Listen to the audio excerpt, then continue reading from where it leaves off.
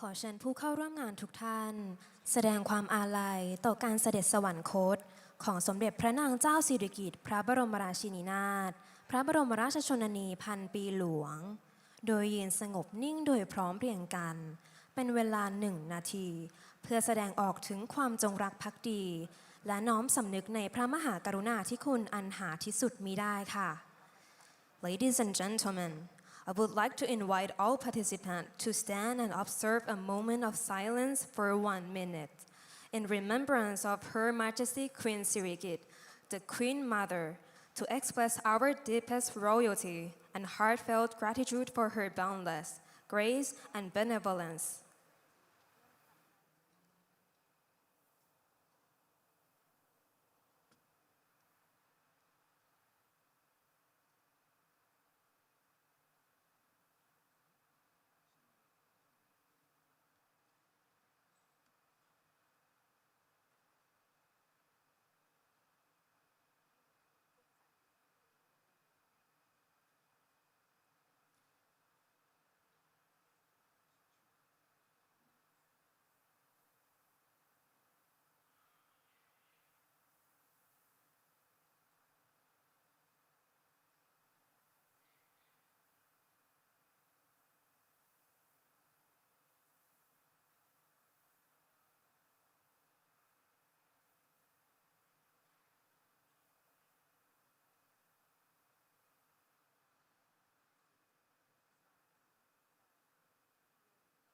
Thank you. Please be seated.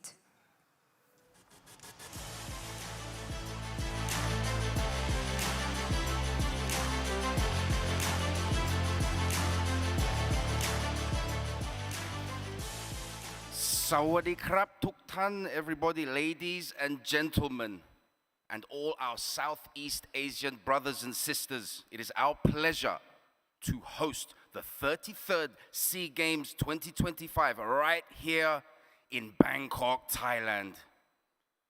Tama is renowned for hosting multiple global and continental MMA championships since 2022.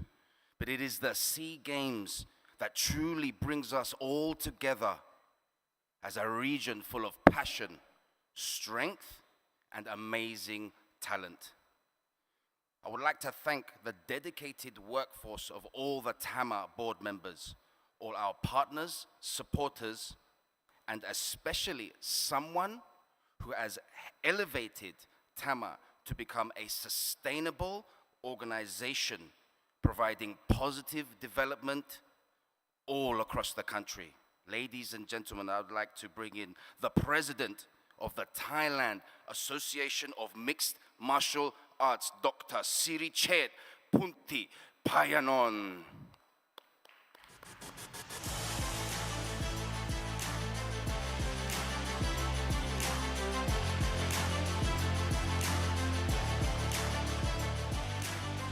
Good afternoon, Your Excellency, distinguished guests, honored athletes, ladies and gentlemen. Today, we make a history. For the first time, mixed martial arts enters to Southeast Asian Games. This is a proud moment for our sport, for ASEAN, and for every athlete who dare to dream of this day. You inspire us, your discipline, your courage, your journey. This reminds every person watching that greatness comes through dedication and unbreakable spirit. You are the role models for our youth and prove that no challenge is too great. To our Asian MMA communities, by bringing our sport to this stage, we grow stronger together. We open the door for the next generation and unite our nation through various spirits we all share.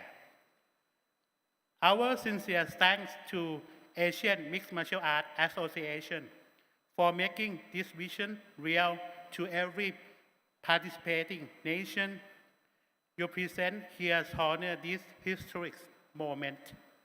This is just the beginning. Fighting is a part of human spirit. It teaches us overcome to grow. Become our best self. We will continue to engage and encourage the people across ASEAN because the warrior within each us deserve to shine. Let this game mark the dawn of a new era of mixed martial arts in Asia. May the best prevail. May we all fight with honor. ขอบคุณครับ Thank you.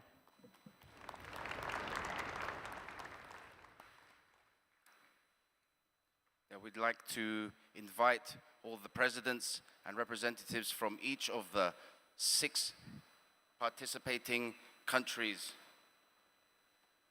in the SEA Games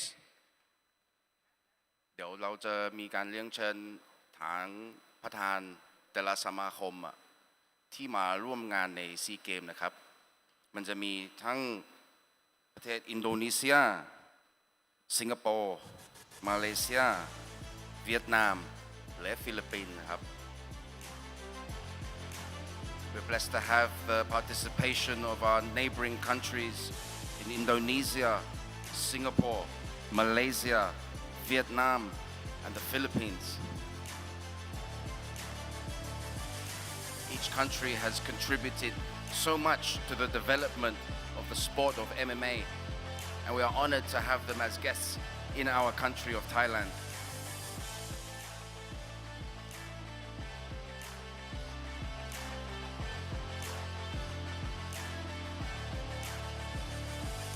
First, like to invite the president of the Indonesian MMA Federation, Pratachami, Mr. Tommy Paulus Ngamwongwan.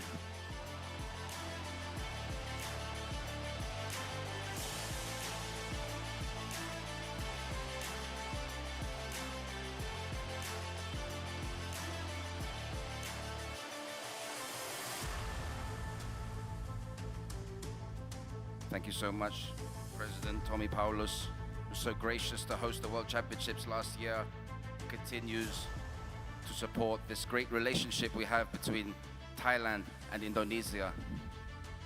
I'd next like to ask to come to the stage the president of the Singaporean MMA Federation, Mr. Vincent Ngong.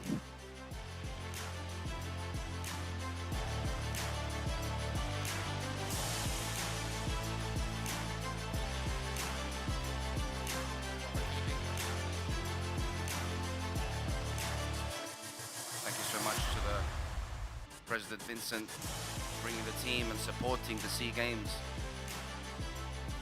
Our next guest I'd like to welcome to the stage from the Philippines, Mr. Lester Del Rosario, the team manager for the Philippines.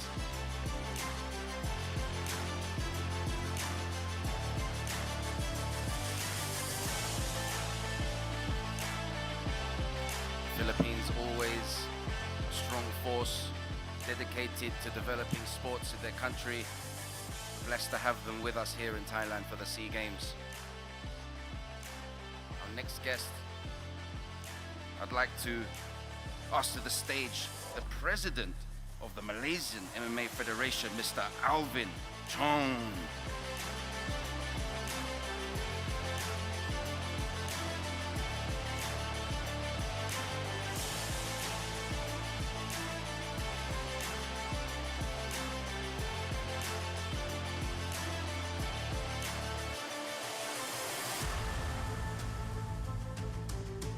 Next president I would like to call up from the country of Vietnam, Mr. Nguyen Duc Quang.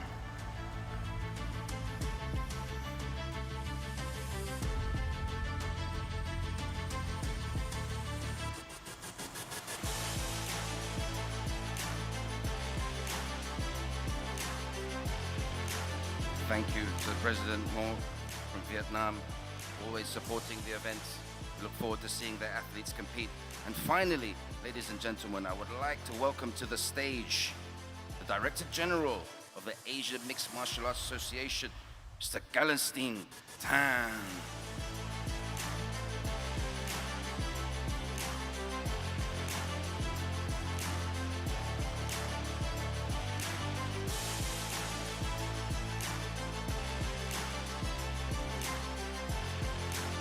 Thank you so much for Amma for all the assistance.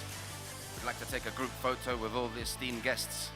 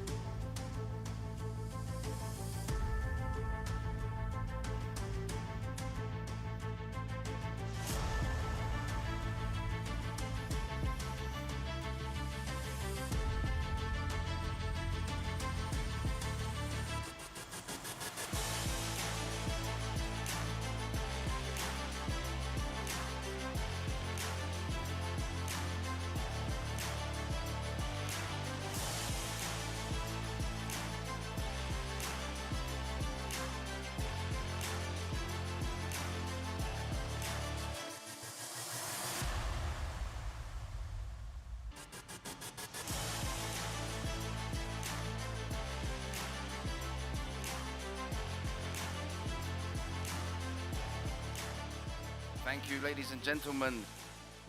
The time has come, finally. We get to see these warriors compete in the 33rd SEA Games 2025. Ladies and gentlemen, welcome to Bangkok, Thailand.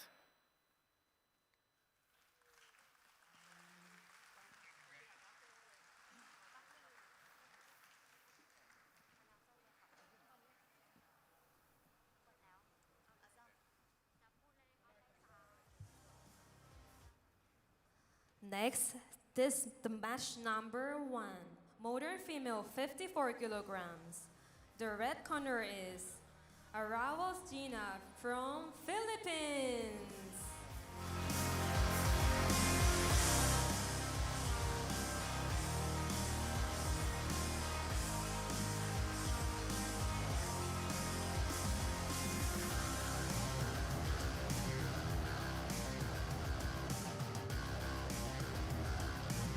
The blue corners, Aravos Gina, Philippines.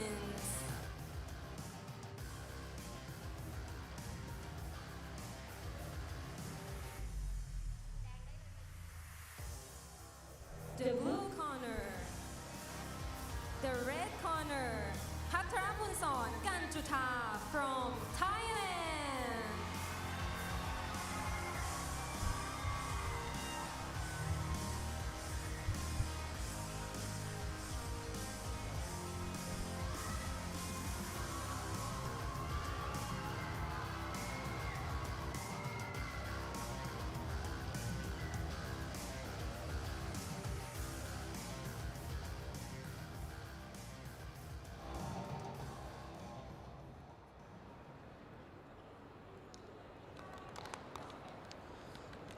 Okay, ladies and gentlemen, good afternoon and welcome to the 33rd SEA Games right here live in Bangkok, Thailand. My name is Ali McConey. In the commentary box is Big Jim, the founder of OG Fightwear. We are going to be your English commentary team for these MMA fights today. Really looking forward to all the talent that's being represented from 6 countries from Southeast Asia: the Philippines, Thailand, Singapore, Vietnam, Indonesia and Malaysia. These are the group stages today and the finals are tomorrow. The three-minute rounds of MMA action. Jim, happy to be here with you, buddy. Awesome. Thank you very much, Ali. We've got the modern female.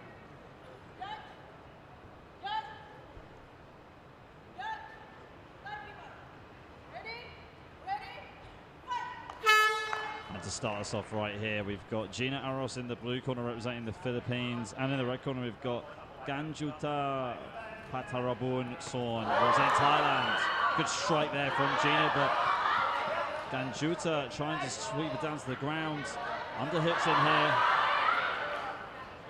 And a shoot there by...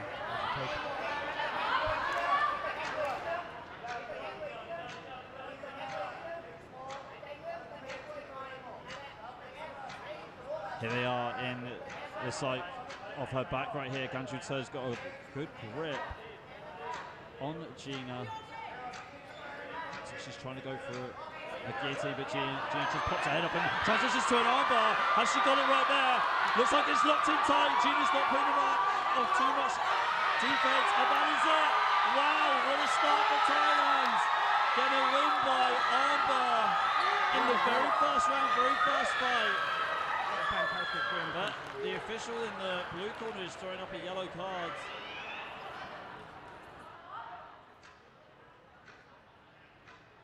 What a great win there. Yeah, not too sure exactly what happened there at all. But there's been a yellow card thrown down by the official in the blue corner.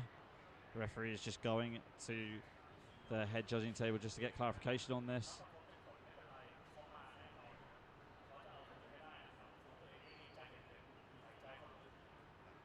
But that was a very impressive stoppage, a very impressive submission, transitioning as soon as Gina tried to escape, just scrambling and getting the armbar straight away. This was the attempt at the first submission, and then as soon as Gina unloaded with the strike, she just locks up that arm straight away. She already had a hold of the right arm as Gina was trying to strike down and just rolled straight into the armbar. Great transition right there.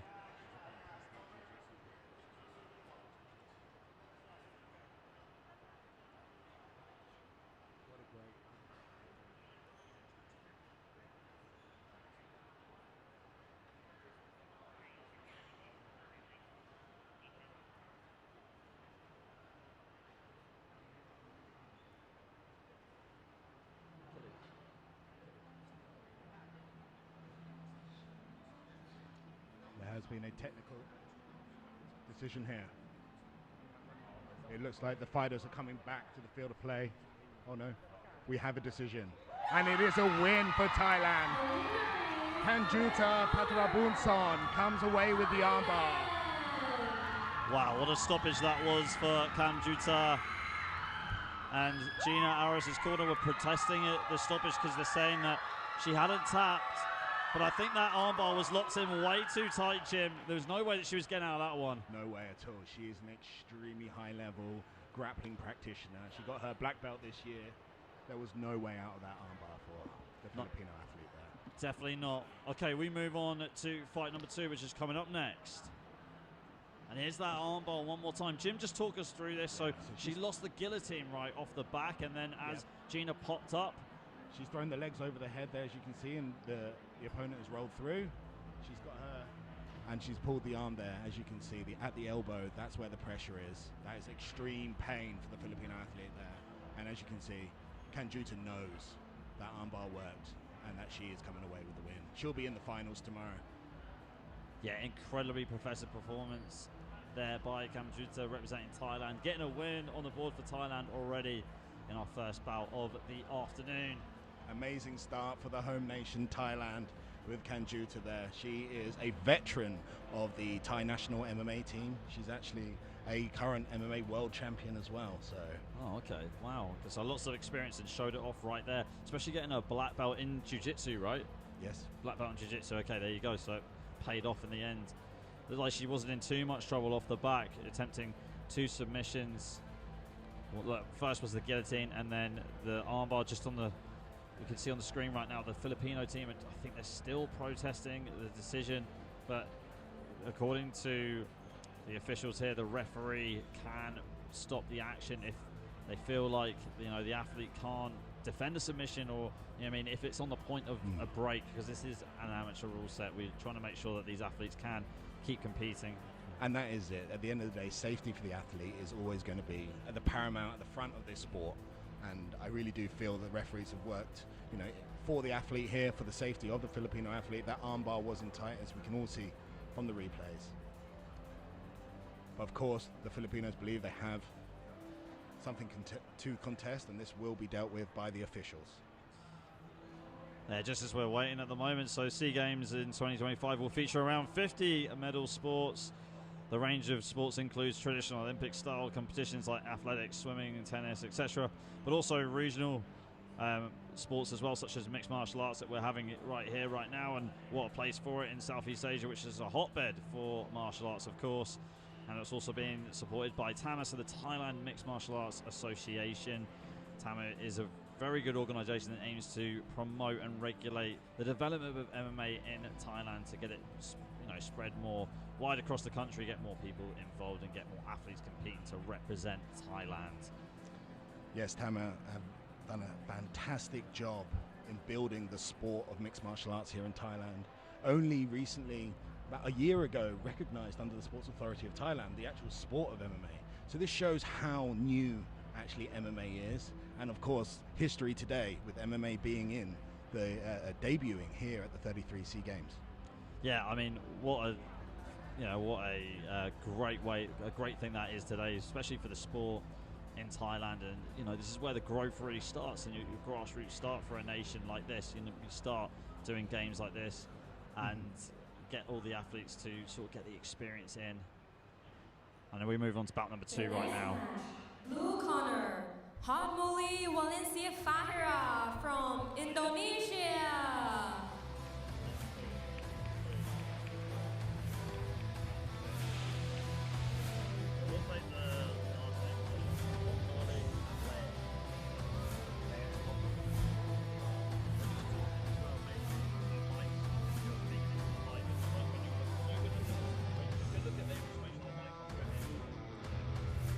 And the red corner is Lei Ngọc Tu from Vietnam.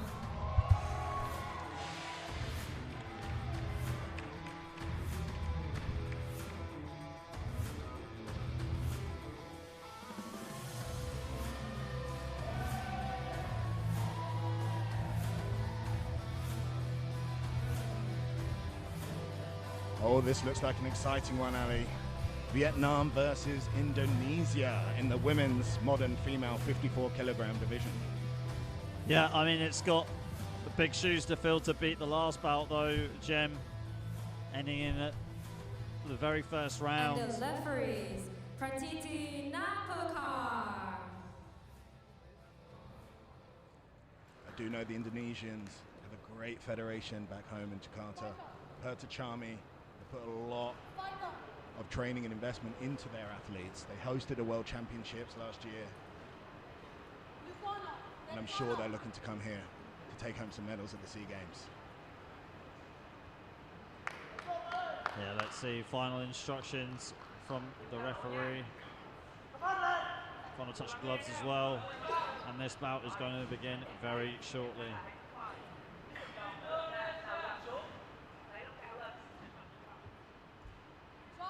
So we've got Valencia Faria Hotmorley in the blue corner representing Indonesia, and Ngọc Lei representing Vietnam in the red corner. Both fighters, different stances here. We have Lei, who's in the southpaw stance, missing with that left kick right there.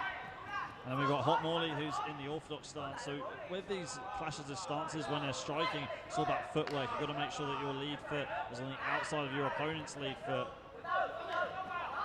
They're trying to wing it a little bit too much right here, Jim. Yeah, the Indonesian is looking to throw some big overhand right there. It's not connecting, but they're trying to work out the distance. Another overhand right connects there for Hotmorley.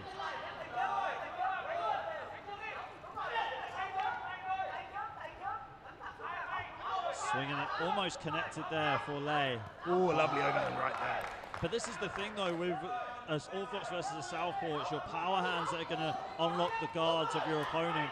So it'll be the right hand for Hotmorley and then the left hand for Lei.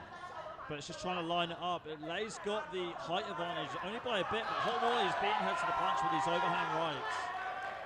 I do see the Indonesian being a bit more aggressive, coming forward, throwing that overhand right. But is the Vietnamese athlete there just take? Oh, a lovely double leg takedown there. Straight into side control from the Indonesian. She's looking to stabilize the position here. She's got her left arm under the armpit. That's the underhook. The crossface straight into mount there. It's one of the best positions to be in now whilst they're on the ground. Yeah, that was really a real smooth transition for Hot Morley, and now she just unloaded with the ground and pound as Lei tries to escape, turning over. She's given up her back there, the Vietnamese athlete, and the Indonesian's taken the back. You can see that the hooks are in, her legs are around the body, and she's looking to get the choke. The left arm is still by the ear there. Well, she's moving back up to the mount to establish the position. The rear naked choke. She threw the arm under the chin there of the Vietnamese athlete. Now it's all about fighting the hands, right, Jim? If you're Lei, the Vietnamese athlete, she's got to fight the hands and try and twist around the other way. Yes. That's exactly what she needs to do here. Oh, the arm bar's there. The Indonesian is throwing the arm bar. The referee's looking very, very clearly if there's a tap, but there's not been. Wow, they're really it's very scrappy on the ground here. But the Indonesian looks to dominate position here with the side control. Yeah, I mean, she had so much success in side control when this grappling started. Straight into mount there again.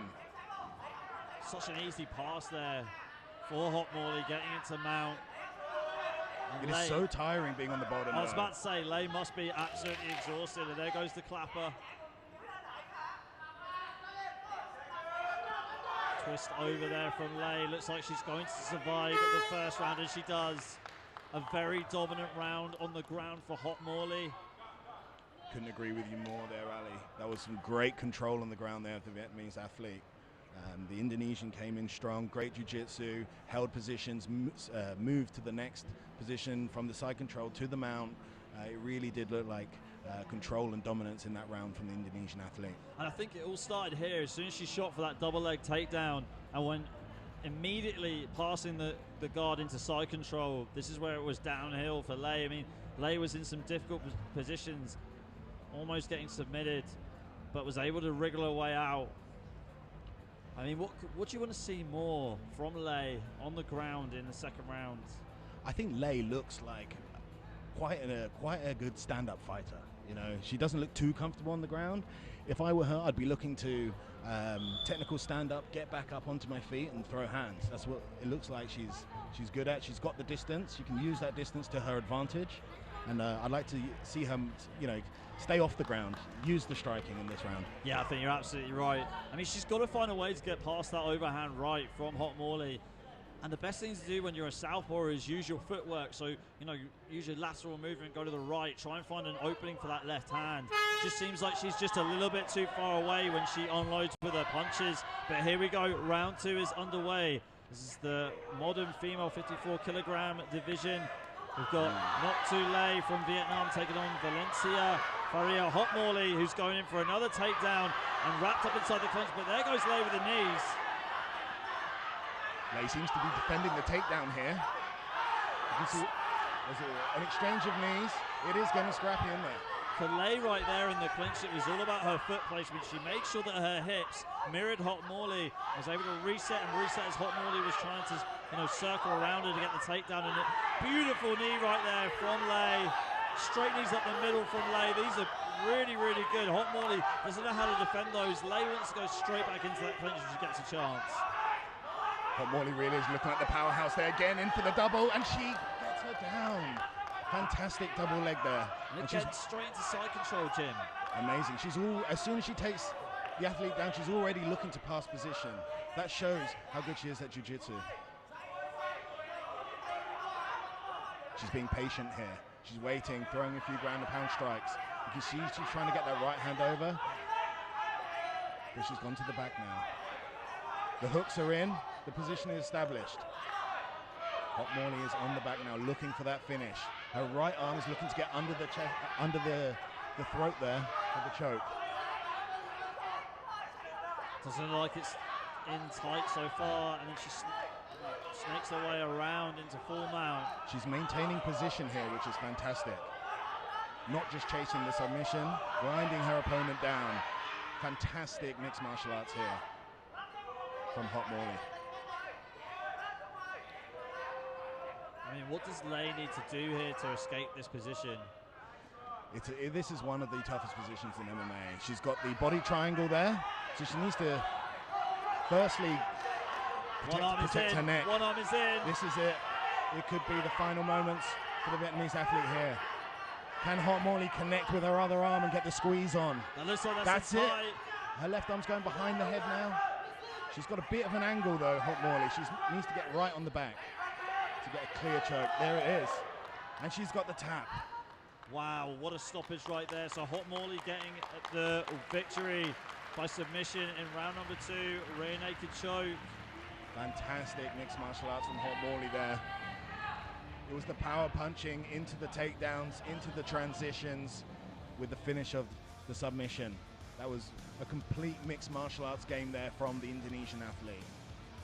But I mean, what a clash of styles as well. Like you said, Lei seemed like the better striker. She showed that in the second round with her clinch work. Those knees were strong. They really did land and cause a lot of issues for Hot Morley, forcing her to take this fight to the ground, and that's where she got the job done and got the finish. And this what makes mixed martial arts so exciting. You know, they say styles make fights in all combat sports.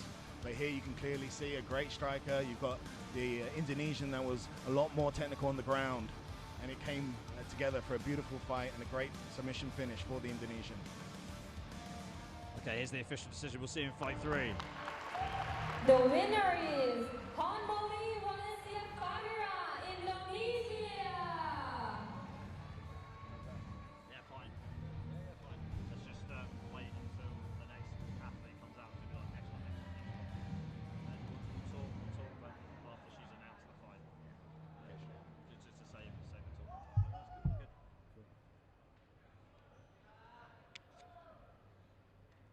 Yeah, this helps as well when. Yeah, when I saw you do that, because I was trying to I was losing it. Okay, and there's the finish one more time. Really tight rear naked choke. You could see Hot Morley was just hunting for that throughout the fight, taking Lei's back several times. A great win for Indonesia. Hot Morley really showing how good and how well versed she is in the ground game in Jiu-Jitsu. What a threat she is going to be for the 54-kilogram female division. We move on to bout number 3. Alfiandi from Indonesia taking on Bin Mohammed Faisal Mohammed Furkan from Singapore.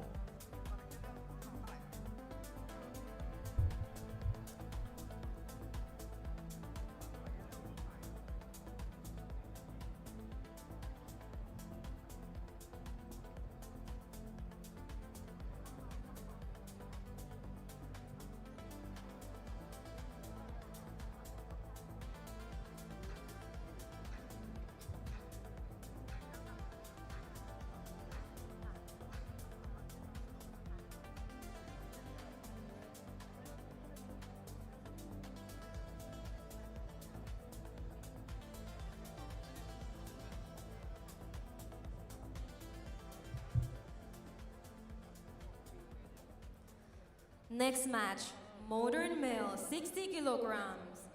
Blue corner, Alfiandi from Indonesia.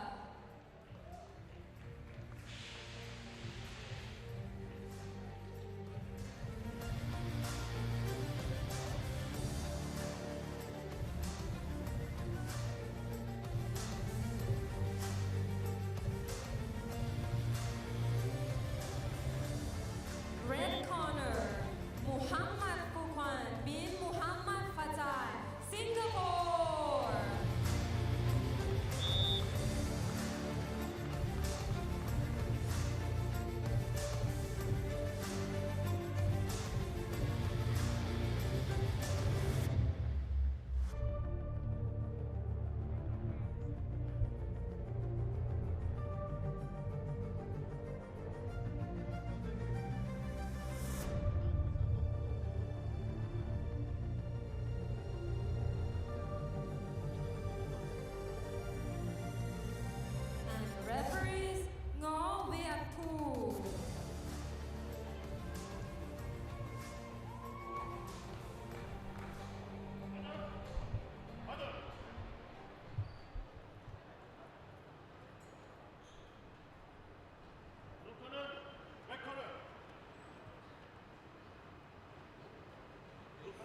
Okay, ladies and gentlemen, we move on to fight number 3. This is in the modern male 60 kilogram division.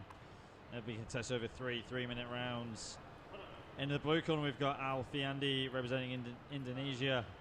And in the red corner, we have Bin Mohammed Faisal Mohammed Furkan representing Singapore in the red corner.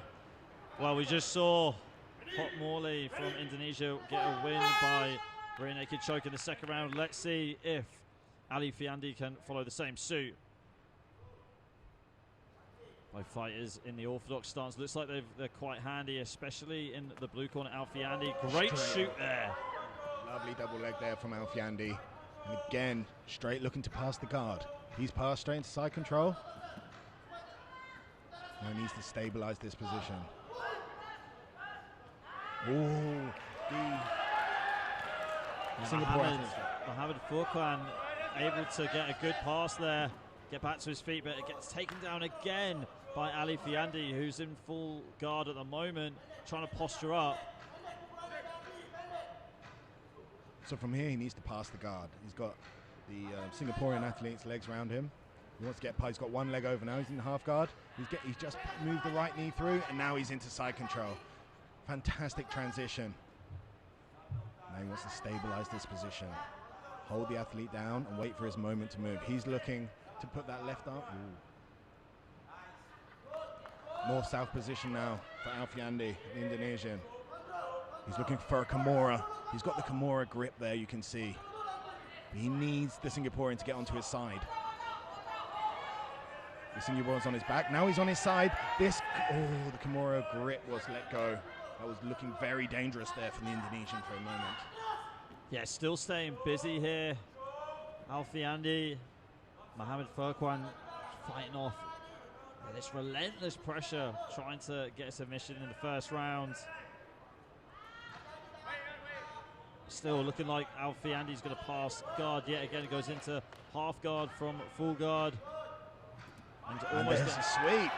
Good sweep there from the Singaporean, yes. Yeah.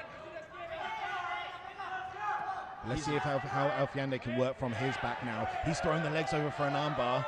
And the left leg has... time has been called. And the referee resets them. So look, there's a limited amount of time on the ground, ladies and gentlemen. So when the whistle goes like that, the athletes are brought back to their feet. Let's see if we can see them let their hands go, test their striking out. Shoot there, good stuff off the takedown by Mohammed Furkan. As he's trying to pull back to throw a knee, but second guesses himself at the last moment. Good left body kick there by Mohammed. And Mohammed with a single leg takedown. And down goes Ali Fiandi, like you said. Let's see how Ali Fiandi can fight off of his back. He was so dominant earlier on by taking top position. It looks like he's comfortable on the back. He's not panicking, he's taking his time.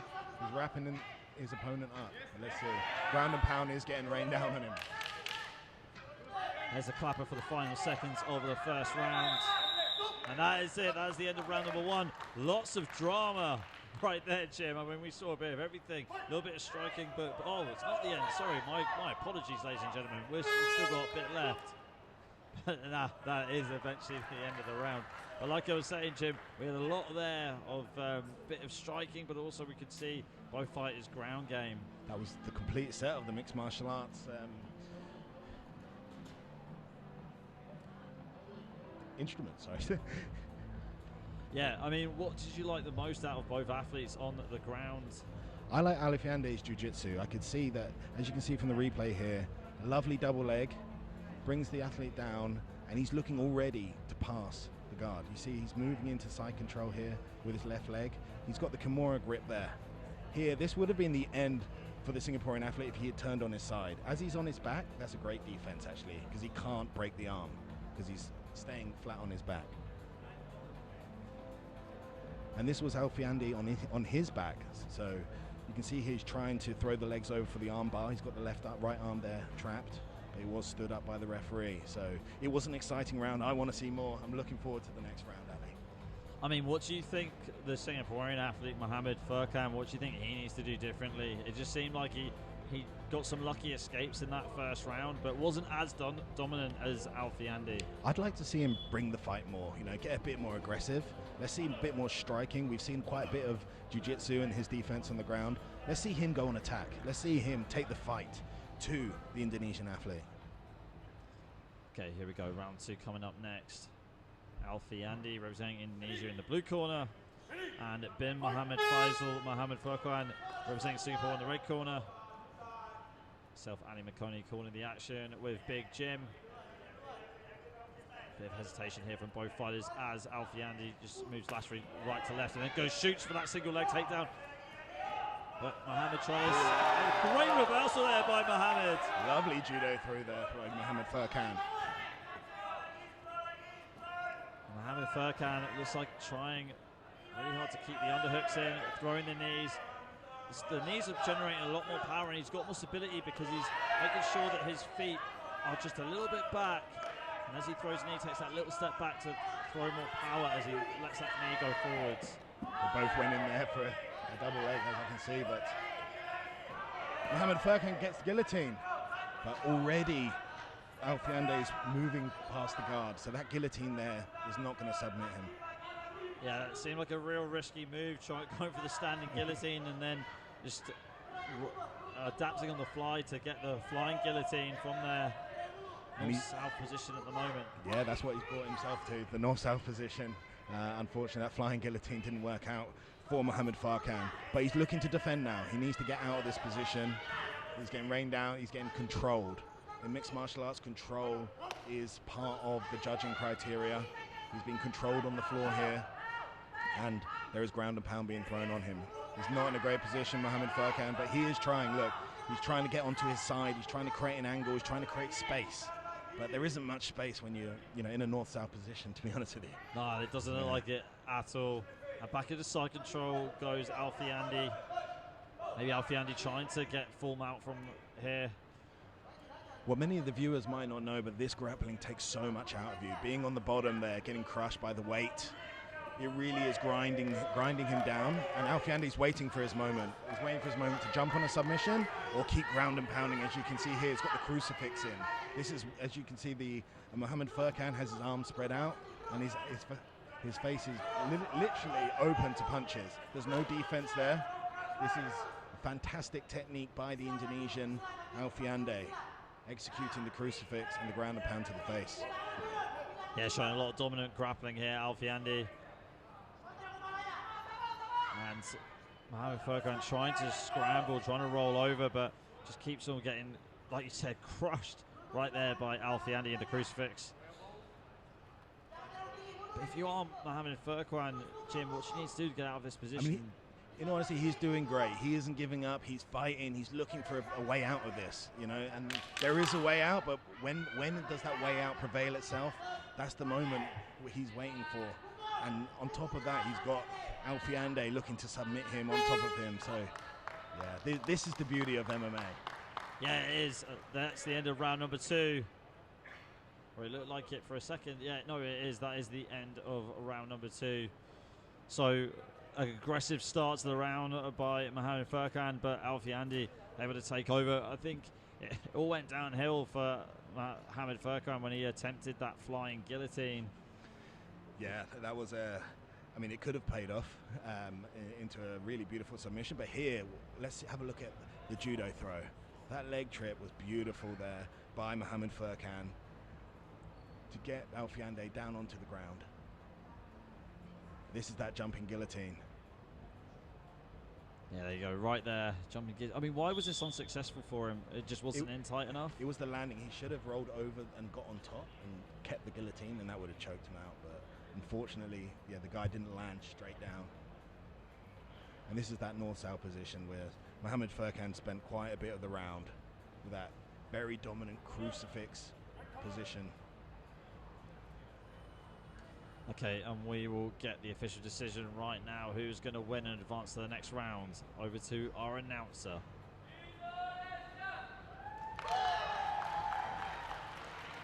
There you go, Alfie-Andy getting the victory. Is blue corner, Alfie-Andy, Indonesia. No surprise there. Alfiandi was dominant on the ground, was very good at adapting to his opponent, and secures the win. Another win for Indonesia this afternoon. We'll see Alfiandi later on. Great sportsmanship from both fighters, both athletes competing here at the 33rd SEA Games, right here in the heart of Bangkok.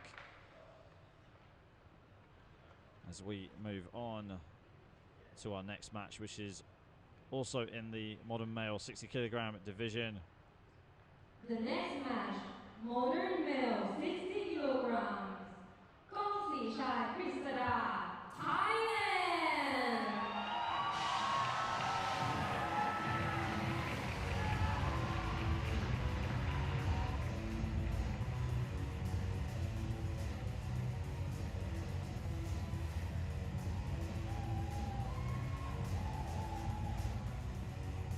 Red corner, Chai Hai, Malaysia.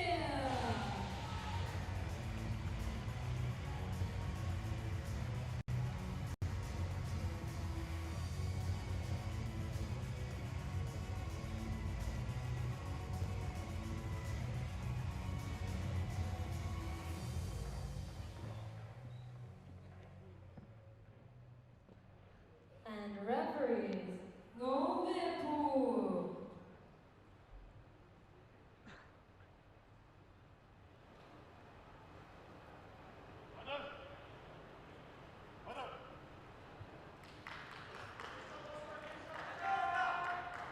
Okay, here we go, ladies and gentlemen. We move swiftly on to bout number 4.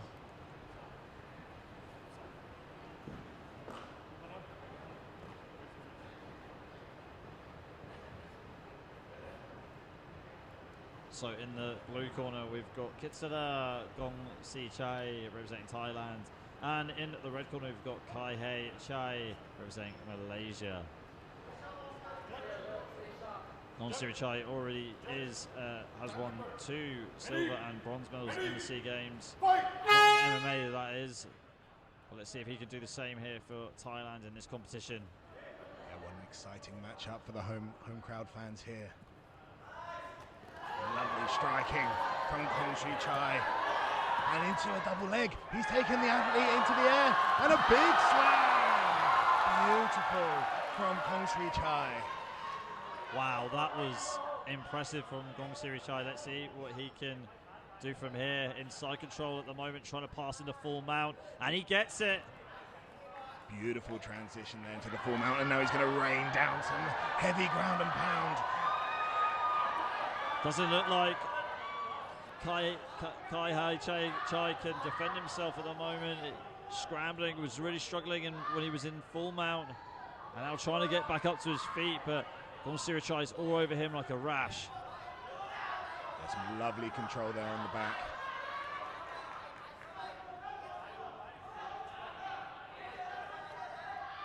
Gong Si Chai now has got the back of Chai.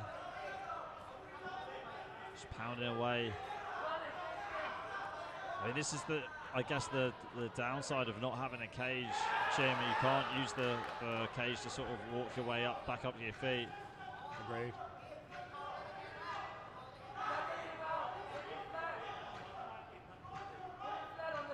And Chai gets in a better position at the moment compared to what he was before. Looks like he's in half guard, trying to pass at the moment into side control. And their athletes are forced to stand up. That was too much time on the ground. The fight is going to continue. I did like the stand-up of Gong Si Chai. Let's see if he can unload that right now. Almost reminded me of Rodtang. He looks Rodtang-esque for sure. The style, the power. Going into the clinch right now. Both fighters have got some good positions. Underhooks there by Gong Si Chai, and gets the trip down to the ground, and looks like he's in full guard at the moment. So the tempo is now gradually calmed down a bit more, Jim. We had the fast and furious start at the beginning of the round from Gong Si Chai, and now it just seems like they're just trying to make sure they don't blow a gasket so they can last the whole fight if it goes that far. For sure, can definitely see them settling into this fight now, taking their time. again, too much grappling time, so the fighters are forced to back to their feet. You can hear the corner of Chai just shouting at him to unload his hands, and he does. Clocking Gonsi Chai twice to the left hook. Looks like Gonsi Chai is dazed as he retreats into the clinch. Good knee there by Chai, and that is the end of round 1. What round that was? Gonsi Chai doesn't know where he is. Stumbling back to his own corner, and what a turn of events at the end of the first round. Chai looks like he really did rock Gonsi Chai near towards the end of the first round with those punches. Yeah, it was a heavy exchange of punches there, and Gonsi Chai looks very dazed. Looks tired as well. He put a lot into these takedowns, you see. I mean, this look was the at first that. one, the walk and slam. Lovely slam.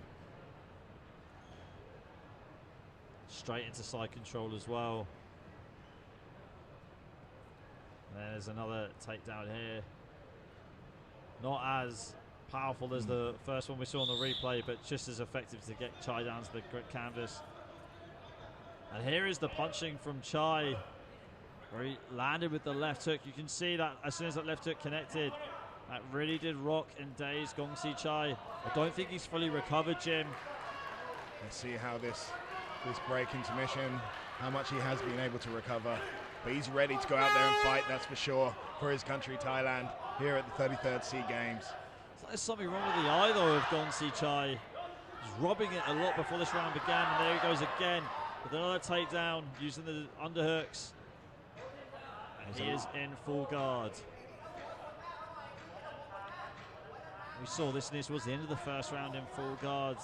But Gonsi Chai just, put all his weight down on Chai just to take some more power out of him, zap his energy. And Chai trying to use his hips to escape, and that's it, the referee pulling him back to the feet. It's too much grappling time, too much of a stalemate.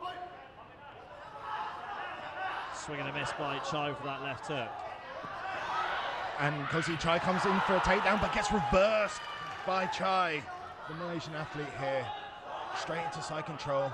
But then there's another reversal by Gonsi Chai. The Thai athlete takes his moment when it's most needed and is able to get out from the bottom and straight back on top. He's in guard now. Where can he work from here?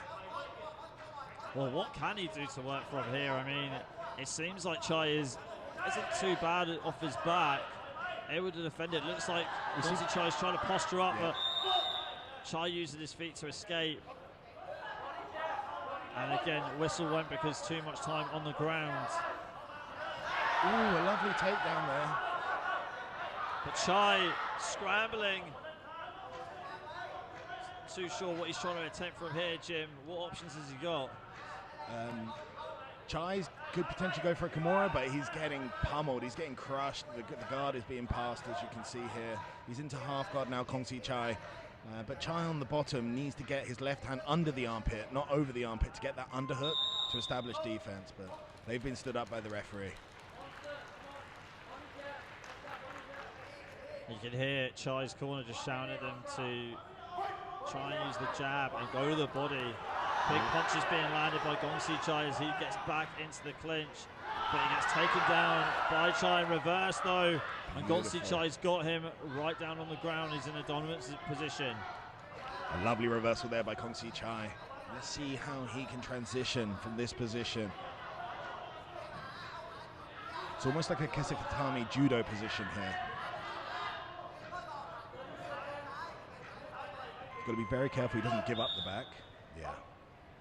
Stood up by the referees. See some action. On the feet again. And Gonsi Chai goes in for a beautiful double leg again. See, that's the problem with going for your power shots like your left hook straight away. Your opponent can see them coming a mile away, and it gives them that opening to shoot for a takedown just like that from Gonsi Chai. And Gonsi Chai is back in full guard. Many people think the Thai athletes are very Muay Thai focused, but I do know Gonsi Chai is from the wrestling background. And as you can see, he's put on those skills today. Yeah, he definitely demonstrated it and showed it. Okay, So that is the end of the match. We will get the scorecards very shortly. I thought that was a very back and forth match, actually. Yeah, same. I thought it was as well. Here's the replays right here.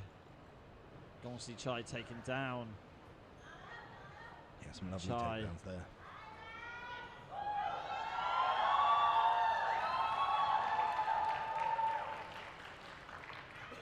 The question to the judges, those punches at the end of the first that really rocked Gongsi Chai, how much will they be taken into account? Yeah, that's for sure. Gongsi Chai was so dominant on the ground, though. I think we're going to a third round. Looks like it, doesn't it? I know, here comes the decision. So who's going to be Chai from Malaysia or Gongsi Chai from Thailand? We'll find out right now. The winner is Thailand.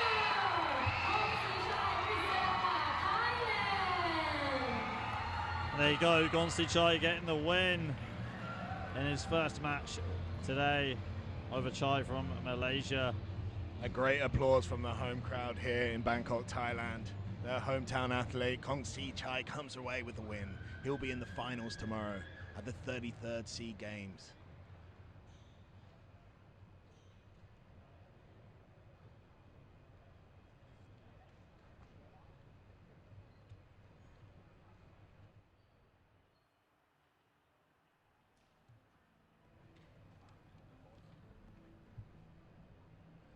And our next fight coming up is the Philippines taking on Vietnam in the modern male 65 kilogram category. Jean-Claude Saclag from the Philippines taking on Van Minh Xuong from Vietnam. My apologies, Van Minh Nguyen from Vietnam.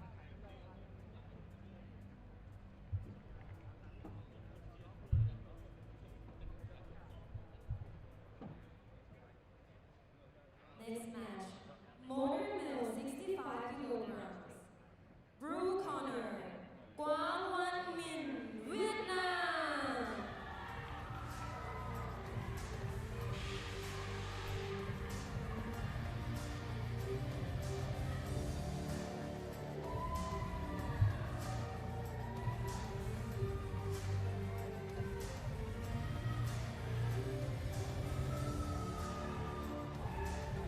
Red corner, Saladin Claude, Philippines.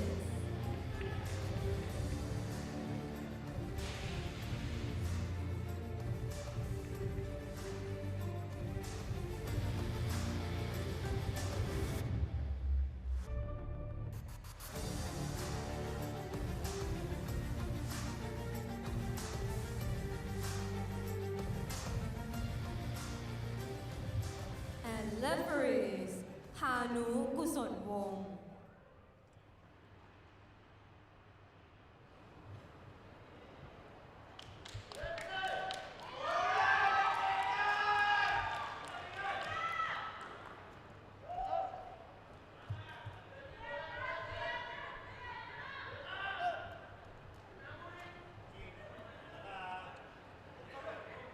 Okay, ladies and gentlemen, we are moving on to bout number 5 in the modern male 65 kilogram division. It is Vietnam taking on the Philippines. Van Minh Nguyen from the Philippines in the blue corner taking on Jean-Claude Saclag from the Philippines in the red corner. Jean-Claude Saclag, familiar face to me. Jim, massive fan of One Championship, and Jean-Claude Saclag had 4 fights in One Championship on One Lumpini, winning 3, losing 1 in his last one. He won by TKO with ground and pound, getting a bonus of 350,000 baht from Chachu Siriatong, looking like he's trying to elevate the Philippines to superstardom, join many Filipino athletes that have put the Philippines on the map in fighting sports. I mean, fighters like Denise Zamboanga, Edward Folang. Let's see if Jean-Claude Saclag could be the next household name. Good clinch work from both fighters here. Looks like Jean-Claude Saclag trying to fight for the takedown, but just coming out of the clinch, spinning straight out of it. Good punches there by Nguyen. Two extremely strong punches there. Seems very scrappy at the start here, though. No one's settling into their rhythm. It seems very, very tense. Yeah, not a lot of planning behind the strikes either. Not too much so at the beginning, but see if Saclag can get something going with the jab. Good left hook there from Saclag. Amazing to see such high-level athletes here, Ali. Good low kick there from Saklag. An overhand right, good punch to the body too. And a left hook right there from Saklag. Looks like Guang is hurt. Guang is hurt.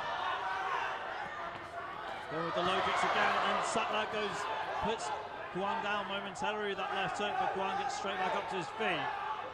He's asking for it. Saklag wants the fight. He's trying to draw his opponent in. No doubt for that left hook he just threw again and missed. Oh, and looks like Guang is complaining. Oh, sorry, Saklag complaining about a knee to the head. That happened very, very fast. Underhook's being established here by Guang.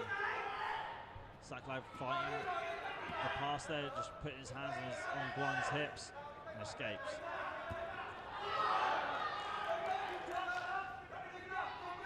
Risky moves being established here by Saklag. Instead of keeping it simple with his boxing, he's trying to do a couple of spinning kicks and been a bit frantic with his striking. I think that's a big part of his game, that unpredictability though. Like, he does look unpredictable. He's throwing wild shots, but they're landing that left hook.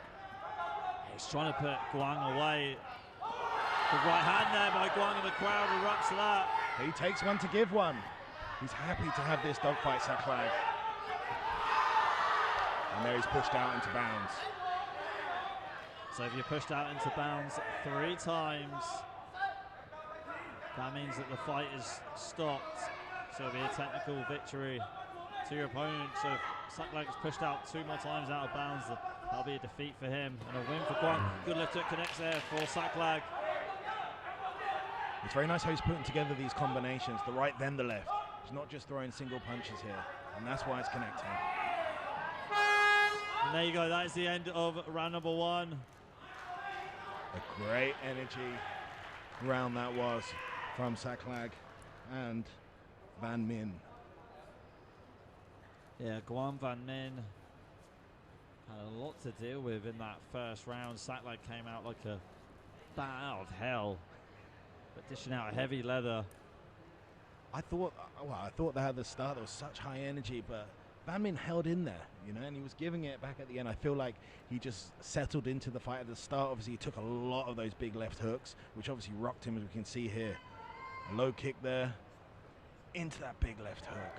Saklag's left hook putting the Vietnamese athlete on the ground there. And that's a Dutch kickboxing technique where you start with the low kick to get your opponent thinking about their feet, and then you go up high with the punches. But it wasn't one-way traffic, as you can see there. It was the punch from Van Min and also putting him out of bounds. As well, yeah, pushing him out of bounds. That will be on Saklag's mind as they go into the later rounds. You know, he can't be pushed out of bounds 3 times, otherwise it's all over. Here we go, round 2 underway. Jean-Claude Saklag representing the Philippines in the red corner, and Van Min Guang representing Vietnam in the blue corner. Saklag trying to jab to the body. Saklag going over, trying to land the overhand right, the left hook. Connects there very momentarily, but Min holding his ground. Guang holding his ground. Saklag with the side teep.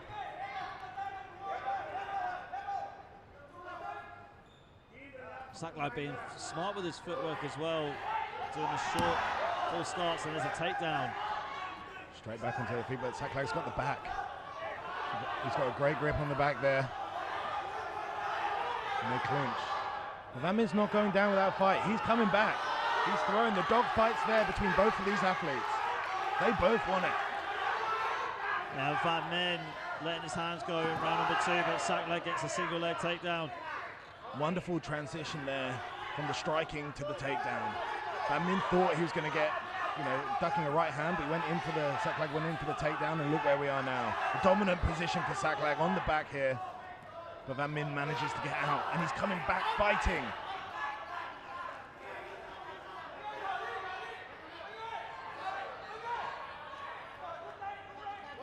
And that is the second out of bounds, I believe. So Saklag really needs to make sure he doesn't get pushed out into bounds. Otherwise, this could be all over, despite the dominant striking display that he's been putting on here. Spinning back kick by Saklag, didn't connect fully. Right hand from Guang did connect though. Knee there by Guang. Knee back from Saklag. Saklag uses lateral movement, trying to set up a strike. I think he's just risking it a little bit too much, Jim, with these side kicks. Just to keep it simple. His punching's been working for him so far in this fight. It has. I think Guang knows what's coming now, and you can see he's adjusted his game and he's getting confidence. Guang's coming back with some big body kick there, but Saklag's not going down. He's throwing back. He's countering. Oh, there's the guillotine. He goes into a Das choke there. He's got a Das. Saklag has lost he's lost 2 fights in his professional career, 1 on points and 1 to submission. That was an armbar, so I could tell you the stats there that Saklag's weakness is the ground. But watch Guang come back here. He's really putting on a strong performance throughout this round. It's going to be a tough fight for the judges to score. But this round maybe not so much. Guang has been very dominant. Good right hand there from Guang, and that is the end of the round. That was a fantastic round there. I mean, what a great fight so far. I mean, there was such great dominance in the first, but then I can see Guang coming back with that resilience and strength in the second there.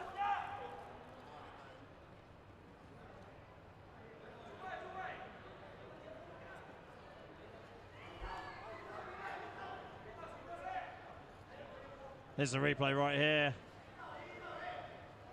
And get a takedown straight away from Saklag. But like you said, Guang was able to come back. Showed a lot of resilience and put the pressure on Saklag, pushing him out of bounds again in the second round. And here's a takedown there as he attempted a Das choke. Rolling Das.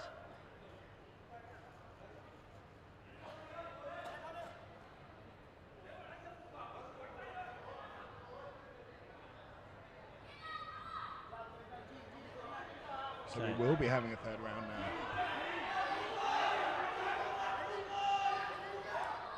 Okay, here we go, round 3.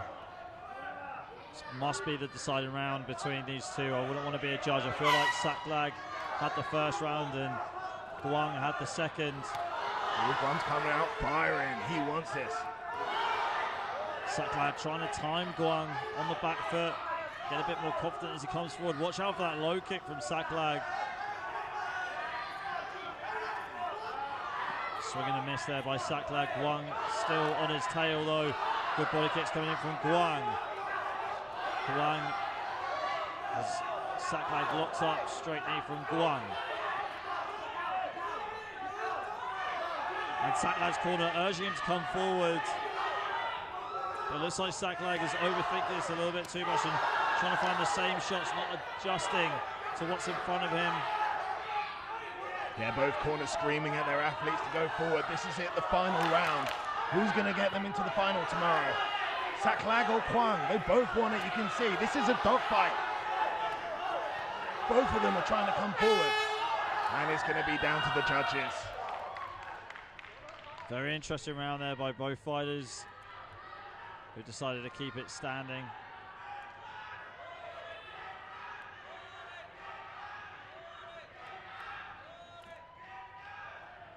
That fight had the crowd shouting, Ali. Yeah, the crowd really got behind that one. Lots of support for Vietnam and the Philippines.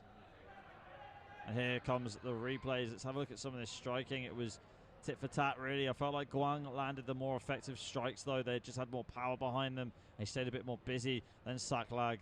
See him just missing here, but landing with the body kick as he advanced forward.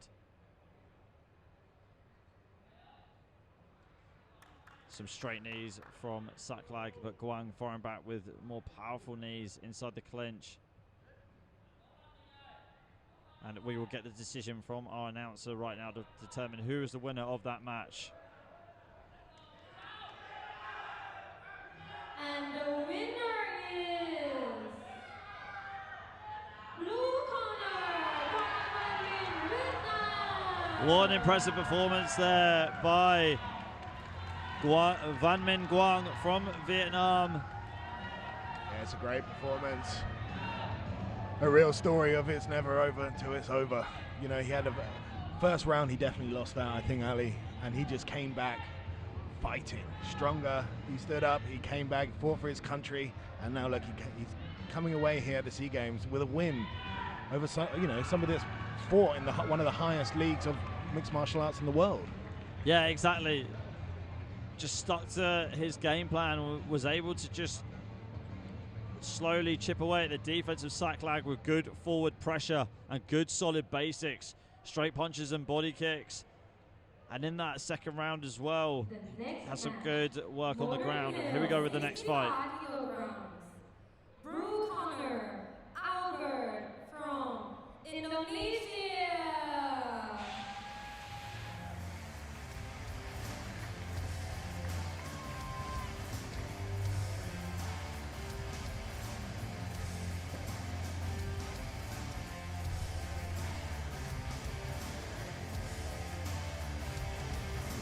Red corner, Tan Yisian from Malaysia.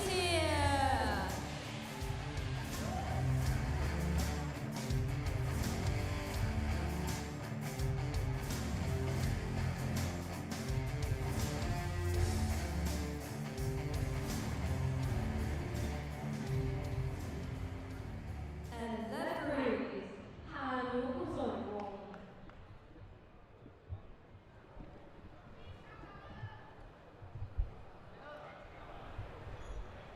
Okay, ladies and gentlemen, we move on to another bout in the modern male 65 kilogram category. It is Albert from Indonesia in the blue corner taking on Yisiang Tan from Malaysia in the red corner. So Albert and Tan do battle at the 65 kilogram division. We just saw Guang win a very close decision over Jean-Claude Saclag in our previous bout in the same category. Let's see who's going to advance. Here we go, and another clash of stances. It's an orthodox versus a southpaw, like I said in the previous bout. It's all about who has the better footwork of the two right now. It's the fighter in the red corner, Tan, with better footwork. His right leg is on the outside of Albert.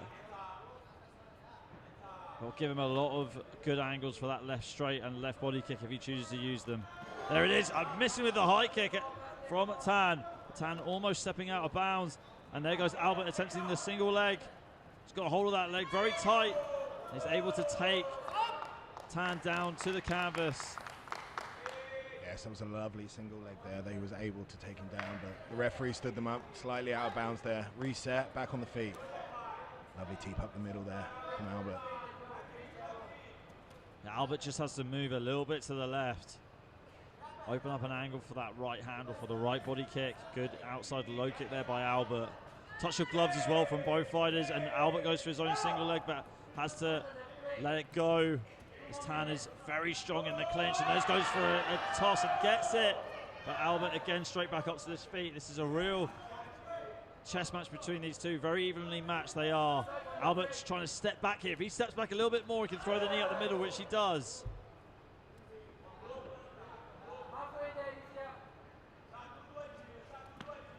Again, touch of gloves. It's such a good range fight. You don't see it so much in MMA. You see it a lot in Muay Thai. The fighters will touch the glove. It's a very good way of finding your range. It's almost like a jab, but you're not fully committing to it. You can pull that hand back and put it back to your guard to defend yourself. Albert getting his takedown stuffed, and Tan just scrambling alone on his back. Yeah, that was a shot from far out, but it managed to work. He's got on top. He got Tan down. But how's he going to work from here? Tan looks comfortable at the moment off his back, though. We got a half guard situation here with Albert. He needs to be patient now and work to move forward from this position. Yeah, that wasn't quick enough work on the ground there. The referee wants to stand them up. Let's get the action going again. Good defense from Tan. Tan charging forward, getting good positioning, underhooks inside the clinch and throwing the knees. But there's a turn there by Albert that was negated by Tan, and Tan with a little trip. But back up to the feet they go. There's a push out of bounds by Albert, quite a cheeky push out of bounds. Jim, like we said, if you get 3 pushes out of bounds, then that is a defeat. Yeah, that just encourages fighting in the middle. They want to see action. But this has been like a grueling wrestling kind of round here. I think both athletes are going to be feeling, you know, the strain of wrestling that they've been grappling with each other, clinching with each other for a whole round here with high energy, high strength. First round, I think, you know, the fitness is going to be a real thing that's going to help these athletes win this fight or not going into the second and third round. Yeah, completely agree. Here comes the replays right now. Like I said, very well-matched wrestling between both fighters. It was very back and forth with the grappling. See a takedown here by Albert. But the referee had no choice to attempt there. Bring him back to the feet. And there's a trip here from Tan. Tan gets back to his feet from that as well. And the straight knees. I liked the straight knees from Tan inside the clinch. Just seems like he's got more of a lanky, stringy frame for the weight class. We move into round number 2. Don't forget Albert from Indonesia in the blue corner and Yi Siang Tan representing Malaysia in the red corner.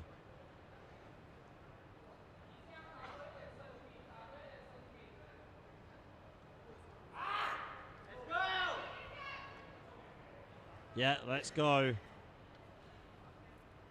We're ready for round number 2. Just a bit of a miscommunication between our officials, ringside and the referee. And here we go, round 2 is underway. Good thundering body kick from Tan.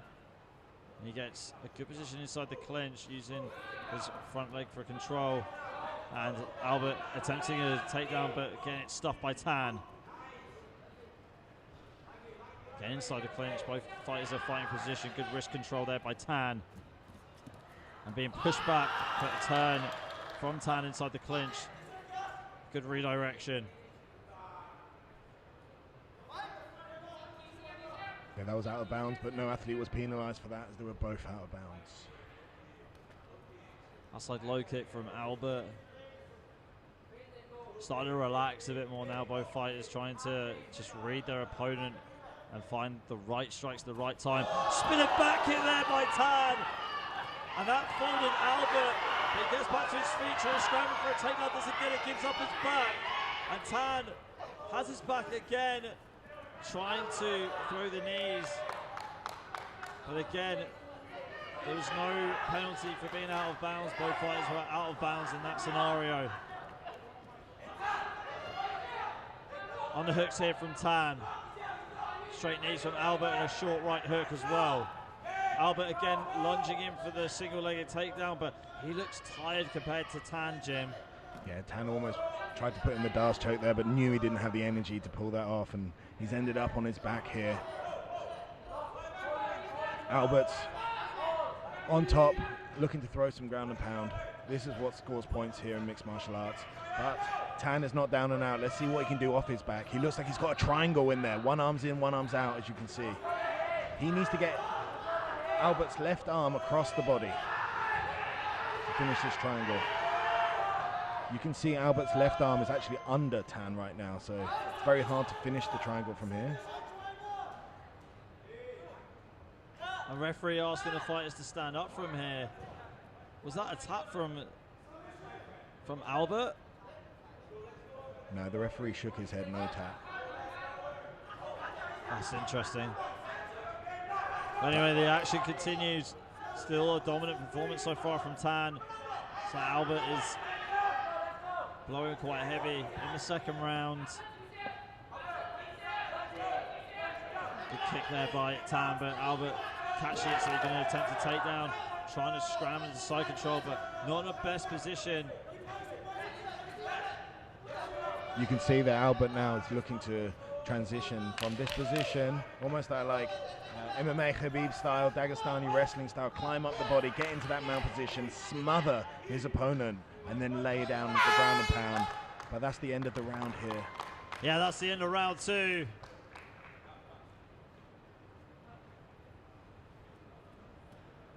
That was a great round for Tan. I believe he thought he'd submitted him. He had a great striking sequence. Let's see if we see it on the replays here. There's a trick from Tan, but this was when they went out of bounds, so neither fighter was penalised for that one. Spinning back kick from Tan. I think this was the turning point in the round. You know, you could tell that Albert was really hurt from that shot. Lots of back and forth from both fighters. Felt like Tan might have just edged this one at the moment, and you see on the replay there the attempt of a takedown from Albert. Okay, we are just waiting to find out what the judge's decision is.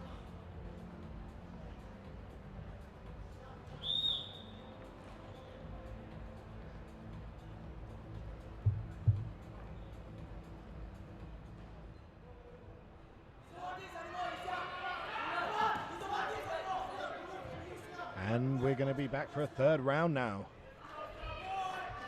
So it must have been one round each, and this is a deciding round here at the 33rd SEA Games as mixed martial arts makes its debut as an exhibition sport. We have Albert from Indonesia versus Yi Tan of Malaysia. So we're in round number 3 at the moment, so both judges, all judges determining that the previous 2 rounds were a draw, so we've got a final round. This third round is a deciding round. It's 1 minute. Wow, 1 minute to work. So this is going to be exciting. Tan throws the double leg there, and he's managed to get the back. Good work taking the back by Tan. Albert's defending with that leg there. You can see he's got the left leg in the air, and he's looking to take him down. But Tan's already looking to transition to the back. Very scrapping, very even actually in this grappling exchanges. Both of them getting up on each other, but then reversing. We're in a clinch position now. Unhooks in here from Tan. Tan throwing the knees up the middle. Knee there from Albert. Back and forth with the knees, but Tan getting a takedown with a trip. Lovely inside leg trip there. Could they have won it for the Malaysian athlete? We'll see. This goes down to the officials now. Potentially, I mean, what relentless effort from Tan. Yi Tan. He gave everything right to the end there. Let's see if that last ditch effort inside leg trip, may have swayed the judges in their decision here.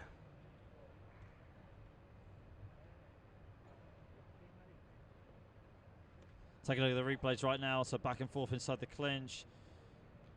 And Yi Tan using that, taking a knee so that he could attempt a takedown. See, that's the thing with the clinch. It's all about timing on your opponent. And sometimes it is just best just to wait for them to throw a knee so that they've got one of their legs like off balanced. Just take them down from there and we'll get a decision. The winner is red corner, Tan from Malaysia. There you go, Yi Tan getting the win. No surprise there. He was very dominant in that deciding round with the grappling.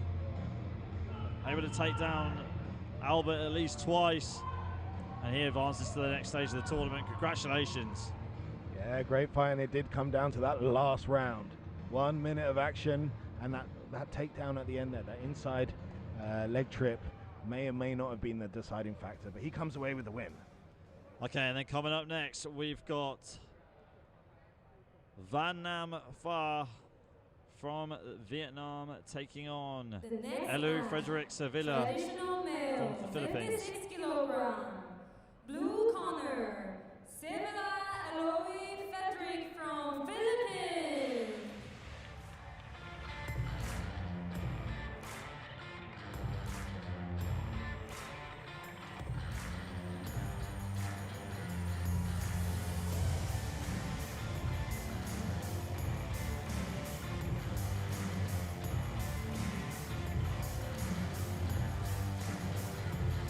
Red corner is 5'1" now,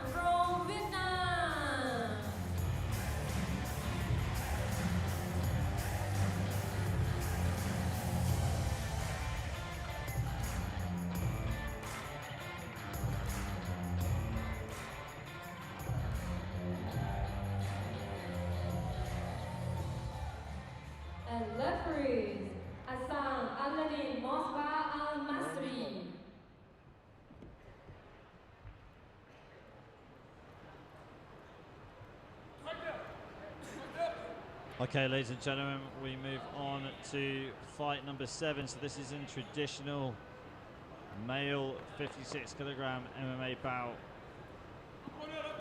So we have Eloy Frederic Sevilla in the blue corner from the Philippines, taking on Van Nam Pa from Vietnam in the red corner. And as we can all see, it is visually different. They are wearing the kimonos. This is used when fighting. We can grip that outfit that they're wearing. They can use that to throw each other. They can use it to submit each other. So this is the traditional male 56 kilogram category. Yeah, we haven't had this yet where they're wearing the kimura. And a clash of stances again. Good takedown right there by Far, sorry. Far trying to advance, trying to transition. But Sevilla very good at working off his back. Sevilla looks like an experienced jiu-jitsu player there. He inverted and then he's almost got to the back there. You can see he knows what he's doing on the ground here. He's pulled guard. He's using his legs very well, Sevilla, as a good defense. He's wrapping his legs like arms around his opponent.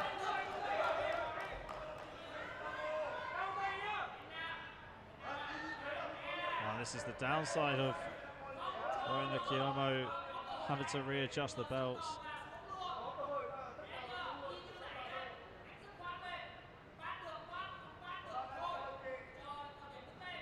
Okay, here we go. This match is going to continue.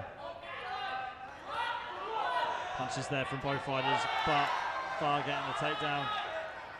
Again, Sevilla wrapping his legs around Far. And he's got the triangle. It's not locked in, but he's gone for a De La Riva grip there now. This guy's clearly a jiu-jitsu player. He's got high-level jiu-jitsu. How can he work off his back? He's inverted now. Now he's looking to get to the back of the Vietnamese athlete. Look at that. He gets his back. Beautiful inversion. That was incredible. Using his legs very well to wrap around the legs. And he's climbing up. Far. That was lovely jiu-jitsu on display there. That inversion has got him to this position now where he is dominant. He's on the back, looking to finish. And Far's got to try and fight the hands, but the ground and pound has been established by Sevilla. Sevilla's just got to get that right arm wrapped around the chin of Far. He's looking for it.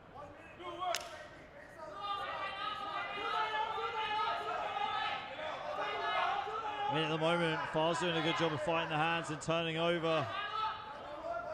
I think Sevilla's being very methodical and patient with his jiu-jitsu. You can see here, he's wrapped up Far. He's not getting off him now. Yeah, Sevilla still got the back of Far, trying to go for another takedown with his legs. The ground and pound here from Sevilla. And Sevilla wrapping his legs around yet again. I mean, what else can Far do from here, Jim? He needs to escape one of the legs. So you see the hooks around his legs. He needs to escape one and roll over it so he can escape. Unfortunately, not enough time to do that. That is the end of round number 1. Yeah, some great jiu-jitsu on display there from Sevilla.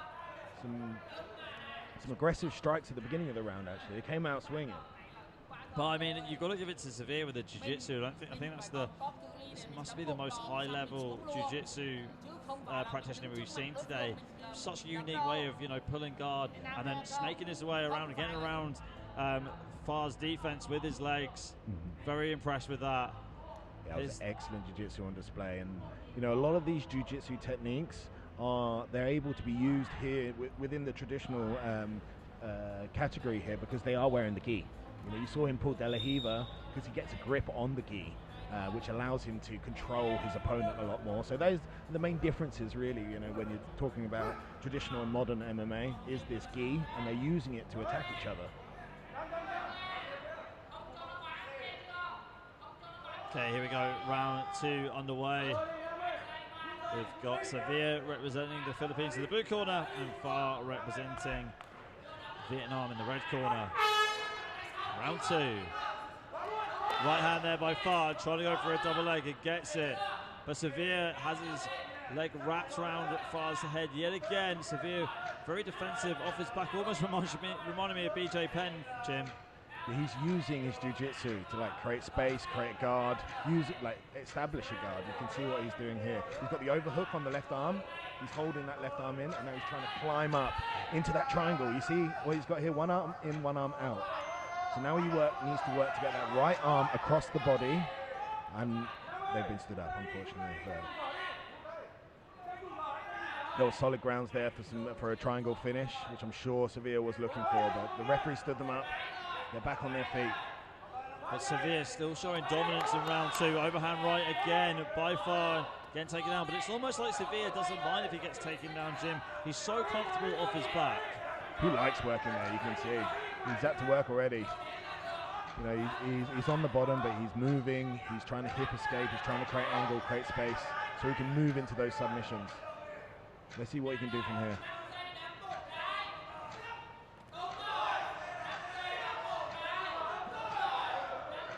Ground and pound being used by Far as soon as he can position up. Sevilla being able to hold on to Far though. And the referee's got no choice but to put him back to their feet. Readjustment here of the Kimura by the referee. Second time he's had to adjust. Sevilla's Kimura. Looks like Far might need an adjustment as well. I mean, Far, I think he's being very bold, using his striking to get in and attempt to take down on Sevilla. Yeah, I mean, that big overhand right, he landed one there again. It's the same again. Throw the overhand right and then go for a double leg takedown, but Sevilla very comfortable off his back, using his legs almost like another set of arms.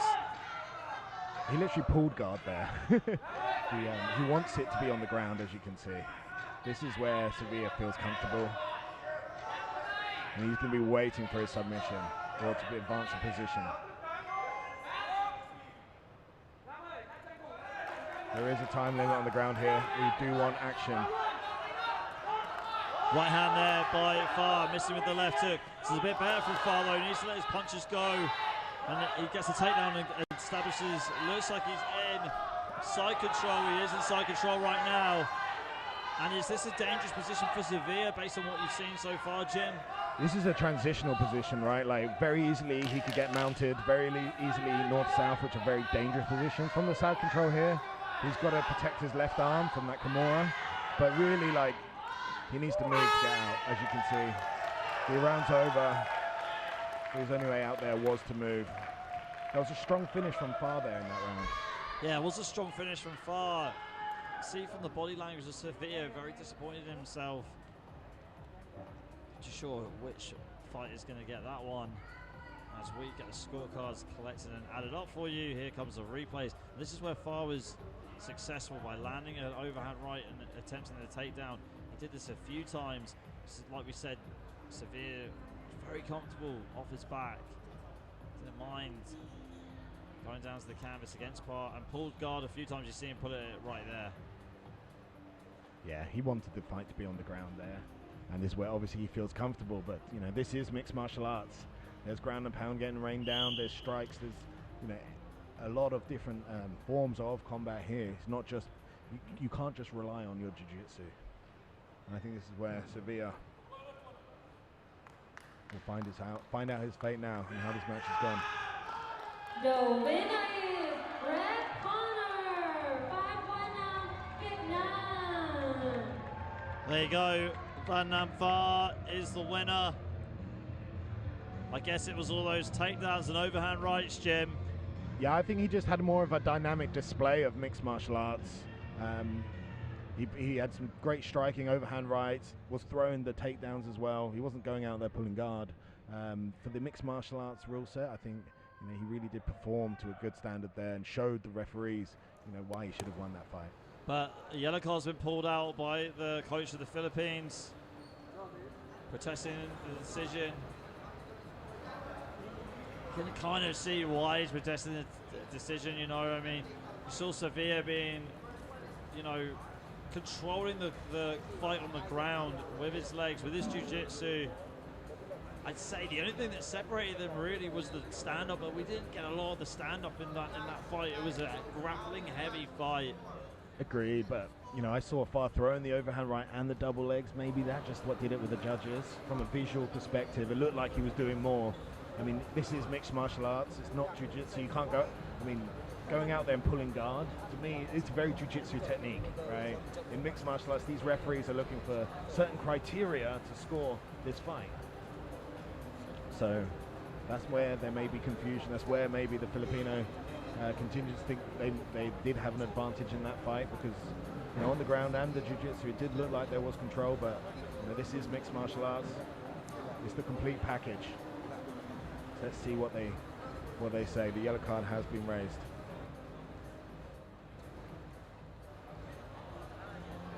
Yeah, just discussing here with the representative of the Philippines, the Philippines national team, where Far has left the mat. So, even though this is being disputed right now, the decision has been made. So we will be moving on to our next bout shortly.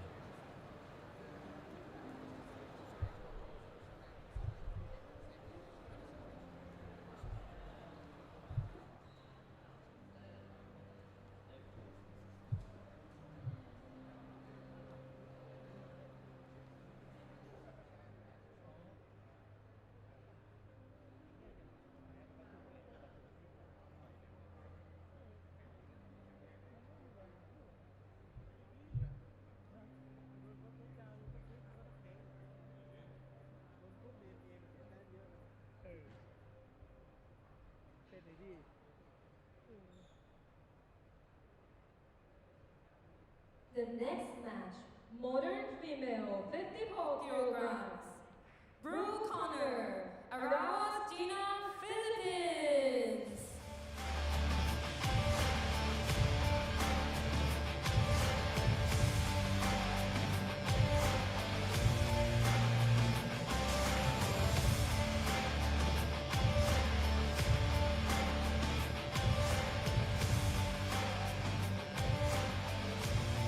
Red Connor, Costello, Bernadette, Holland, Singapore.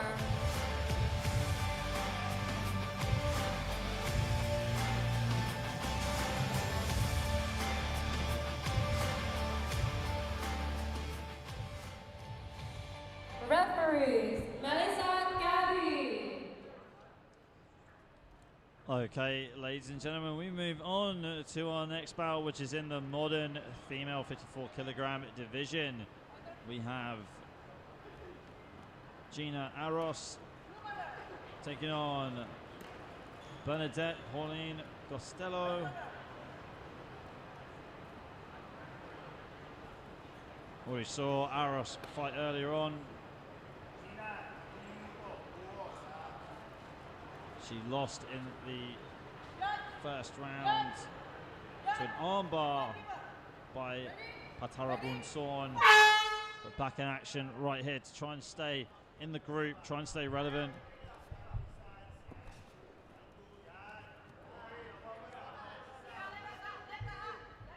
Both these two in the orthodox stance. Costello in the red corner representing Singapore, and Aros in the blue corner representing the Philippines. A lovely right hand there by Aros. They've got a clinching situation here. What a lovely judo throw there. And you can see the Keskatami here.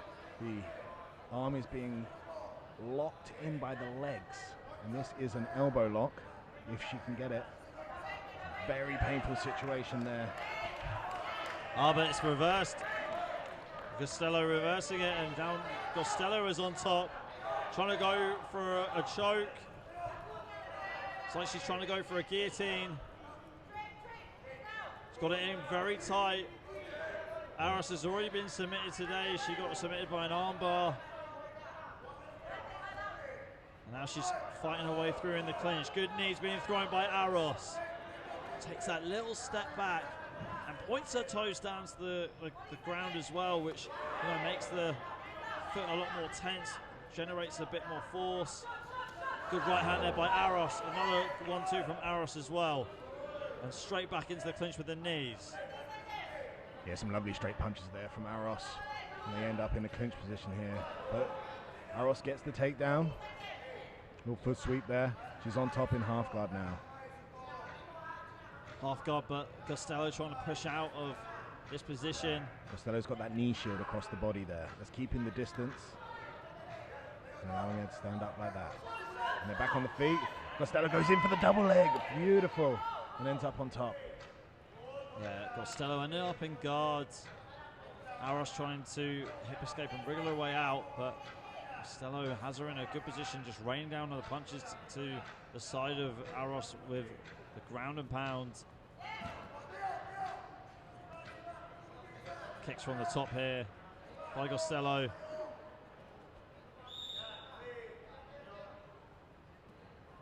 And official being told to move the athletes back up to the feet.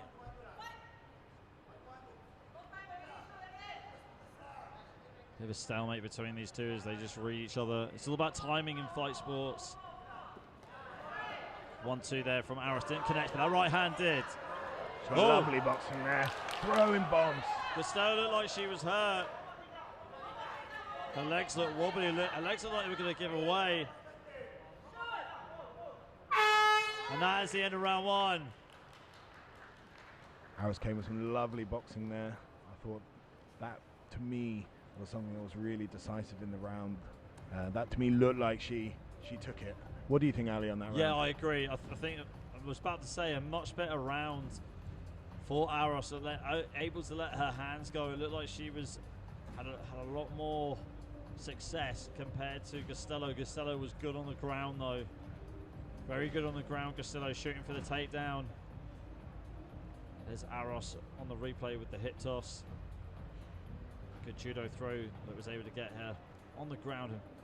Not a bad position from the ground there. Straight knees in the clinch from Costello. Yeah, I agree. I think the separating factor between the two of them is the striking of Aros, and she just needs to let her hands go in the second round. This is where I thought Costello's legs starting to go.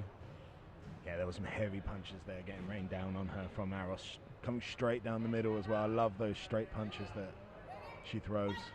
Straight punches are the best way to build a good offense, because you can pull them back straight away. You don't have to overcommit like with a left hook or with an uppercut. You can throw the straight and then bring it back to your guard. And scrambling here in the clinch, and Aros shoots for a takedown and gets it. But Costello is straight back up to her feet. Costello in the clinch now and trying to get a judo throw, and she gets it over Aros. She needs to stabilize this position now. Costello on top.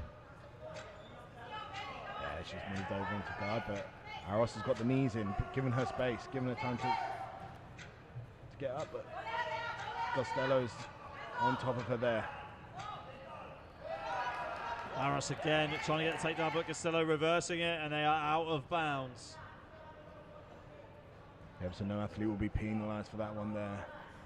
We're back on the feet, action back underway.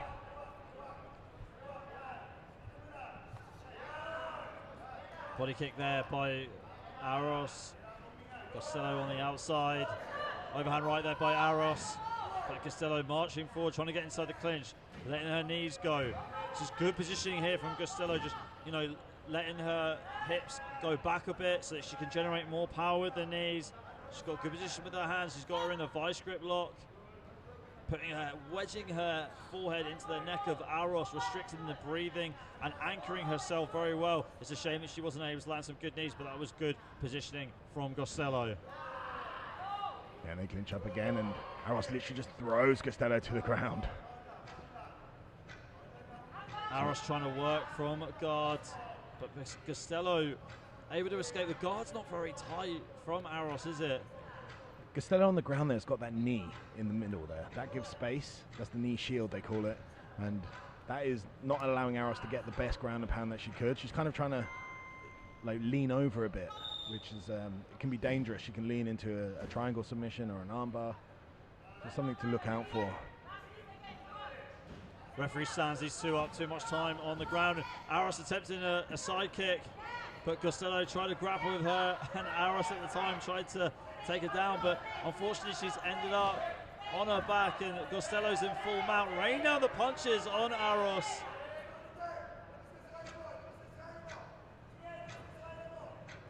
Yes, this is a hard position here for Aros. Her corner is screaming at her to defend, to keep moving. We want to, she would obviously not get submitted here. She's managed to get some space here and stand up. So she's still fighting here. She's almost got a takedown again as well. Aros is fighting back with some heavy shots there that she's throwing. These connect. Costello's going to feel it, and that's the end of the round. That's the end of round two. We'll get the replays first before we find out the decision, or if we're going to a deciding round. Don't forget, at the SEA Games for MMA, deciding rounds are a minute in length. If the judges have it even between these two fighters.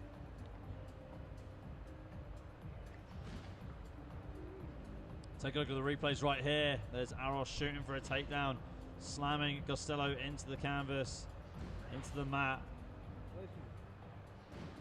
Again with the takedown there. Aros able to land and guard. I mean, this knee guard off her back was so effective for Costello, wasn't it, Jim? Yeah, it just creates space, and that's what you need when you're on the ground. Space allows you to work, allows you to attack, allows you to defend. You know, if there's no space, then you know it's a lot harder to execute your defense. So Costello had great use of the knee shield, as you can see here. She's in the full mount. She's raining down some ground and pound. Jim, if you, on your unofficial scorecard, if you had to give it to someone right now, based on what you've just seen, who are you giving it to and why? Or are we going to an extra round? I believe an extra round, but if I had to say one, it would be the Filipino athlete. Those straight punches down the middle, aggressive, they connected. To me, that showed damage and a domination. See what the judges say. We have a winner. And the winner is blue corner, Argentina, Philippines. There you go, Gina Aros getting a victory right there. She lost in her first match earlier on this afternoon by armbar to Patarapunsorn from Thailand, but gets a victory here over Costello from Singapore. Yeah, that was a great fight. Definitely believe those strikes really made the difference there with the judges. Yeah, as soon as she let her hands go, she was able to get that victory.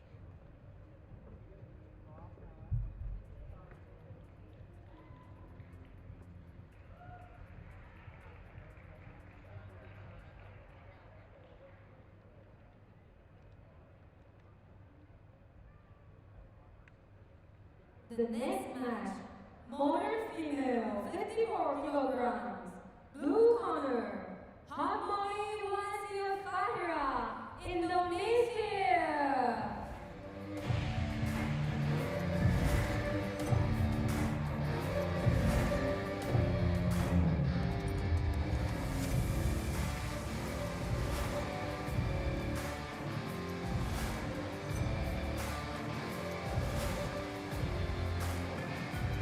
Red corner, Isabel, Malaysia.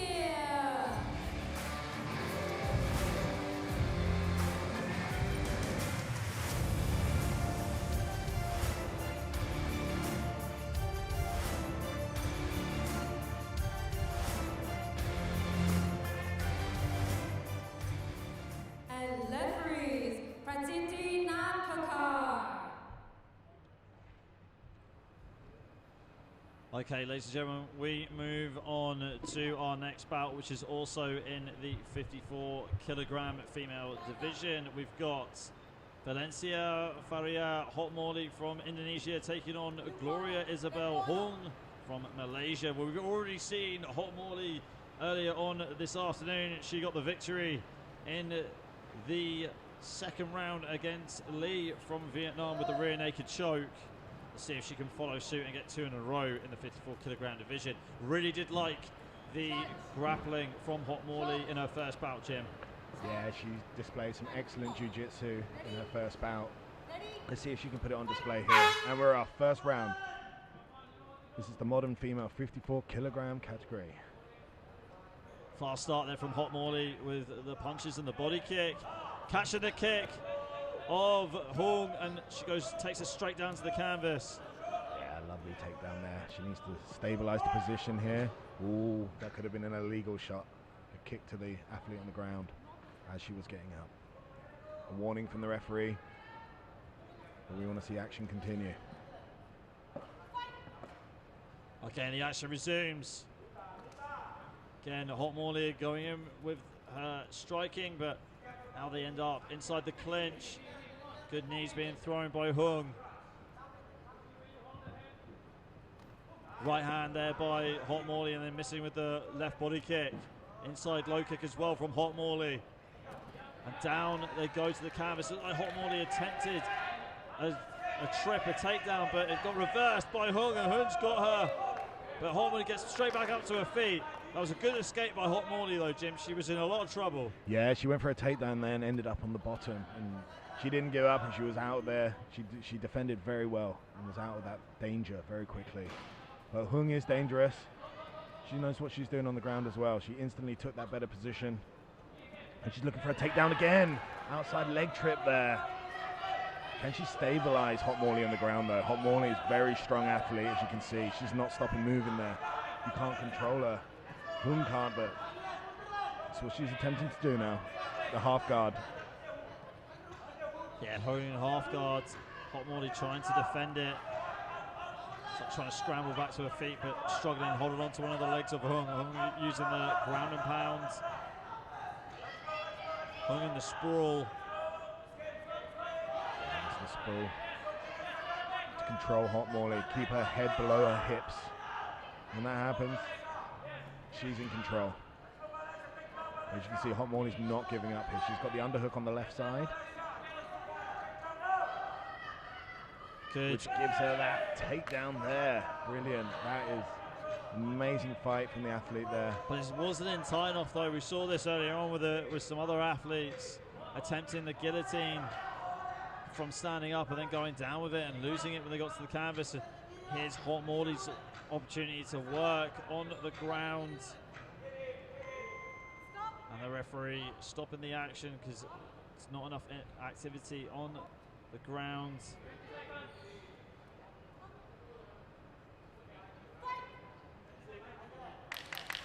Not much left in this first round. Good low kicks from both fighters. Hot Morley with the overhand right, again with the overhand right from Hot Morley, and that is the end of the first round. Great finish from Hot Morley there with 2 overhand rights. She wanted to finish that round strong. Yeah, she definitely did. But I mean, you've got to give it to Hung. She was really able to fend off Hot Morley and kept her on the ground in some dominant positions. But Hot Morley was able to just be patient and escape eventually. Getting back to her feet and also getting a position, a top position on the ground. Take a look at the replays right here. Here's the first takedown from Hot Morley. But I liked the redirection, the reversals from Hung. She was able to hold her own on the ground, Jim. Yeah. As it's gone to the ground, I've seen, some awesome takedowns from Hot Morley, but I want to see really control of the position when it goes down. It's very scrappy once it goes down, which is not allowing them to do their jiu-jitsu, but let's see how the second round goes. Hot Morley representing Indonesia in the blue corner and Hung representing Malaysia in the red corner. Bit of a stalemate between both fighters as they feel each other out at the beginning of the second round. We know that they're both dominant on the ground. Good punches on the outside here from Hot Morley. Not giving away too much, just using single strikes. Yeah, she's been very successful so far with her single strikes, her shot selection. Good right uppercut and the left hook from Hot Morley. Seems like they're both accepting this striking battle right now, but they've gone into the clinch. Hot Morley's throwing those knees up the middle. Yeah, the reason why she's getting more power from these knees is she takes a little step back. You take a little step back, you let your hips go backwards more. And Hot Morley has got the back. She's trying to attempt a rear naked choke. The hooks are in there, so she's got her position. She's stabilized, now she needs to look for the finish. Can she get the stoppage from here though, Jim, or does she need to completely like turn Hung over and almost like have her back on the canvas? She can get it from here, but it's very difficult. She needs to stretch out Hung, not let her, you know, tripod up basically. But now you can see Hot Morley's kind of fallen to the side a bit, which is her losing the position if she needs to get back on top to have more control. Yeah, as you can see, she's moving back on top now. And now she's trying to spread her out. Yeah, this is one of the worst positions to be in. If she can spread Hung out on the floor, but Hung's very strong, you can see. She's trying to crawl out the back, and she has. Great defense from Hung there. Right hands here, a bit of dirty boxing from Hot Morley. Again, Hot Morley was very effective with single strikes at the beginning of this round. Good left hook there by Hot Morley as well, using the body kick. Overhand right there by Hot Morley. This is the problem, this is the breaking point between these two fighters. Hot Morley has got better shot selection on the outside. Hung is better off inside the clinch with the grappling. Hung gets that trip there and ends up on top and is looking to throw down some ground and pound. Great ground and pound from Hung in full guard. But Hot Morley's looking to armbar there. You can see she's put the arms over, but I think Hung's got the elbow past the hips. Well, Hot Morley was able to get a win with a rear naked choke. Can she do it with an armbar? She needs to pull the elbow closer to her hips. It looks like Hung's a bit far away at the moment for the finish. She's escaped her elbow, so that's why you can see she's kind of comfortable. She's not tapping at the moment, and she's run out the time. There goes the klaxons to end the round. What a round that was between those two. Like I said early on, I really liked the striking from Hot Morley. The shot selection was just so clever, so well calculated and executed perfectly against Hung. She was dominant on the ground as well. Hung was able to escape a few positions. But for me, I'm going to say on an official scorecard, Jim, that I think Hot Morley's got that round. Yeah, I mean, to me, she looked like the more exciting fighter. She was throwing the bigger shots. She was throwing the takedowns, but Hung was, you know, she was escaping all the positions, nullifying Hot Morley. You know, she didn't go down, get knocked down, and she had her own moments. She had her own takedown, as we can see there. But that armbar at the end, I mean, it was Hot Morley's chance of a submission, but it just wasn't locked in. Let's see what the referees say. And the winner is blue corner, Ngamwongwan, Indonesia. And it's a win for Indonesia. Valencia Fahira Hot Morley. Congratulations. What a great win there.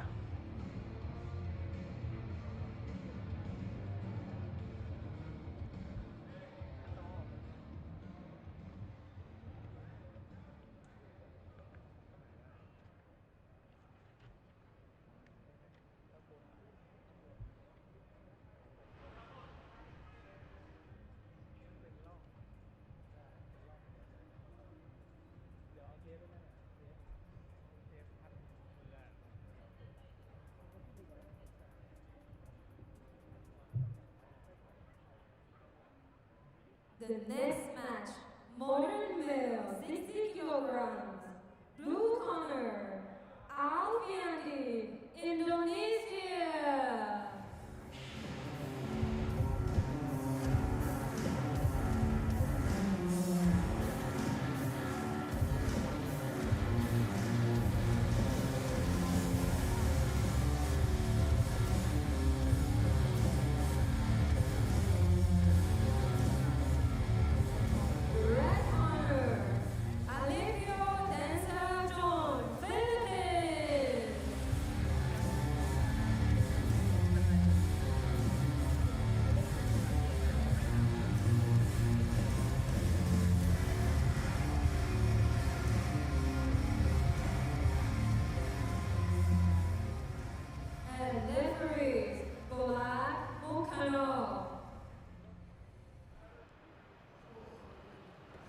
Okay, ladies and gentlemen, we move on to bout number 10. This is in the modern male 60 kilogram category. We got Ali Fiandi back here representing Indonesia in the blue corner, and Denzel John Alipio representing the Philippines in the red corner. My name is Ali McConey. I'm joined by Big Jim, the founder of OG Fightwear, in the commentary box, live for the 33rd SEA Games right here in Bangkok, Thailand. And what a pleasure it is to be here for this modern male 60 kilogram bout between the Philippines and Indonesia. Alfiandi in blue and Denzel John in the red. Yeah, we saw Ali Fiandi get a win earlier on this afternoon on points against Mohamed Fai from Singapore. To see if he can follow that same streak against Alipio. Yeah, please. Feeling out process.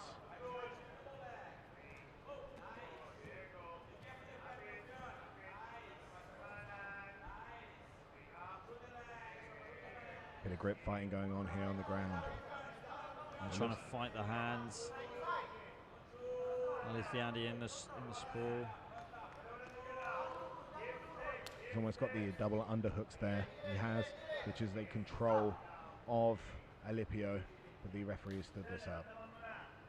Looking for action. Whoa, swinging it, almost catching Alipio with that kick. Ali Fiandi. Ali Fiandi moves laterally around his opponent, trying to counter him with the uppercut, but misses. Alfiandi sprawls there, stuffs out the takedown, but they're still grappling. Alfiandi goes for the single leg. He's managed to get one, he's managed to take him down. But Alipio is strong on the defense, straight back up to his feet. It is all about the scramble when you get taken down. Can you get straight back up?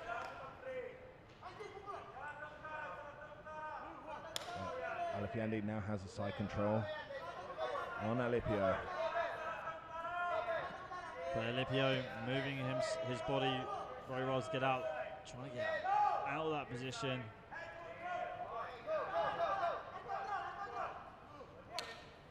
He doesn't. Alipio here, he's got that leg, the right leg, you can see. That's what's helped him get out of that bad position. He's fighting for that leg, but he's managed to stand up. That was impressive work there from Alipio, getting back up to his feet. But Ali Fiandi's got him straight back. He's got the Das grip there, you can see. The right arm's under the chest and it's connected to his left arm. But the referee has stood this up. A real stalemate, a real chess match between both fighters. As Alipio is in the southpaw stance, using the outside low kick. Alfiandi going to the body twice there and sprawling and taking the back. Oh, but Alipio had a brilliant judo throw there. Completely changed the tide. He's back on top now. How the tides can change in mixed martial arts with one technique. But Alfiandi's not down and out. He's got that single leg. Some brilliant transitions here from both athletes. Yeah, they've been really creative with the transitions and the reversals. Just when you think one of them is in danger, they just seem to escape. Good knee there from Ali Fiandi. And that is the end of the first round. What a chess match that was with the grappling. I'd hate to be a judge for that round. It would look very, very even to me. Just thought some of the techniques and some of the tactics they both used in the grappling were just brilliant. Really high-level grapplers we've got right here, Jim. For sure, and to be able to execute this at this level under the lights, it really is because they put in the work. It's all muscle memory. They know how to, once they're in a certain position, where the escape is, and they're looking for that under the pressure. It just shows that how much training and how elite these athletes are here at the SEA Games. Yeah, we see a look at the replay here. Takedown attempt there by Alipio, getting stuffed by Ali Fiandi. I mean, these two are judo throw, boom. They're so well versed in the grappling, Jim. What are you looking to see from both fighters coming into round two? Really, I think because it's so scrappy at the moment when they do grapple, to hold a position, grind that guy down and then attack the submission. Don't just try and go for the submission straight away because they're both good athletes, both got energy. You need to position before submission, they say in jiu-jitsu. This is MMA, it's all different. There's ground and pound. And we're in the second round. It's a lovely teep up the middle by Alfiandi.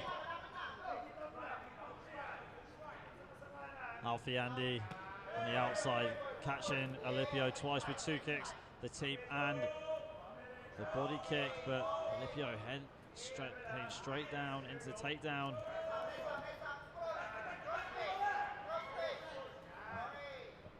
Grueling grappling contest though. This takes out the energy from you.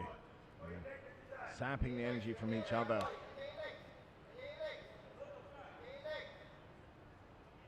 See Alfiandi again. There's been instruction from the corner to roll. Let's see if he saw it. He's looking for that das on the neck. Alfiandi's. Both of them have stood up now.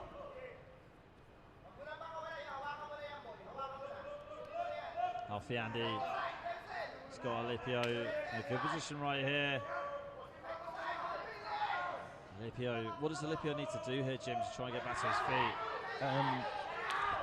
He needs to move. He needs to get out. I mean, of course, he needs to, but a step out, they call it. So he needs to go under one of the armpits, choose a side, and step out and try and get round to the back of Alfiandi. But a lot easier said than done when you're under this pressure. And Alfiandi's doing a great job of control on the ground. Every time they get reset, Alipio starts off in southpaw. Trying to get some looks here in southpaw from the Filipino athlete. Shoots for a takedown but gets stuffed yet again by Alfiandi. And back to this grappling situation. Very scrappy on the ground here. 1 minute Alipio's up, now Alfiandi's back up and then they're standing. Real grinding each other down. This is very tiring work here. Fighting for position, fighting to get that underhook. Alfiandi's trying to get that left arm under his opponent's armpit to control. That's what they're trying to do when they come together. Shoot there by Alfiandi and he gets stuffed by Alipio.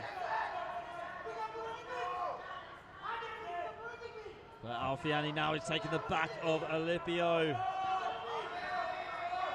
Wasn't unable to secure the position and Alipio's managed to get back on top here. Into the half guard. Let's see if Alipio can rain down some ground and pound from the half guard. Alfiandi's got the underhook on the left there with his left hand. He's able to use this for defense. You can see he's getting up, he's wrestling up, he's got the single leg now. Great defense from Alfiandi. Can he finish with the takedown? But he's stopped by the bell. Well, that is the end of round 2.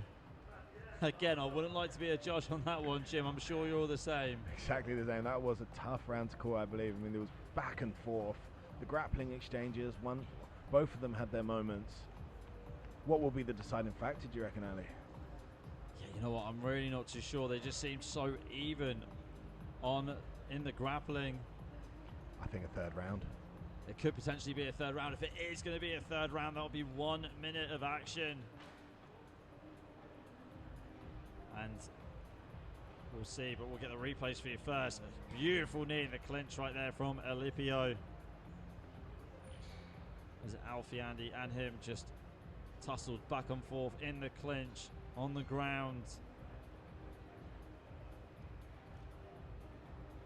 And Alfiandi was good at just as soon as Alipio tried to scramble, readjusted, grabbing an arm or grabbing a leg and then getting a good position himself. But yeah, really back and forth. It's going to be interesting which way the judges are going to decide whether someone's won on points here or we're going to a deciding round. Trying to add up the scorecards ringside at the moment. Just waiting for the official decision.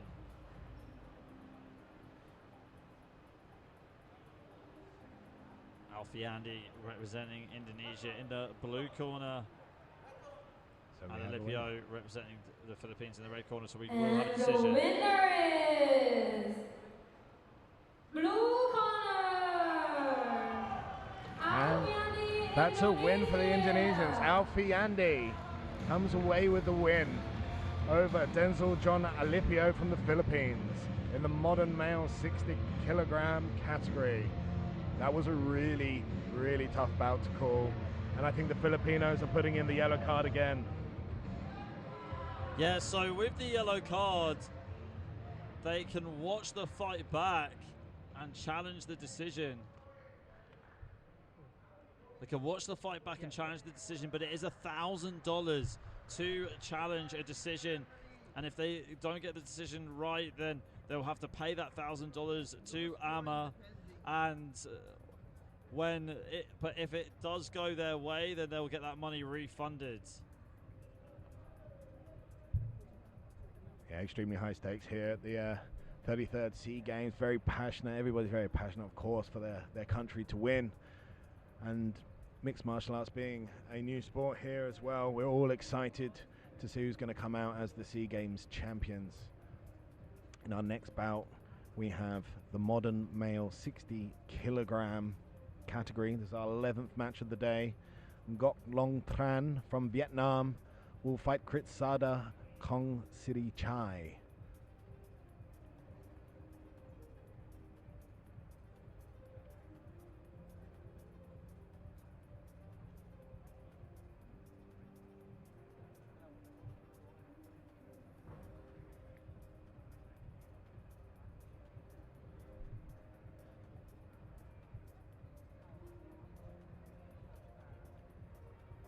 Ali, I must say it's amazing to see the evolution of MMA Modern male, 60 here in kilograms. Thailand. Blue corner, Kong Si Chai, Kritsada, Thailand. And we have our hometown athlete coming out here, Kritsada Kong Siri Chai.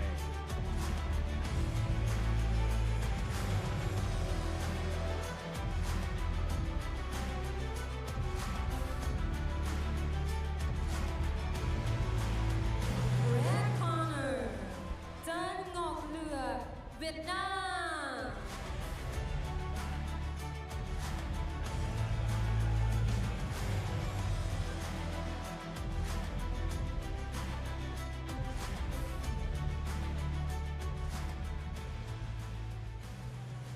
And referees, Bolan Mukhanor. Okay, ladies and gentlemen, we swiftly move on to fight number 11 in the modern male 60 kilogram division. We've got Kritsada Kong Siri Chai taking on Ngoc Lua Jan from Vietnam. Sorry, Kritsada's from Thailand. Fought earlier on this afternoon. Was able to win on points against Chai from Malaysia. It's an experienced veteran here. Kritsada Kong Siri Chai. He's won 2 silver medals and a 1 bronze medal in the SEA Games from Nakhon Si Thammarat in the south of Thailand. He also has 15 pro MMA bouts under his belt. And this is Chan's first bout of the afternoon. So we saw Kong Si Chai get hit a few times in his previous bout and compromised, but was able to sort of win with his grappling, with his wrestling. See if he could do that against Chan. And Chan very sharp with the body kicks. Great left hook by Chan. Yeah, Kong Siri Chai, a great grappler, but he's standing with Chan right now. He's throwing hands with him. The crowd here is making a loud noise for their hometown athlete, but the Vietnamese also have a great contingent here. An overhand right from Kong Siri Chai there makes a statement. Kong Si Chai just looks a bit apprehensive, not too keen to engage. Trying to read and wait for his opponent, trying to time him. He doesn't want to be in a war. I mean, like you said earlier, he did get hurt in his first bout. Good wrap up here with the underhooks. And there's his trip there from Kong Si Chai. Crowd going wild. Lovely takedown by Kong Si Chai, straight into the Kesikatami. A lot of pressure in there on that head. He's looking for that headlock. That headlock looks tight. It's tight, keeps turning. As you can see, keeps trying to turn the corner. That's tightening the grip around the neck. Well, Chan looks like he is struggling to escape. And Kong Si Chai tries to pass to full mount, the top mount, but doesn't get it. It is reversed by Chan, who's now inside control. Great reversal from Chan there. He moved exactly at the right time to get out of that dangerous position. Timing is everything in combat sports. And now Kong Si Chai is now on the bottom with Chan looking to take the back, but Kong Si Chai could be, oh, he's got his back taken here and the hooks are in. Kong Si Chai's in a bad position now. Chan is laying down the ground and pound with those hooks in the back. Can he get out of this? And that is it, the referee is stopping the fight. Well, that's what it looked like for a moment. Yeah, he is, he's waving this one off. I mean, like we said previously, Jim, the fighter's safety is always a paramount here for us, but the Thai corner team is challenging the decision. Kong Si Chai was complaining of a hit on the back of the head there. So I guess we're going to have to rewind this one back and check if there was punches that landed to the back of the head. Kong Si Chai did look like he was in a lot of trouble, but here comes our referee turning in the yellow card.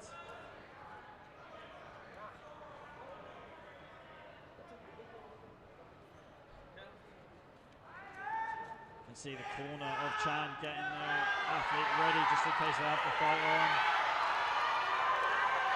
Crowd going wild though. Oh, what an atmosphere in here. Really has come alive. Lots of drama here at the 33rd SEA Games right here at Bangkok, Thailand. Myself, Ali Makoni here with Big Jim, the founder of OG Fightwear. The atmosphere is electric here, Ali. Thailand versus Vietnam. We've gone to the technical referee's decision to see what's happening here. The Thai team has pulled out the yellow card. And there is an official review going on right now. Was there an illegal hit to the back of the head or not? This is what we'll find out.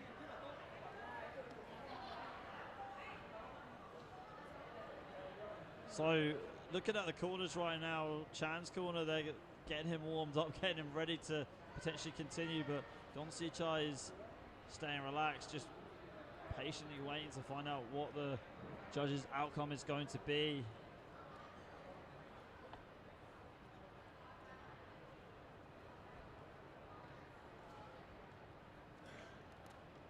Don't forget, guys, the SEA Games have just started, and Thailand is already on top at the moment, winning 1 gold medal.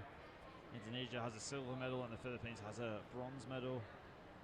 So the idea of these SEA Games right now, that these are almost like exhibition fights, getting MMA out there and trying to make sure that we get a lot of fighters compete, a lot of countries competing for when the SEA Games takes place in Malaysia in 2 years' time. Yes, it is an exhibition sport in Thailand. This is the first time, it's its debut for mixed martial arts here, which is absolutely monumental. It's history for mixed martial arts being presented here at the SEA Games. But this is really exciting because let's go back to the replay here. You can see this for sure. Yeah, there's the punches to the back of the head. That's what the Thai team are complaining about. That was what the yellow card was for. And that is on the replay in the stadium too. So this is what the crowd are going ballistic for at the moment. They're saying that that was a foul from Vietnam. And it really is. You can clearly see that the punches are going to the back of the head. But I can understand why the referee just stepped in there, Jim. I mean, Kong Si Chai wasn't defending them. Yeah, I can understand that.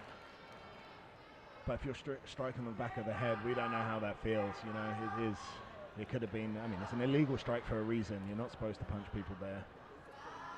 So maybe he was under the pretense that the referee would help him. But let's see how the technical officials have seen that replay and how this fight plays out. It was an exciting fight, wasn't it, Ali? Yeah, it was. Be a shame if it does have to end like that. It does look like those punches were to the back of the head. So for me, at least, it was a valid challenge by Thailand. Let's see if they're going to get it successfully. Officials are still talking ringside. One of the judges has to come over from his table to talk to the officials.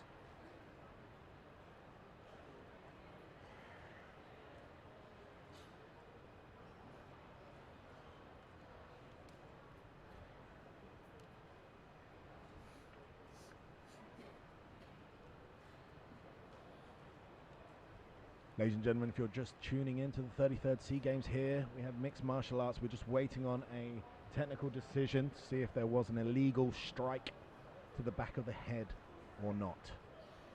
This will let us know if the bout will continue. So the SEA Games, the Southeast Asia Games, this is a biennial multi-sport event. So almost Olympic-like competition for Southeast Asian nations. And right now the yellow card is being returned to Team Thailand. And looks like that challenge has been awarded, so the bout is going to continue. Let's see if Gon Sichai can get back into this fight. Oh, and a yellow card has been offered up right now by Vietnam, who are challenging the decision.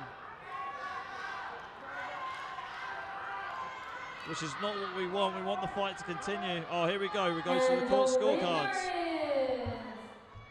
Red corner,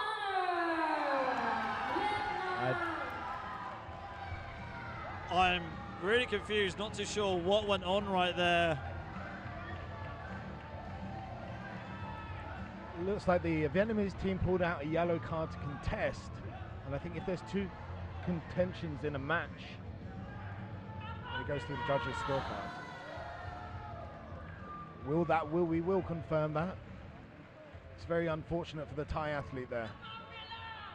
Yeah, very unfortunate turn of events. But one person is happy, and that is Chan, who's just done a victory lap around the mat. But we will move on to our next bout very shortly. Don't go anywhere.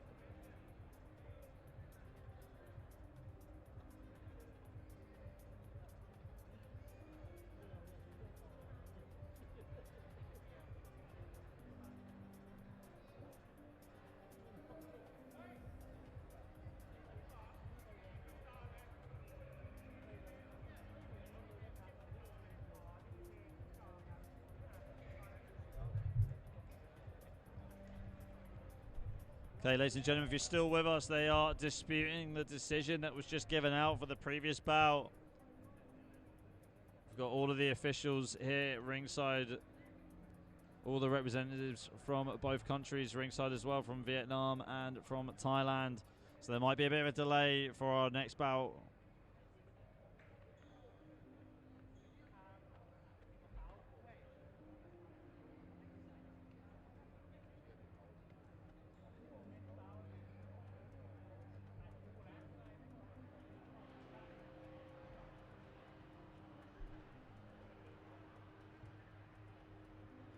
But anyway, great afternoon of fights so far, Jim. Really enjoyed them so far. Yeah, 11 fights we've had, moving on to the 12th. And this is just the replay, actually, of the last fight we've got on the screen here.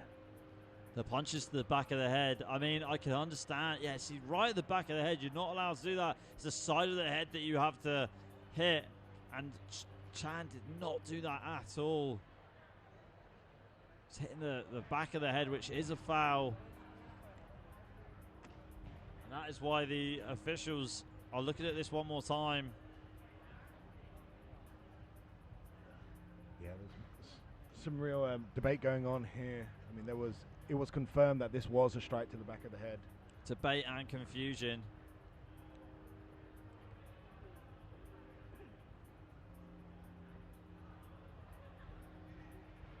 Yeah, I'm surprised that that decision went that way. I won't be surprised if it gets overturned though.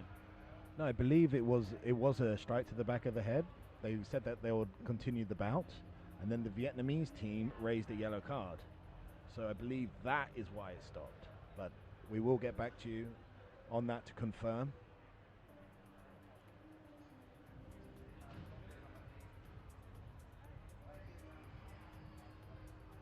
Yeah, you can see us in the commentary box, and also Achilles Riley, the head of Tama, trying to settle everything down between all the officials.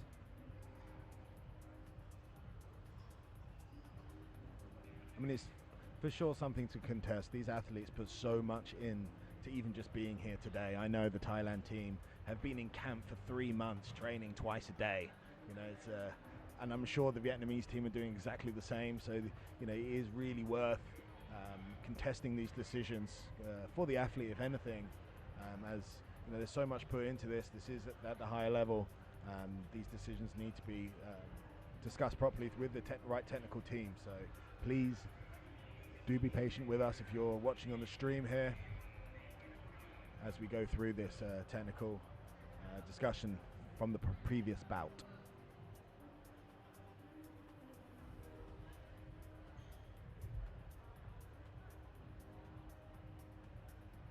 For those of you who are listening at home, we are here at the 33rd SEA Games in Bangkok, Thailand. So mixed martial arts is making its debut The next match, as an exhibition sport, and we're on to the next fight. 65 kilograms.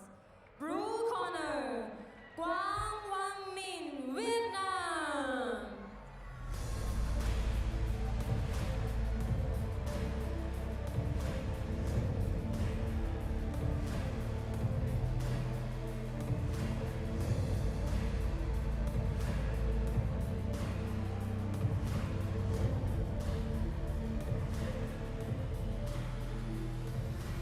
Red corner, Secret, Thailand.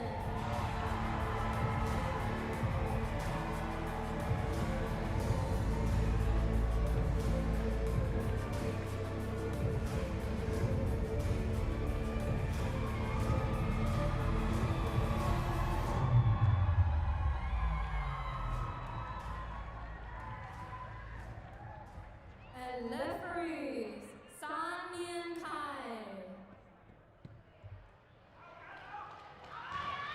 Okay, ladies and gentlemen, we move on to our next bout in the modern male 65 kilogram category.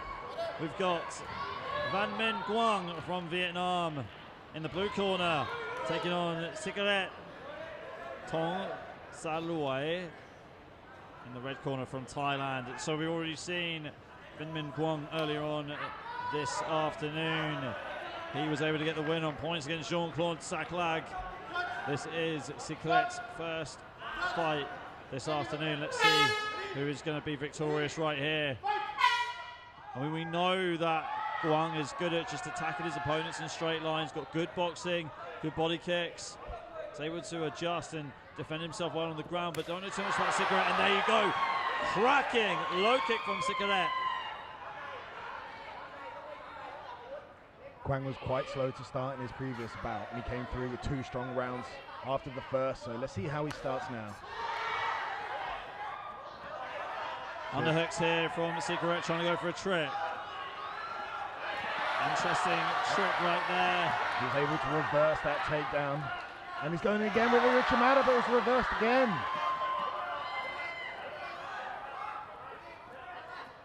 A real scramble here between the two. Quang's got the back of Cigarette, trying to get a takedown, but gets thrown out of bounds. Oh, that's a first out of bounds for Cigarette, so 2 more of those. And it looks like the corner of Quang is saying to him to push him out of bounds as quickly as he possibly can. Quang also has some damage to his right cheek from the previous bout against Jean-Claude Saclag. He's getting a lot of success there with that low kick, Cigarette. But they're back into the grappling exchange, and Quang just looks like a bit of a stronger athlete, but Cigarette manages to reverse that position and come out on top. He needs to square up now and not let this triangle sit in. He needs to get both arms inside that guard, which he's doing. He's getting his posture. He's not in a triangle danger position for now. He's got 2 arms inside the legs, as you can see.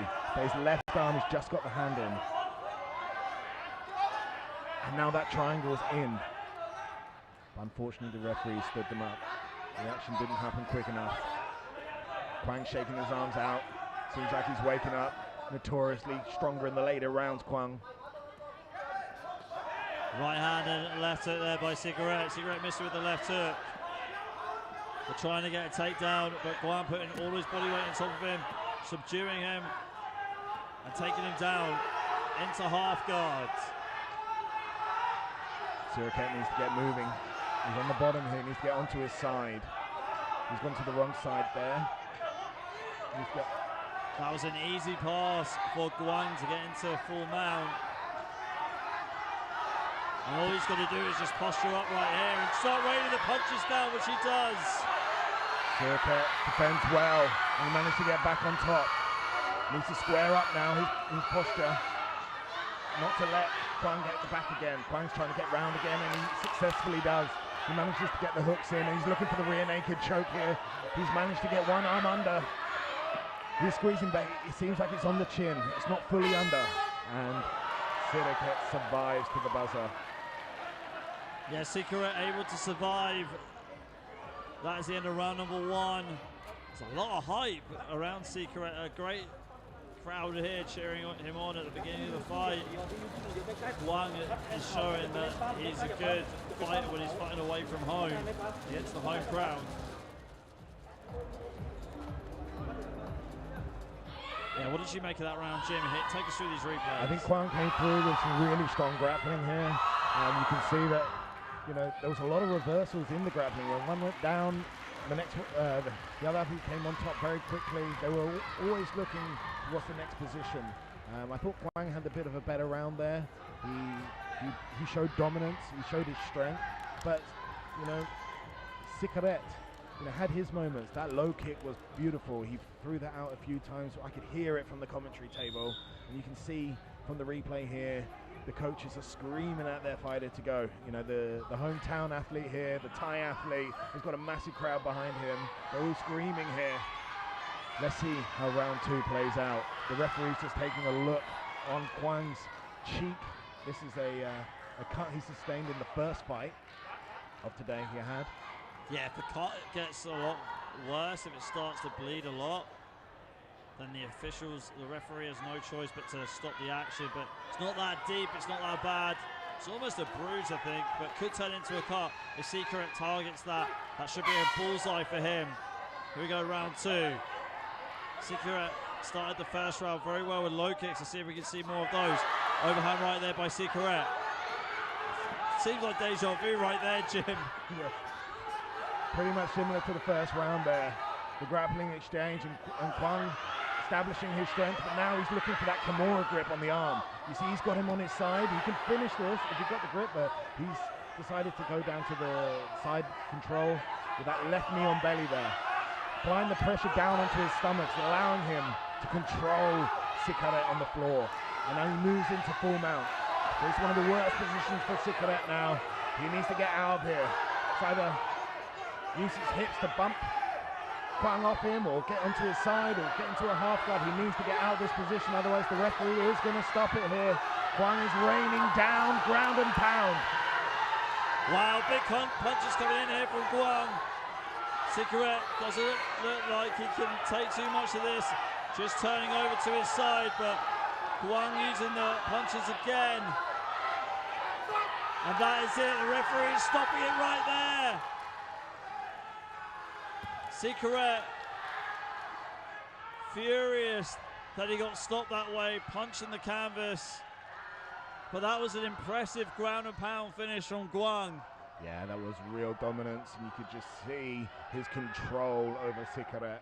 It was methodical, and then we saw his strength coming through. That ground and pound was heavy, and unfortunately, there was nowhere to go for Sikaret, and the referee had to come in and stop the bout.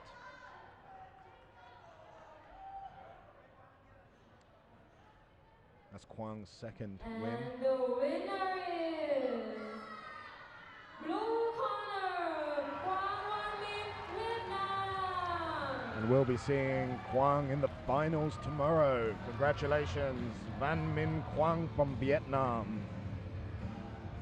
Yeah, it was an impressive performance from Guang.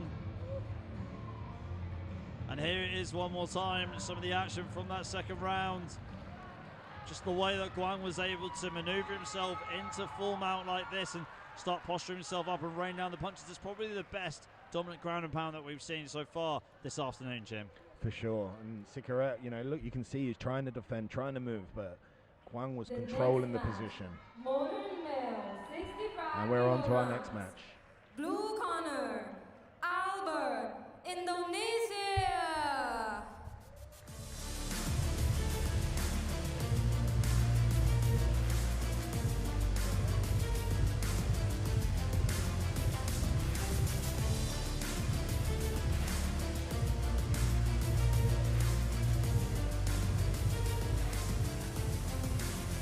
Red corner, Bin Muhammad Faisal, Singapore.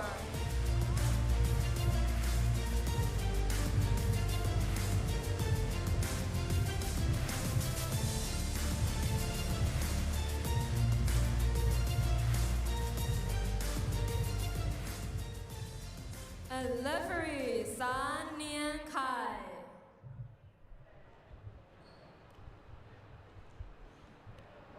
Okay, ladies and gentlemen, we swiftly move on to our next bout, which is also in the modern male 65 kilogram division. This is Indonesia taking on Singapore. We've got Albert representing Indonesia in the blue corner, and we've got Bin Mohammed Faisal Mohammed Fatis from Singapore in the red corner.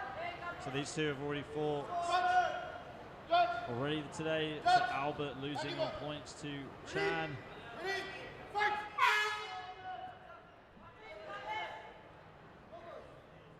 Both athletes trying to dominate the center of the circle there.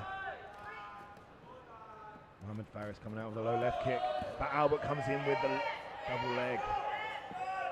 Yeah, my mistake. We haven't seen Bin Mohammed Faisal Mohammed Fatis fight yet.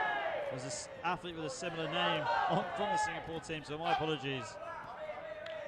Mohammed Faris was a nasty knee up the middle there. I could hear it from here. It's beautiful. Let's see how this match plays out. Albert with a lovely double leg there. He needs to establish the position on the floor.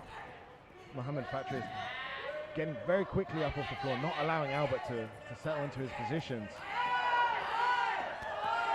Good adaptation there by Mohammed Faris. Albert taking him down to the canvas. Some lovely wrestling being showed by Albert here. And he's taking the back, but good takedown there by Albert, but it's out of bounds. Since both fighters were out of bounds, then there's no point deduction, no penalty for either fighter. And here we go, back to the stand-up. Good double leg takedown there by Albert. beautifully timed by Albert there. As Mohammed Faris was coming in, he changed levels and threw in the double leg. Now he's looking to stabilize the position, hold him down, establish this side control now. Thought about the mount there, but Mohammed Faris defended with his knee. Yeah, Albert trying to get the mount, but it's vital right now for Mohammed Faris to have his knees bent like this, right? Isn't that right, Jim, to block that transition from Albert? Massively, that's one of his best defenses right now to stop him being fully mounted and ground and pound, is that knee. And you can see here he's using the legs to create space between him and Albert. Oh, lovely little takedown from the ground there. You saw a little foot sweep from Mohammed Faris, but Albert's back on top. Albert's got this very wrestling style. You know, he's just smashing past the guard, using his head like a tripod on Mohammed Faris, using his weight. But we can't just stall here. He needs to progress the position. He needs to look for a submission, otherwise the time is ticking and the referee will stand them up. But he's looking active, Albert. He's looking to try and get into that Kisagatami position. He tried to stand over the right leg over the arm there, but unfortunately Mohammed Faris saw that coming. So he's still in this side control position, and over there he steps over into the mount. Just getting the mount there, Albert, but the buzzer went for the end of the round. His coaches are happy. Albert's coaches are happy in the corner there.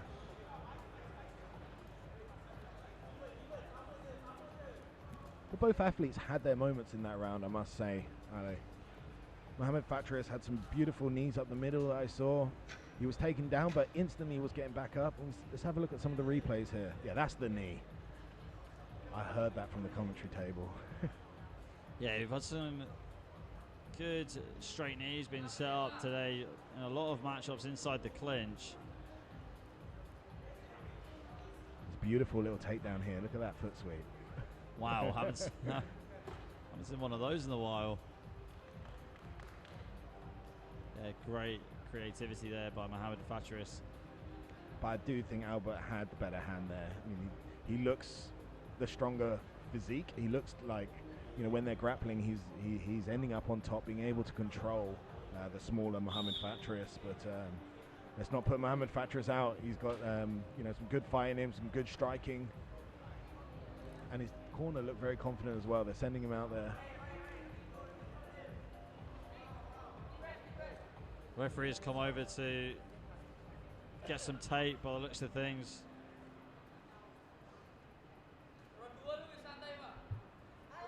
But it doesn't matter. It looks like, I think this fight is going to continue.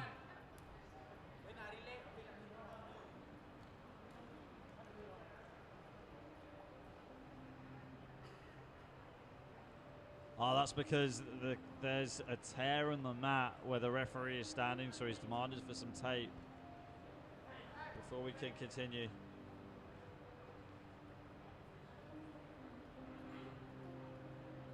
So like we said earlier on, ladies and gentlemen, the athlete safety is one of our main concerns here at the SEA Games. So the referee's just going to quickly tape up the canvas. Man of many talents, our referees here at the SEA Games. Yeah, you wouldn't want to get your foot caught in that and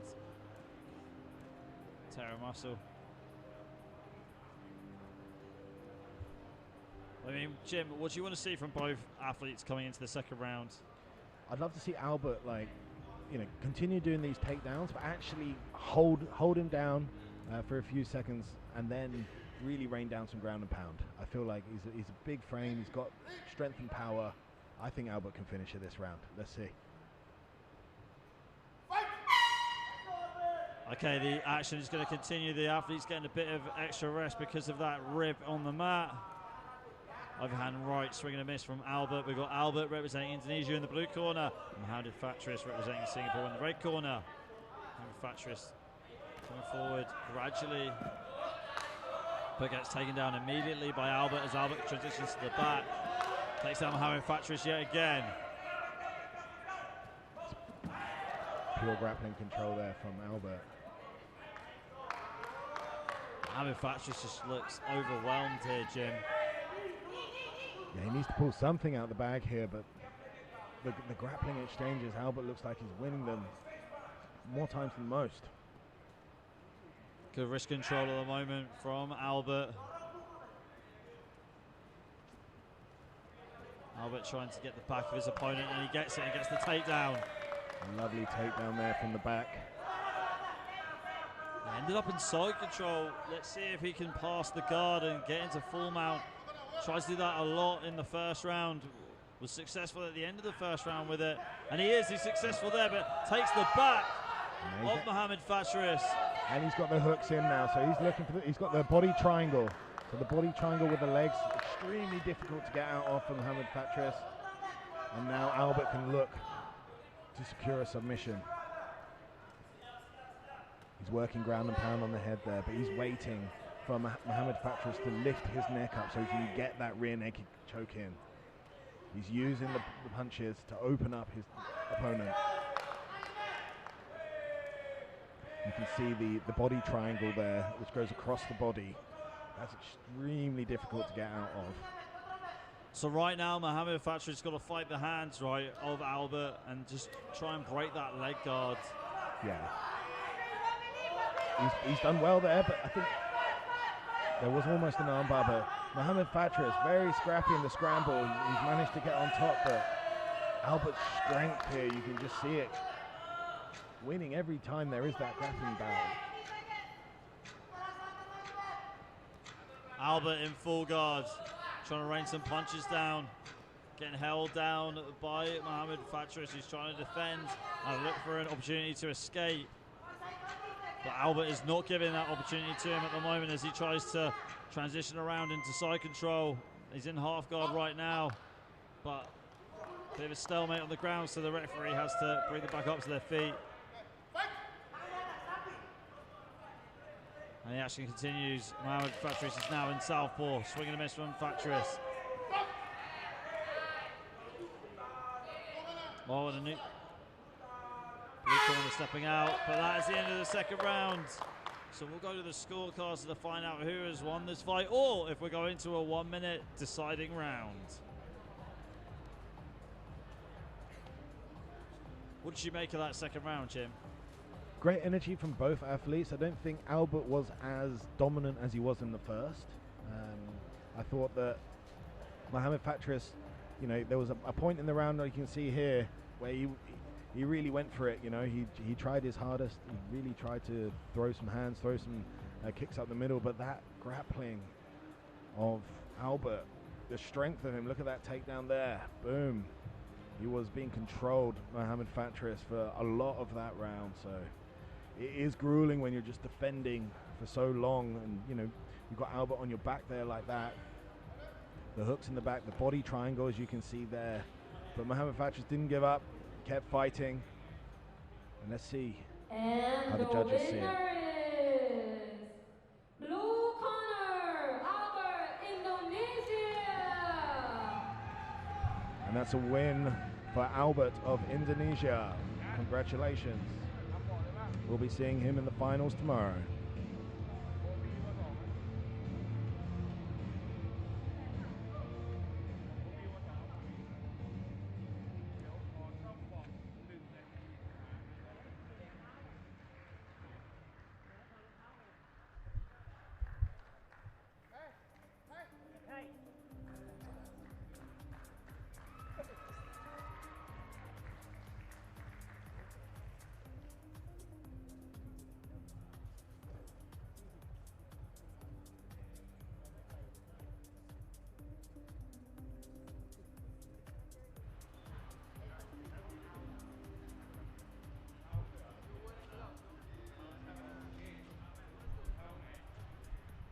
There was that lovely knee up the middle there from Mohamed Fatris. The body kick there, but Albert was always one step ahead. You can see he was already thinking about the takedown as soon as he saw that kick coming in from Mohamed Fatris.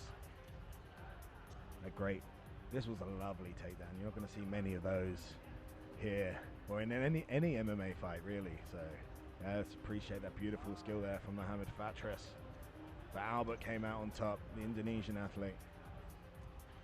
There was a strong display of grappling, as you can see here, straight into the single leg, instantly looking to take him down. The right arm looks to chase the second leg. And now instantly he's looking to pass the guard from here.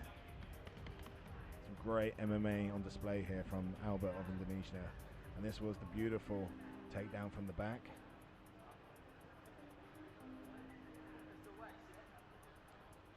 Great to see such success from the Indonesian athletes. I myself have been around amateur MMA for the past 4 years and have obviously seen a lot of work being done by the Indonesians. Pertachami, a great federation there. They put on the amazing world championships. And you can see the results. The Indonesian athletes are doing amazing here at the SEA Games. Blue corner, And we're on to the next fight. Eloy Frederick, Philippines.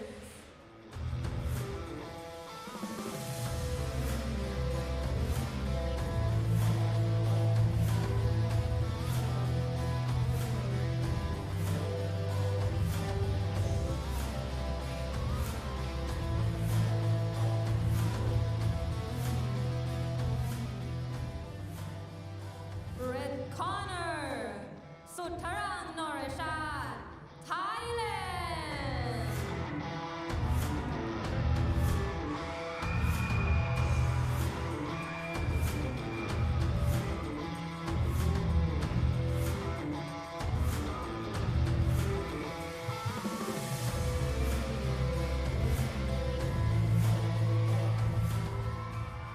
And referees, Assam Al-Masri. Okay, ladies and gentlemen, we move on to match number 14 in the traditional male 56 kilogram division. We've got Louis Frederick Sevilla from the Philippines in the blue corner taking on Norachat Sutarang from Thailand in the red corner. So don't forget, Sevilla, a very good grappling practitioner, very good jiu-jitsu practitioner, lost his previous bout and his team did challenge that decision. Sevilla very good off his back, almost using his legs like an extra pair of arms on the ground, Jim. Yeah, he's definitely a very good jiu-jitsu practitioner, but let's see what Norachat brings to the table here. Could be a heavy striking athlete.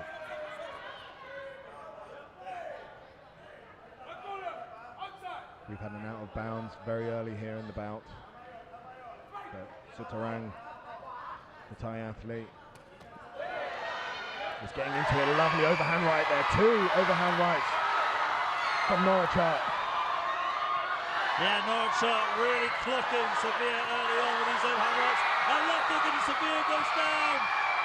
Norachat raining down the pressure. Sevilla trying to survive. This is where Sevilla really excels and got to collect himself as he shoots in.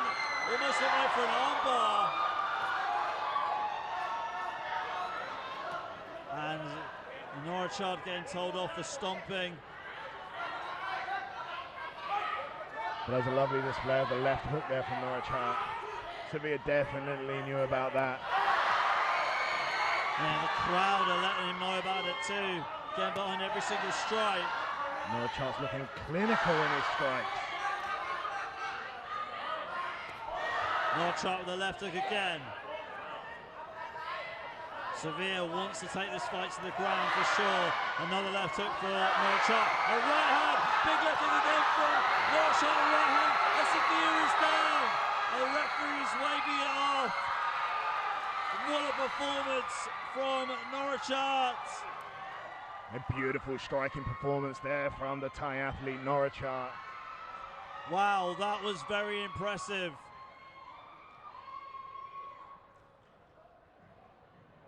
And Sevilla is slowly getting back to his feet.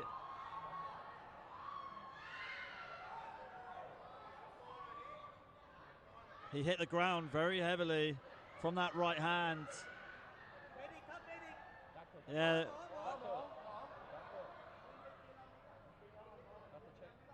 It's like Sevilla's in a pretty bad way. He's going to get tended to by our medics here at Matt's side. That was a super quick way of getting that fight done. There's the left hook that dropped him. Was the first one that dropped him. And Sevilla trying to just go to work on the ground but not able to muscle anything up. And here comes the finish. The right hand straight through the guard over the top. It's a key power punch in most striking sports. The right hand followed by the left hook. And Sevilla looked like he was out on his feet and went down to the canvas. Hitting his head quite heavy on the mat. So that's why he's being tended to by the doctors right now. A very impressive victory for Norachat Sutarang.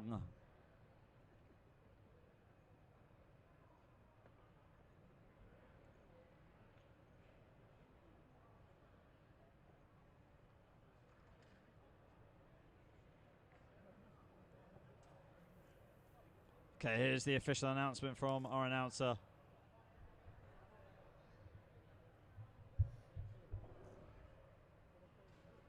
And the winner is Red Corner, Sutarang Norachat, Thailand.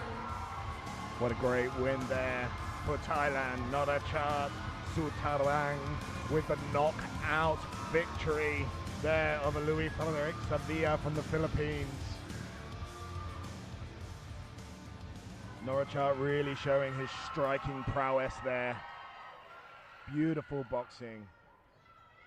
Clinical and calculated, which got him the finish, and we'll see him in the finals.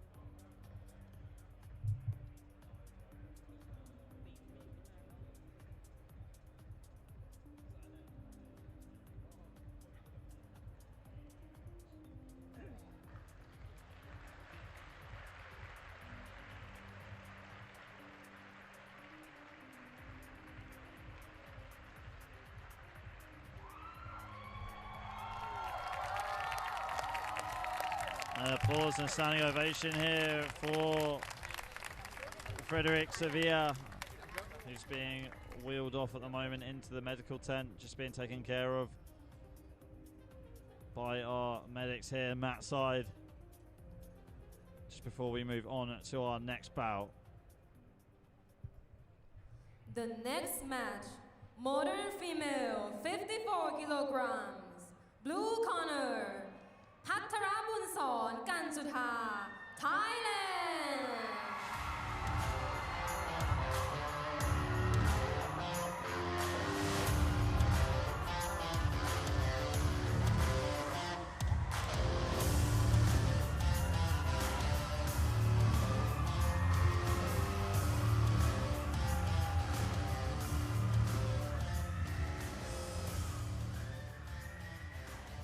Red corner, Gonzalo Bernadette Paulin, Singapore.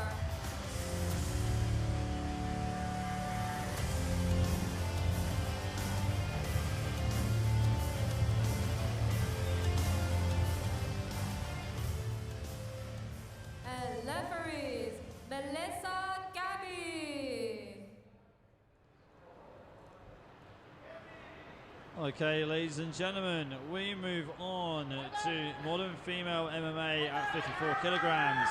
We've got Kanjuta Patara Bunsorn representing Thailand in the blue corner, and we have Bernadette Pauline Costello representing Singapore in the red corner.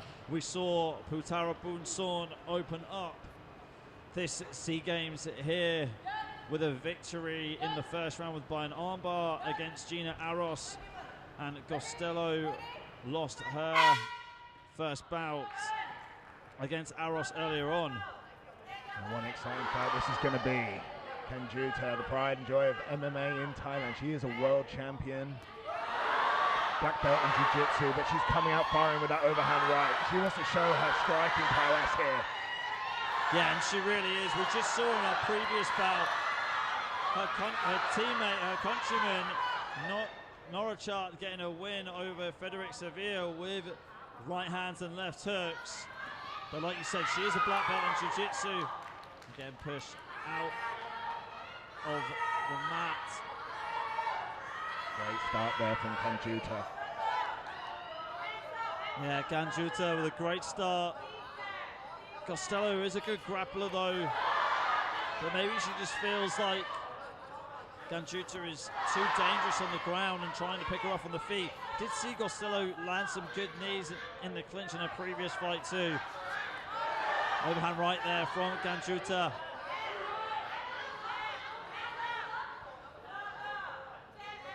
Kanjuta's corner asking her, just showing her to throw the right hand and then follow on with the left hook. Seems to be trying to set that up, Jim. Just trying to chase your opponent. When they're on the back foot like this, it can be a little bit threatening. You know, you're almost walking into a trap. Good takedown there by Kanjuta. Lovely takedown by Kanjuta there, and this is where she excels. On the ground in jiu-jitsu, a black belt in Brazilian jiu-jitsu, and an armbar specialist, as we saw from the first match this morning. But let's see how Costello can do here. She's actually got her into the side control now. And Kanjuta's a very skilled athlete off her back. Patience here. She waits for her opponent to move, both of them. I mean, what is Kanjuta trying to set up here, Jim? She's waiting for her opponent to move, because there's not much she can do when she's Costello's. There we go. She moved, and now she's got her neck. And that's a time up, stand up. Stalemate on the ground, so the athletes have stood up.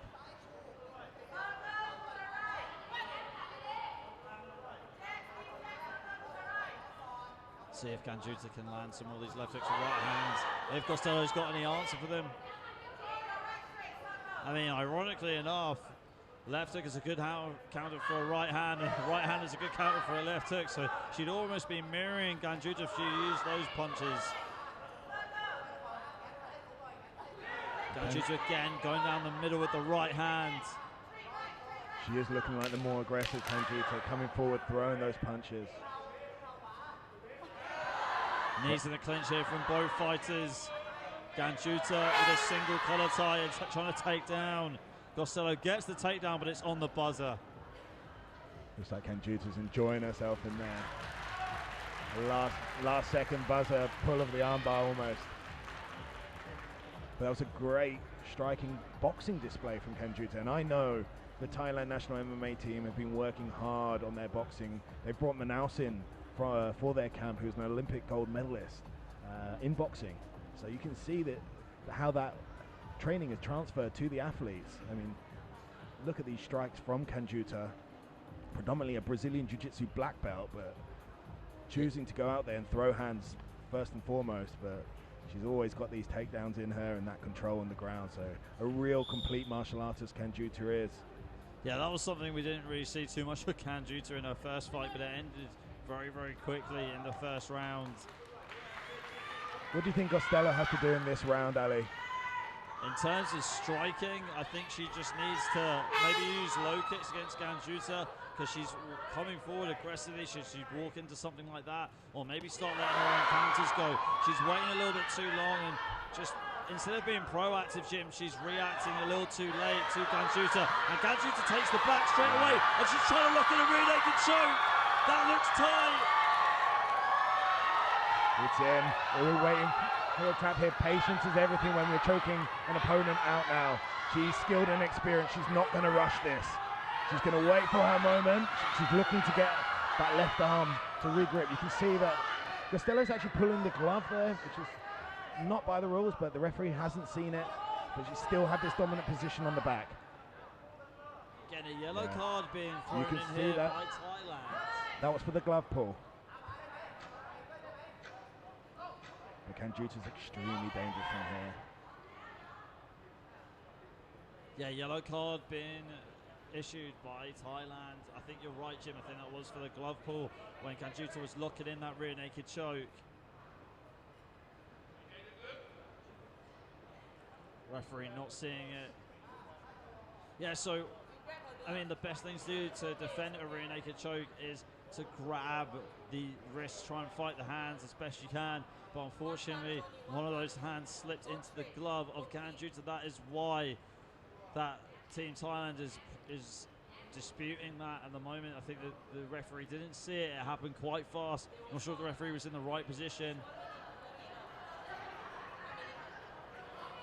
Costello was in a lot of trouble, and it looked like Ganjuta was not too far away from locking in that submission.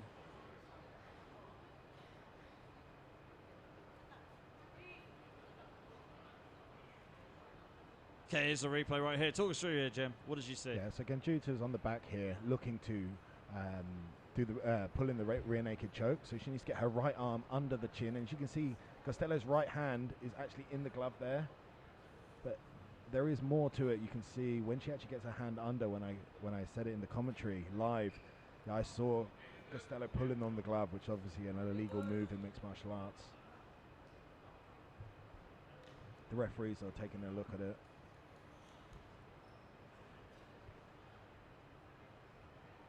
And it is match defining, really, because, you know, being a Brazilian Jiu-Jitsu specialist like Ganjuta is, being in that position on the back looking for the rear naked choke, that's where she wants to be. That's where her best position. So if there is any foul play has happened, then of course you can understand and sympathize with the Thailand team for pulling out the yellow card. And they're going to get it received back to them as it was a valid pull out of the yellow card. Yeah, because if Costello didn't grab the glove like that, Ganjuta would still have that position, that submission locked in. And looks like she's getting a warning from the referee. And the fight is going to continue.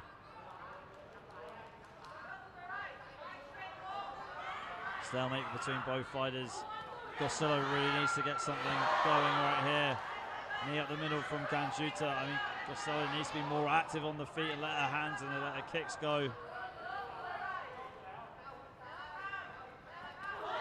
Lovely left hook there from Ganjuta. I feel like the pace has slowed a little bit, but you know, they're finding their rhythm. They're both looking for their angles, looking for their openings. Both of them are quite far out of range. Good overhand right there from Ganjuta. who's playing up to the crowd. The crowd love that right hand there from Kanjuta. That set the tone now, and she is focused, laser focused, locking in on her prey here, Costello. But can Costello reply? What's she got in the bank? Well, she tried with the 1-2. The problem is they're so far out of range. Someone's got to edge forward. There's a right hand from Kanjuta. If someone has to close the gap. It looks like Kanjuta's just waiting patiently for Costello to come forward, going to the body with that right hand in the previous exchange. And you're right, Alice. As soon as I see that gap close, I just see Kanjuta making the most out of the distance close and hitting her opponent.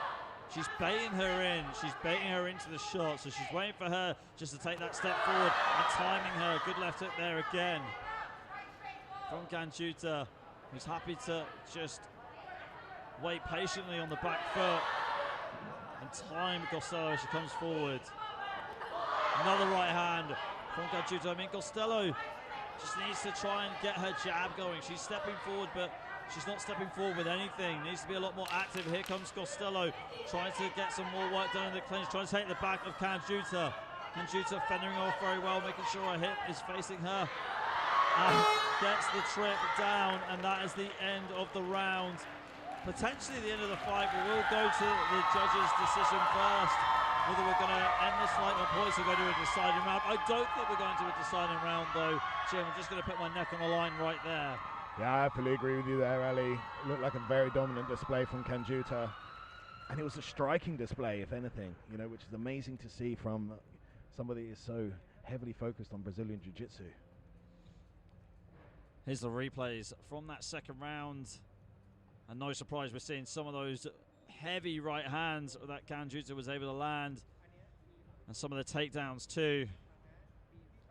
I think, you know, competitions like this, it's a great platform, a great, you know, way for athletes like Kanjuta to try out her striking.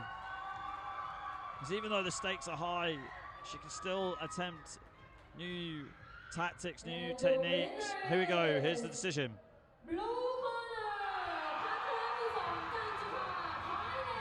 Thailand. No surprise, Kanjuta Patala Bunson getting the win on points against Bernadette Costello from Singapore. So Kanjuta has won both of her fights here. She will advance to the final tomorrow. What a prospect for Thailand MMA, Jim. Yeah, and amazing to see Kanjuta make the final tomorrow. A world-class athlete. She is a world champion in mixed martial arts as well, so it's great to see that her perform on the SEA Games stage here for her country, Thailand. She will be in the finals tomorrow, so good luck, and let's hope she brings home the gold for Thailand.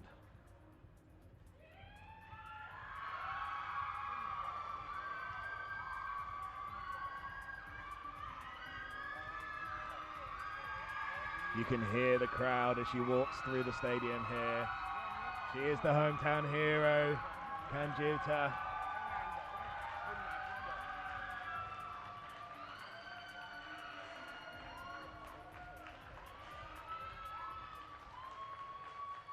The next match, modern female, 54 kilograms. Blue corner, laying up to Vietnam.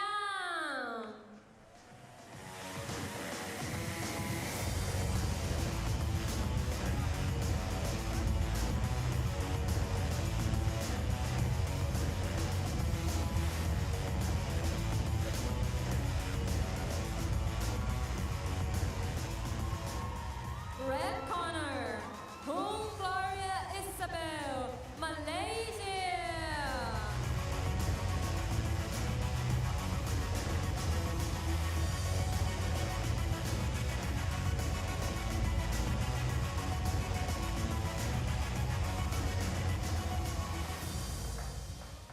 And referees, Yuban May Oi.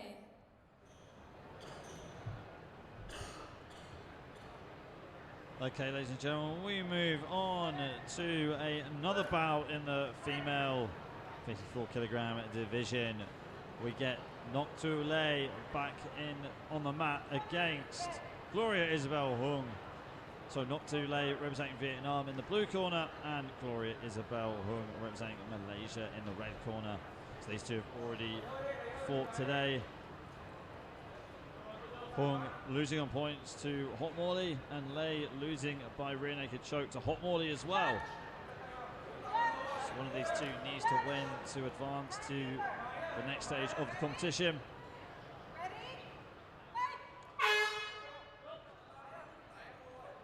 The southpaw stance from Lei. I mean, we said it before, Lei's very good on the feet, leaving her chin very high up though. And Hung successfully getting a takedown, and she's in guard. Yeah, Lei came out with a strike and they're very heavy, but Hung capitalized on those strikes, changed the level and took her down, and we can see that she's ended up in the position she is now, on top, trying to throw down ground and pound, trying to pass the guard of Lei. But Lei manages to get up. Low kick there from Hung, another low kick from Hung. Lei lunging in with the left hands. Lei had a lot of success in the clinch in her previous fight. Let's see if she can use it, but Hung is a strong grappler. Good body kick there from Lei, and again throwing these left hands straight down the middle. Throwing barrages of left hands, one of those caught Hung. But Hung retreating into the clinch again, a takedown. The takedown, Hung ended up on top here in the full mount position. Can she capitalize on this and lay down the ground and pound and get this fight finished? Well, Lei's already been stopped by rear naked choke this afternoon. Lei tried to defend there, but gave up her back, as you can see. And Hung's looking to set in that rear naked choke. So it's all about fighting the hands right now. Looks like that right hand is almost ready to go under the chin of Lei. Just got to make sure that we don't get a repeat of what we had in the previous fight, where we saw Costello, put her hand in the gloves of her opponent, and that caused a huge uproar from the Thai athlete. We can see here the body triangles in from Hung. Lei has done a good job of getting to the side that she needs to get it out. This is all she can do now, right, is try and fight that body triangle whilst not getting choked out. But she's in a bad position here. She needs to get out of this body triangle. And it's a grueling position as well. This isn't where she wants to be. It sucks the oxygen out of you as you breathe. It gets tighter. Whilst you're also looking at not getting choked out, you're getting ground and pounded as well. So Hung's in a very good position right now. Hung's calling the team, shouting at her, saying to her that her opponent's tired. I bet she is, from giving up her back, having a fight like this. Surprised that Hung doesn't just posture up right now, Jim, and start throwing punches. And that's the end of the first round. Quite an interesting round that, Ali. We had Lei coming out at the beginning, firing, as you said, barrages of punches. But then, Hung brought it back with the grappling. So quite a back and forth round, I must say. Back and forth round, but I do feel like Hung is slightly ahead. Yeah, the control on the ground there was very dominant, I must say.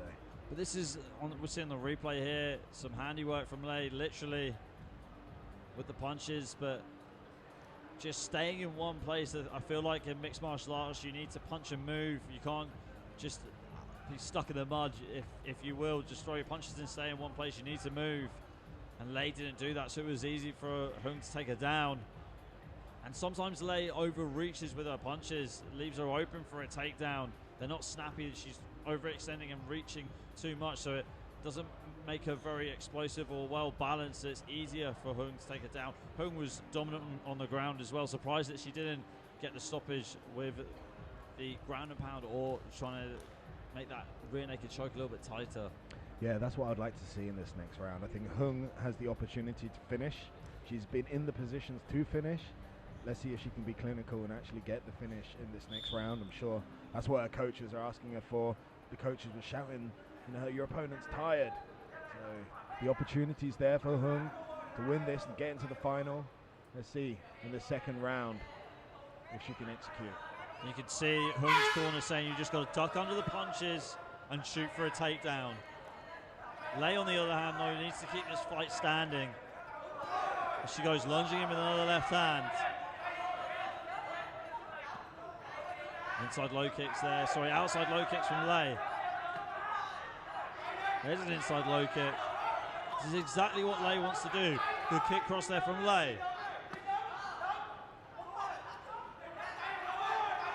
Hung with the right body kick. Double undercuts here from Hung. Trying to get a trip, trying to get a takedown. Hung gets the takedown and she ends up in side control. And those double underhooks there, controlling Lei. The Lei's on the bottom now, but she's looking to defend. She's looking to get off, not be flat on her back. And that's what you want to do when you're defending. Try and get onto one shoulder so that you can start to get out of this position. If both shoulders are flat on the ground, then that's one of the worst places to be in terms of getting out. But you can see Lei's is standing up now. But Hung's got the body lock, and she's put outside the outside leg trip. Oh, what a shame there. It looked like Lei did a great job getting back to her feet, but as soon as she got back up, Hung just getting the trip in, and she's back in side control right now. Grueling, these grappling exchanges. Especially if you're on the receiving end and you're defending. But Lei's not giving up. You can see here, she's trying to wrestle up. Hung can't keep her flat on the ground. She's in the turtle position now, looking to climb, but Hung's got those hooks in. She's given up her back, Lei.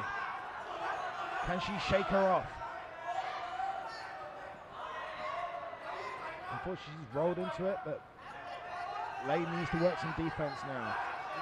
Hung's been in this position before. Can she get the finish? She's looking for that rear naked choke with her right arm under. But is Lei defending okay here with the right hand? It looks like she's got the right hand just covering her neck, covering her chin. Yeah, I mean that's all you can do in certain points. You know, when your back's taken, is try not to get choked and wait for your moment to defend. You know, you got to wait for them to move so you can move. But she's doing really well to stand up here. But can Hung hold on? It looks like she's falling off the back, but she's got an arm. If she can get. Yeah, it didn't look like that was in tight, but Hung knocks Lei back down to the canvas again. Lei pushing away. Lei back on the feet. But this is where Lei really can do some damage. Let's see if she can. Hung looks tired. Lei going in with the left hand. She's got underhooks in. Good knee from Lei. Hung firing back with her own knee. Both fighters exchanging knees. Lovely sack down to the ground there from Hung. Used her body weight to bring Lei down. And that kind of technique really works when they're tired. And that is the end of round 2, so we will go to the judges' scorecards to determine who has won this fight. Great sportsmanship at the end there from both athletes. Embracing each other. Respect was given and earned from both of them.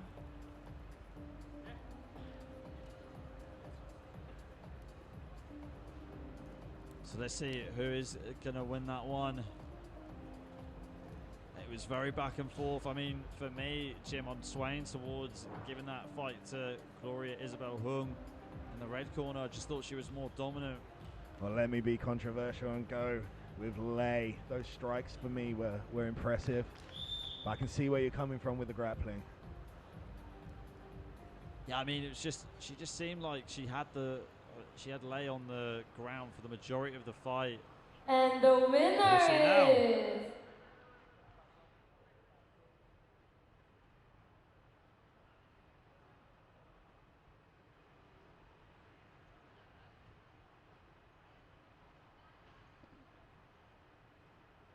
And the winner is red corner, Hongaria Isabel, Malaysia. So there you go, Hung turning that previous defeat to Hot Mali into a victory against Noktu Lei, winning on points. Yes, congratulations, Malaysia. Gloria Isabel Hung moves to the next stage.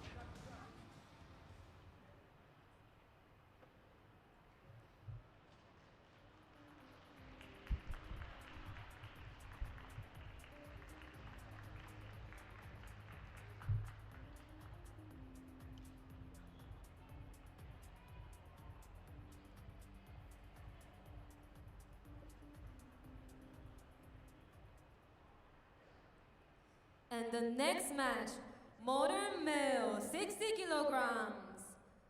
Blue corner, Bin Muhammad Faisal, Singapore.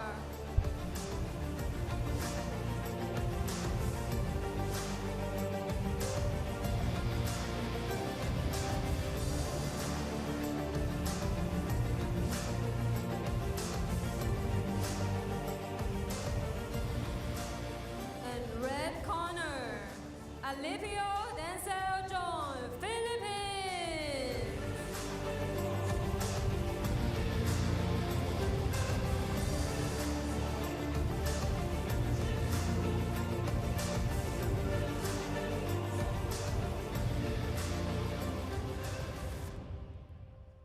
Referees, Yang Saw-woo.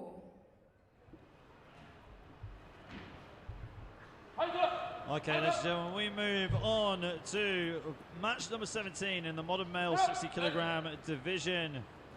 We have Bin Mohammed Faisal Mohammed Furqan in the blue corner representing Singapore, and in the red corner we've got Denzel John Alipio representing the Philippines.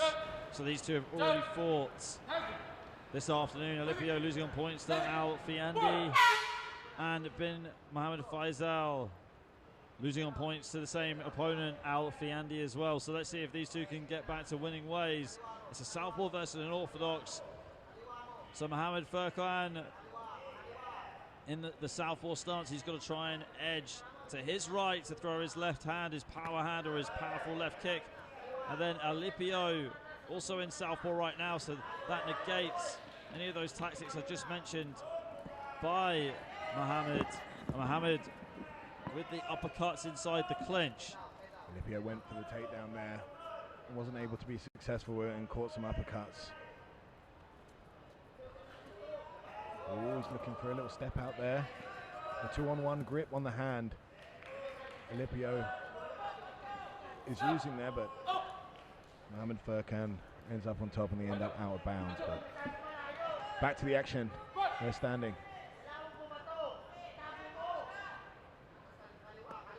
Again, this is a good idea by Alipio to go into southpaw against Mohammed Furqan, but back into orthodox right now.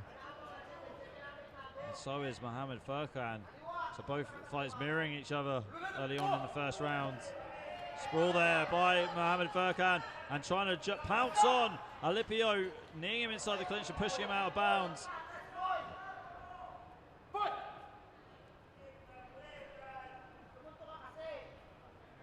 Jabs here from Alipio. And a low kick too, as he lunges in for a takedown but gets stuffed straight there by Mohammed Furqan.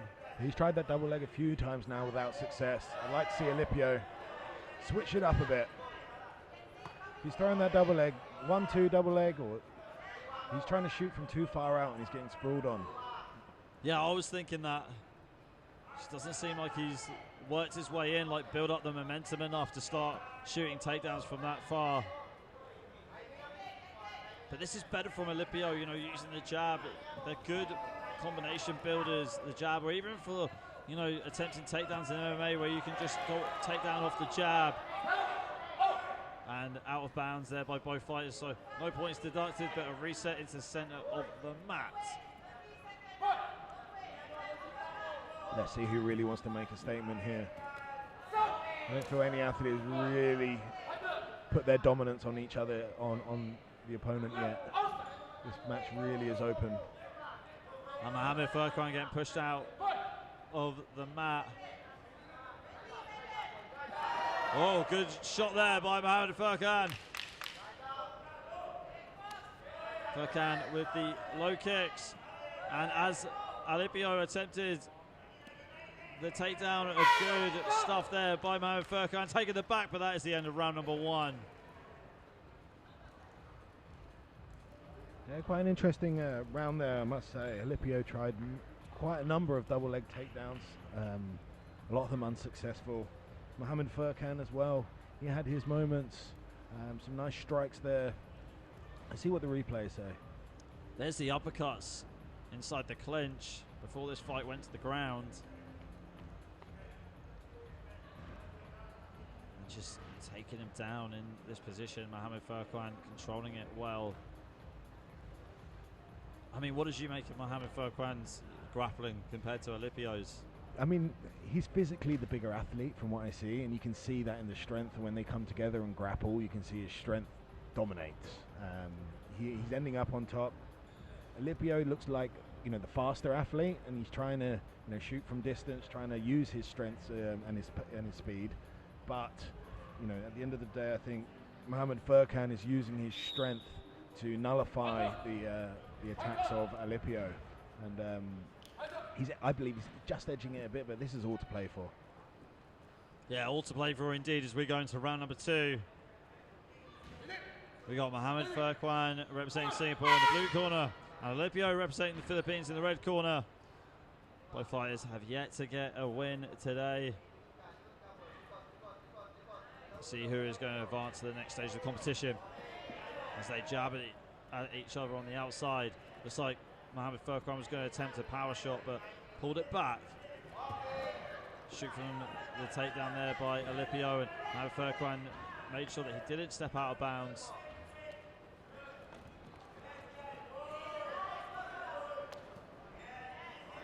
Quite a scrappy exchange here. But Alipio's got the 2-on-1 on the hand here. Oh, and he's getting kicked in the face. Wow. By Mohamed Furqan. Big kicks in the face. Haven't seen that before in MMA. Perhaps too much commitment to that 2-on-1, but he's still got it. And he's still chasing for the takedown, Alipio, with that 2-on-1 grip of the left arm of Mohamed Furqan. Oh, he's looking for a triangle and an armbar now. Alipio working for the triangle off his back as Mohamed Furqan tries to roll out of it, trying to get his arm free. And he does. He's still in the guard now, Alipio. It looked like Mohamed Furqan was complaining there that Alipio had his hand in his glove. Alipio still trying to fight to keep the position off his back. He's got the underhook there. And Mohamed Furqan's looking for that guillotine. You can see he's trying, but that's not sunk in. Alipio's coming back on top now in the half guard position. And he moves into mount. Slided into mount. He's looking for a triangle now. Oh, there's the armbar. He's got the arm. Alipio has got the arm there. It's in tight. But Mohamed Furqan's defending. He's doing really well here to defend against this armbar. Alipio needs to get an angle on it. There it is. He needs to stretch it out now, put his knees together, and there's the tap. Alipio gets the tap with the armbar. And that's a win for the Philippines. Congratulations. Wow, what a turn of events right there, and what a hustle from Alipio to get himself a win today in this part of the competition. That was such a scrap between both fighters, and Alipio was able to come out on top by securing the armbar in round number 2. Very impressive grappling there, Jim. He really had to fight for that. He really had to tussle for it. Yeah, man, he didn't give up on that armbar, as you can see here from the replay. You know, he held it, he was looking for it, kept going, and in the end, you know, after Mohamed Furqan had put up a great defense, you know, he rolled and rolled twice, but he got there in the end and he got that tap. He trusted in his jiu-jitsu, and his jiu-jitsu came through for him. So congratulations, Alipio. That was a great finish. A real example of the Filipino fighting spirit there. And the winner is red corner, Alipio Denzel John, Philippines. And that's the win for Denzel John Alipio from the Philippines via armbar. We'll be seeing him in the finals.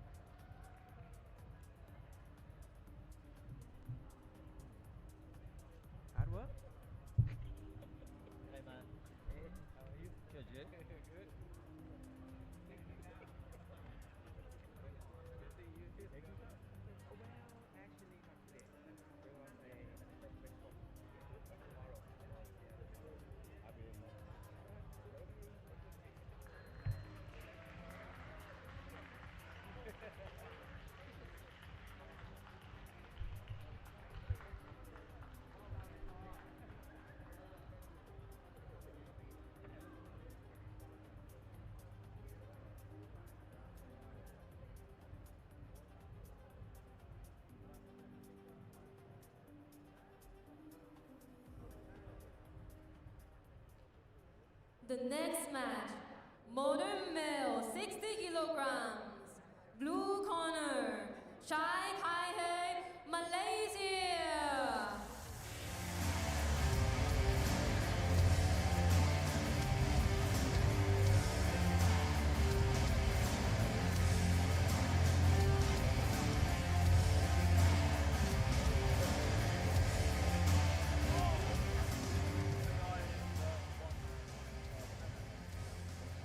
Red corner, Ngamwongwan, Vietnam.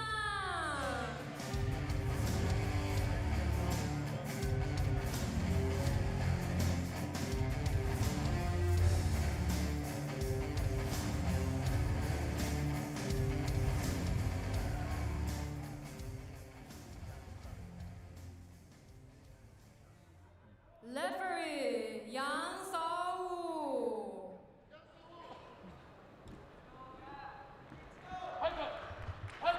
Okay, ladies and gentlemen, we move on to another bout, which is in the modern male 60 kilogram division. We've got Kai Chai from Malaysia in the blue corner taking on Nok Le Chan from Vietnam in the red corner. So, Kai Chai lost his first fight against Kitsada,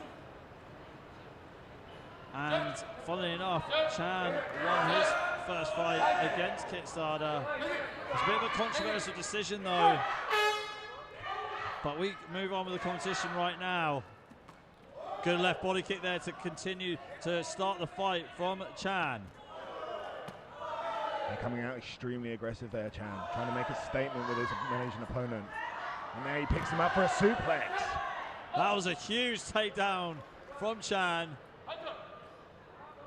who's come out of the gate really fast in this first round. Let's see if he can keep up this pace. Chai needs to find some answers now. Establish himself in this fight. Good left body kick there from Chan and going up high with the head kick. It's the takedown attempt here by Chan. But both fighters stepped out, so referee not taking a point away from either of them. Calf kick there from Chan. Chan showing a wide arsenal here against Chai, who's not really been able to land any significant strikes in this first round. Yeah, Chan's come out extremely aggressive here, straight into a grappling situation, and he pulls off a beautiful foot sweep to end up on top here. They're throwing down some ground and pound. The posture's up here in guard and moves past his guard straight away to take the back of Chai. Yeah, lovely guard pass there, just threw the legs to one side and passed round, and now he's looking to take the back. Methodically trying to get that rear naked choke in. But Chai is able to escape. But not for long though, because Chan's just reversed it straight into mount. Posturing up. And this is where Chan's in a very strong position here to finish the fight. We've already had one stoppage from full mount with the ground and pound.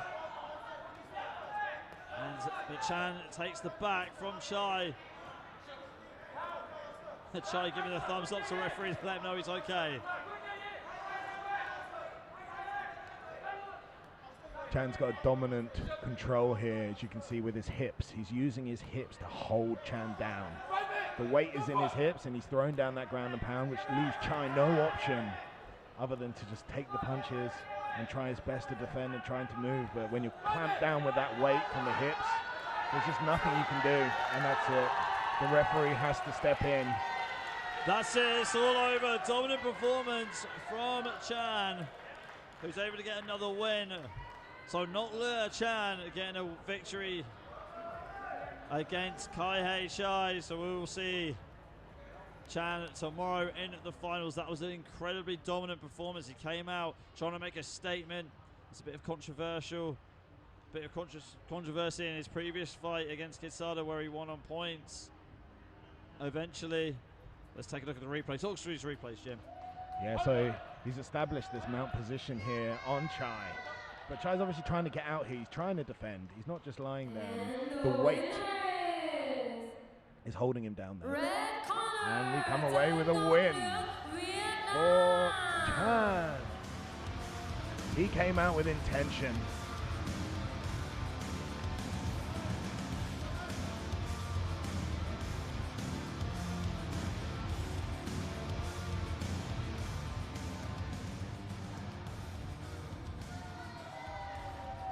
And he does a victory lap there for his Vietnamese fans.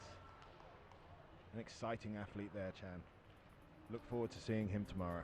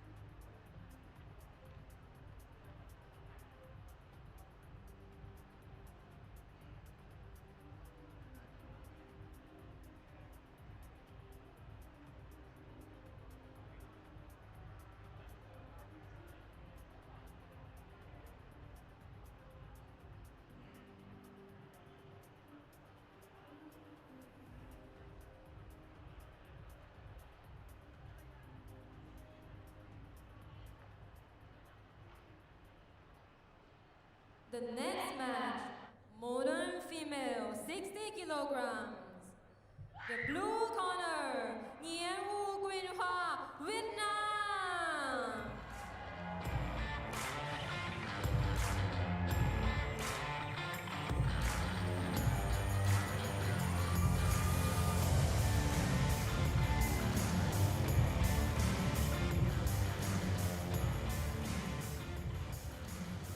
Red corner, Boulon Mariangeli, Philippines.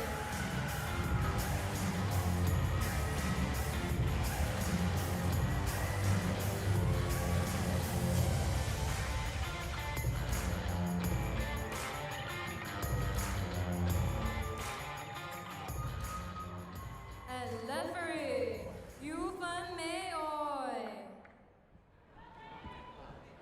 Okay, ladies and gentlemen, when we move on to the modern female 60 kilogram division, it's the first time we're seeing this division competing today. We have in the blue corner, Vu Quyen Hoa Nguyen from Vietnam, taking on Marianne Jelly Bulaong from the Philippines in the red corner.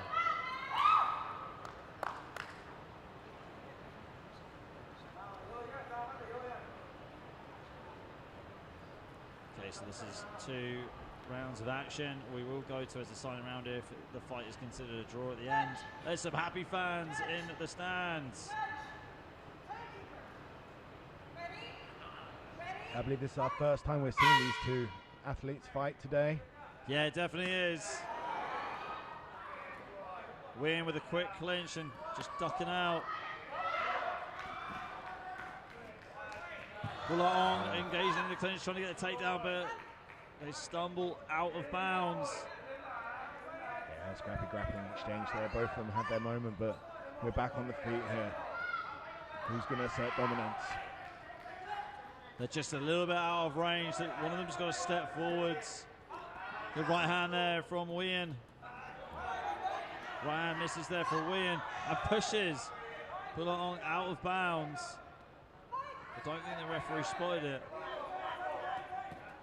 Swing and a miss there by Bulaong. I just feel like she's reaching a little bit too far for these shots, Jim. Taking a bit too much of a risk with high kicks. And the tussling up.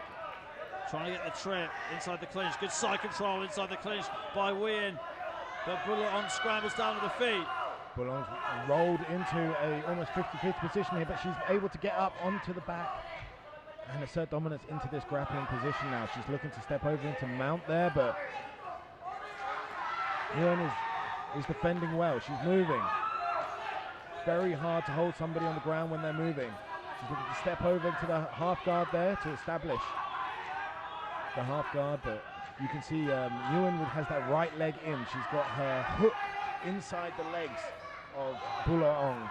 This is giving her a defense. It's allowing her to create space, and she'll be able to use that hook to sweep, etc. later. But she was able to survive that, and now they're back on the feet. Time out there because too long on the ground. Bulaong looked like she wasn't very happy with being brought back to the feet.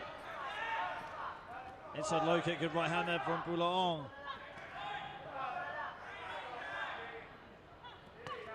Low kick there from Nguyen on the outside.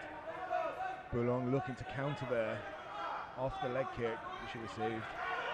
Good body kick there by Nguyen, but she gets taken down immediately by Bulaong. Lovely takedown there. Now she's looking to get busy with some ground and pound. Bulaong just trying to posture up, but Nguyen's got one of her arms trapped and pushing away with the feet, but Bulaong jumps back on her again into guard. Nguyen has her hooks in there, as she has before. She utilizes this defense, which has been successful for her. They're back on the feet now. Inside low kick there for Nguyen, overhand right for Bulaong. There goes the clapper, final seconds in the first round. Low kick there again by Nguyen. Bulaong trying to lunge forward with the side T. And there goes the horn to end the first round. Quite an exciting round there, I must say, Ali. Yeah, it was an exciting round. Bulaong had her moments. Nguyen had her moments. It was back and forth, I must say. It was really back and forth. I couldn't separate them two myself. What do you think of the round? Yeah, I can't separate them either. I'm glad I'm not a judge, to be honest, Jim. Yeah, I can see Both that. quite evenly matched, weren't they? With the striking and on the ground. I mean, saying that, I liked how Nguyen was using the low kicks on the outside. And Bulaong retreated into the clinch, was able to get some takedowns and get to work on the ground. There's the takedown from Bulaong catching the body kick. Bulaong being the taller fighter, you'd think that she could use that distance in the striking, but I really think that Nguyen is the stronger striker and Bulaong is actually the stronger grappler. Yeah, I agree. I think you're absolutely right. Here comes round two. Nguyen in the blue corner representing Vietnam, and Bulaong in the red corner representing the Philippines. Right hand there by Bulaong. Bulaong struggled with closing the gap between herself and Nguyen in the first round. Nguyen did a good job using the low kicks. We're seeing those low kicks, but again being executed by Nguyen. And inside the clinch goes Nguyen, knees to the leg by Nguyen. Swing and a miss there by Bulaong, taking a huge risk by throwing these high kicks out of range. Yeah, the big looping high kicks you can see from a mile away, but she keeps coming forward. I mean, this is her style. She obviously plays as a taller athlete against a lot of shorter fighters. You can see that she does try to use her range. She's been penalized here for stepping out of bounds. I want to see this. I want to see her range be utilized, Fire the jab. Keep her at your distance, not let Nguyen come in. That's where I feel like Bulaong can win this fight.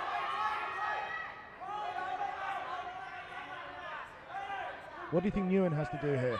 I think she needs to use her low kicks, like she has done, and just keep Bulaong at bay, and Bulaong's make her miss, make her pay. Well, this is the thing though, Bulaong is out of range, hasn't got the range dialed in, so she's already missing, so Nguyen just needs to pounce on her when she does miss. Use a low kick, use a straight right. Those have been her main punches. And she pushes her out of bounds for the second time. But the referee not calling it. Yeah, that's good refereeing. Nguyen on the back foot, trying to set up a counter. Lovely knee there. And again, trying to push Bulaong out. It looks like someone's mouthpiece just fell out. It's Nguyen's mouthpiece.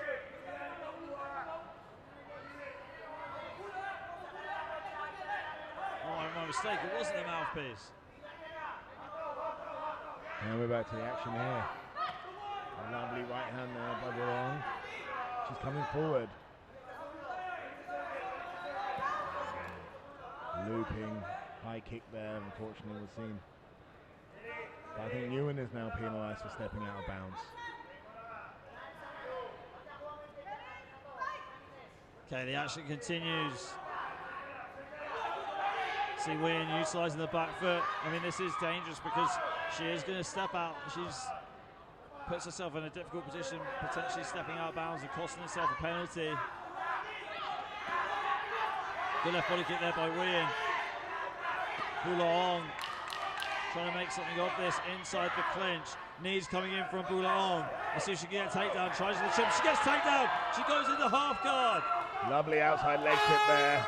And she finishes the round with some ground and pound. That will have an impact on the judges. Well, I mean, it was the most dominant part of the round, really, wasn't it? Right at the end there. Has she done enough? That is the question. Yeah, has she done enough to get the victory? Nguyen was definitely the better striker of the two. But didn't let her hands go. She was trying to bait. She was trying to make Bulaong come in, step into the trap that she was setting by going on the back foot. Bulaong didn't fall for it. Take a look at the replays here. You see Bulaong charging forward with the low kick. Nguyen with the redirection, pushing her out of bounds, which cost Bulaong a penalty. Seeing a clinch. This was just at the end of the round as Bulaong was able to get the trip and land in half guard. So it's like we will go to the announcer to find out what the decision is. And the winner is Red Corner,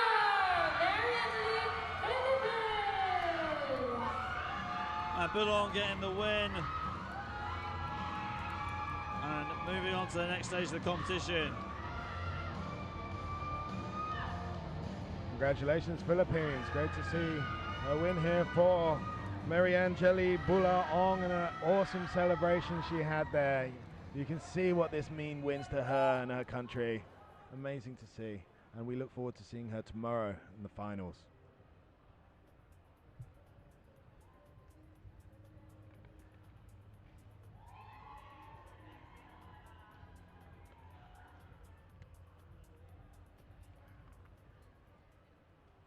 And the next match, modern female, 60 kilograms. Blue corner, Sitobu Madeze, Indonesia.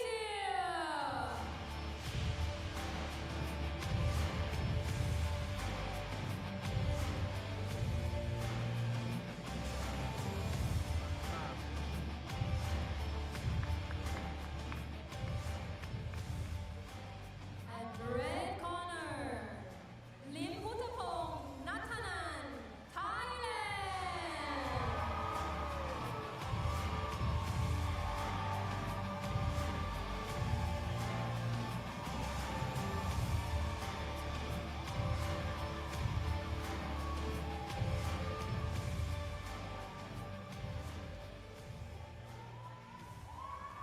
And referees, Pratiti Napuka. Okay, ladies and gentlemen, we move on to our next bout in the modern female 60 kilogram division. We've got Madelise Tepu from Indonesia taking on Natanan Limputapong from Thailand in the red corner. So one of these two is going to face the winner of the previous bout, Marianne Jelly Bulaong, in the final tomorrow. So Bulaong was a good grappler. Wasn't very good on the outside with the striking. So, but that doesn't matter right now. Let's see who's going to meet her tomorrow. Straight away, Sitepu is going into the clinch and getting the trip, taking Natanan down to the canvas. Lovely little leg trip there from Sitepu. Just off balancing Natanan and bringing her to the mat. The referee stopping the action as they were drifting out of bounds. And the action continues back on the feet in center ring.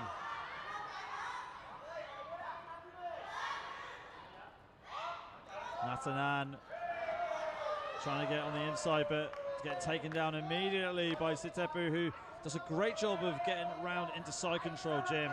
Yeah, you can see here from the side control, Sitepu's using her left shoulder there to pressure the face. Now she's transitioned to the north-south position. Back to south side control now. But she's trying to set up a Kimura or an Americana from here. Just can't see if the elbow's up or down from this side, but she was looking to attack that arm, but now she's straight into the mount position. She's using her hips there to keep her weight down, to keep that pressure on Natanan. It's almost like she used that submission attempt as a smokescreen to get into full mount. Many good jiu-jitsu players will try that. They'll try a submission and then just move to the next position. Very great grappling. Oh, is the armbar there? She pulled herself out there. The elbow doesn't look like it's... She's got to pull her in now. Sitepu's got to pull her in. That looks she's tight. got the elbow. She's pulled her in. She's on the... The thumbs are up from Natanan. But what does Sitepu need to do to lock this in even tighter, Jim? She needs to put her knees together. You see they're flailing outwards. The knees need to be touching together and the legs need to be straight. And then she can use her hips to really leverage that elbow and try and break it. But we've also got to get her thumb pointing upwards. As the thumb is pointing up there, but she needs to put the knees together. Clamp your knees, Sitepu. Natanan trying to wriggle out of this position, trying to survive, trying to stay alive in this fight. Great defense from Natanan. She's really holding in there. She needs to roll onto her right side. So she needs to come up from her with her left arm. She needs to roll through. That's the way out for her right now. She tapped. And she tapped right there, that is it. Natanan couldn't hold on anymore. Sitepu had that armbar locked in tight, and Sitepu is going to advance to the final tomorrow against Bulaong. Natanan in quite a bit of pain, and she goes back to her own corner.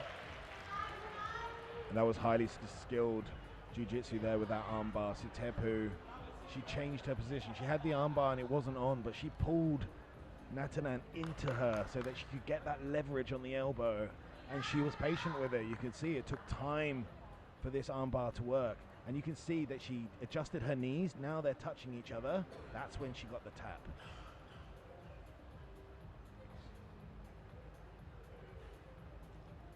Congratulations, Sitepu there with a lovely armbar finish.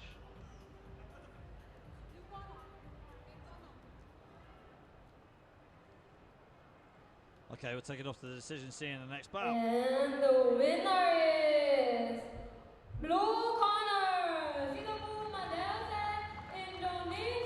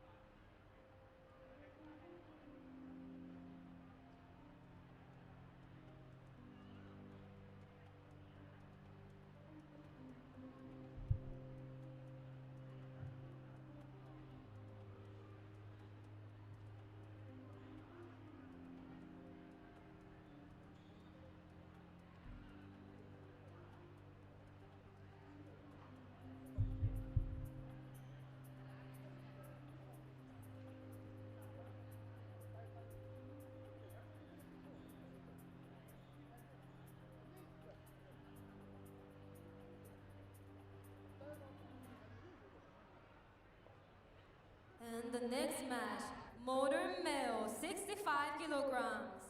Blue corner, Saklan Jean Claude, Philippines.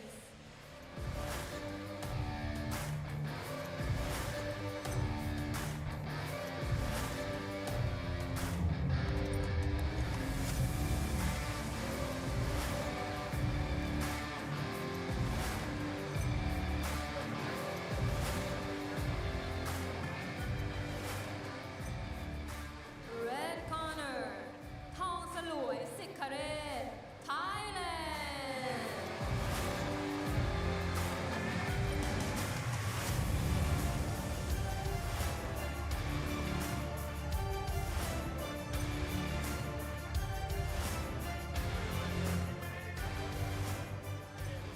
And referees, Xinjiang.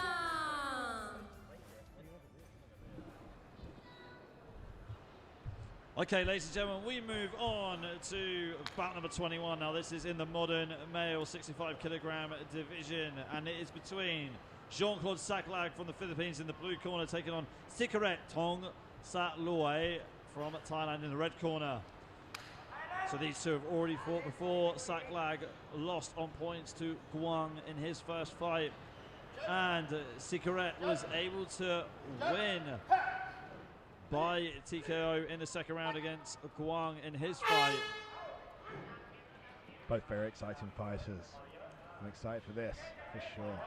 Can see that. Whoa, big right hand there from Saklag. Saklag, as a pro MMA fighter, already has 5 wins by knockout, and he drops Sikharet with a right hand. So Saklag's got a front headlock position here. Not for long. Sikharet stands back up. Saklag deciding to be a gunslinger right here in the first round, firing off the low kick. You can tell that Sikharet looks like he's got a bit of a Muay Thai background, the way he's composing his stance, good, really fast, lightning fast left body kick from Sikharet. Both of these athletes explosive, throwing big shots here. Overhand right from Saklag. And a spinning back kick as well, right to the body. Trademark Lakai back kick that. Seen that from a lot of the Filipino athletes. Yeah, and that is, and funny enough, that is because he is from Team Lakai, Jean-Claude Saklag. So no surprise he's comfortable throwing that technique. Low kick there by Sikharet, trying to calm the pace down. And low kicks are always a good technique to slow your opponent down, to slow down their momentum, gives them something to walk into, and definitely good at disrupting their momentum and their rhythm. Right hand there from Saklag, followed up by a left hook. That was a heavy right hand there, but Sikharet took it well, he's still standing. Another left hook comes firing in from Saklag. Saklag really being a sharpshooter in this first round, using that right hand to the body. Another left hook there by Saklag. Sikharet trying to use the right body kick. Looks like he's a little bit shaken up from that left hook. Good stiff jab from Saklag.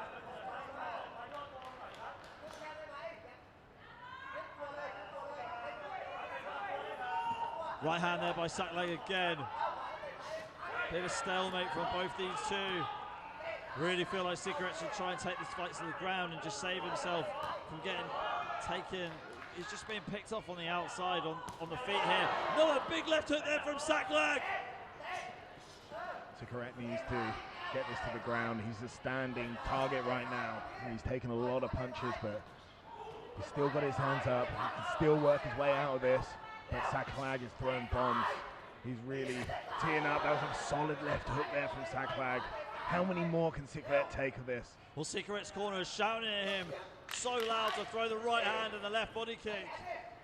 But he's just not able to get there. I think he's really shaken up from all these punches that he's taken from Saklag on the feet. And now we're on the ground right now, Saklag in half guard. But that is the end of round number 1. Wow, what a round. A very dominant round for Saklag. Sikharet there shaking his head as he stood up from the tatami. He knows he can do better. He knows he's going to try his best to bring a better performance to the second round here, because Saklag there was really teeing off on him. I mean, he just got the timing so right on these punches. He was able to just close the gap so well, and then in scuffles like this and exchanges like that, use the power punches to his advantage. There was a spinning back kick. I thought it was to the body, but it went to the head against Secret, something you don't normally see. Almost looked like it was a spinning heel hook. And then Saklag taking Secret down. It was an incredibly dominant round for Saklag.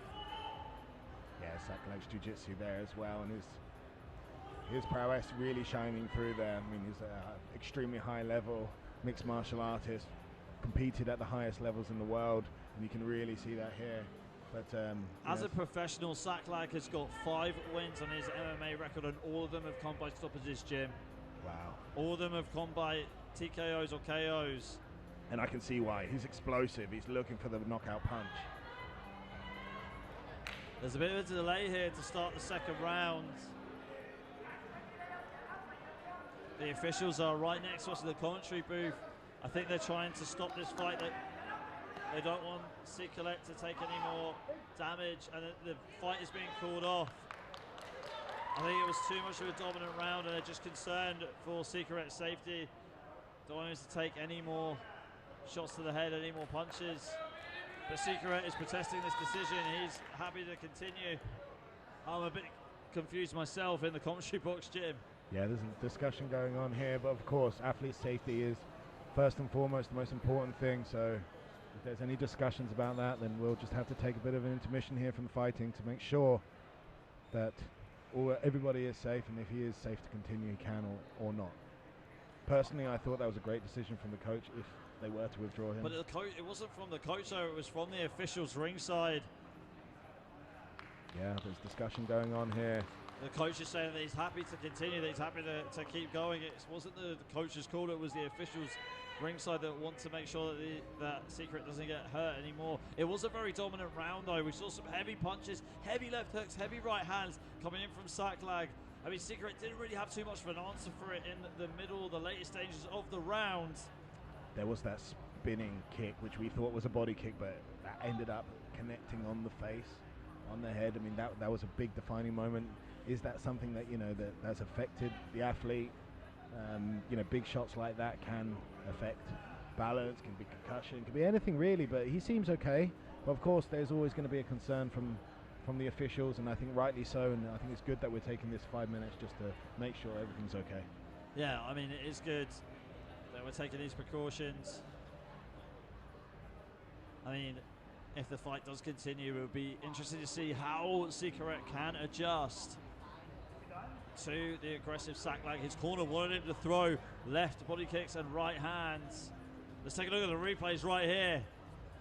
So we see exchange. This is one of the exchanges where Saklag landed some very significant shots. The right hand and then the left hook, and coming in with the ground and pound. There it is again. It's that angle. It's this drop here that they're concerned about. And there's the spinning kick. Almost looked like a spinning back kick to the head. I mean, spinning heel kick, but connecting with the sole of the foot, connecting with the heel. Overhand right there again by Saklag on the replay, and just connecting with his left hand to the elbow of Secret, lunging in with the left hook.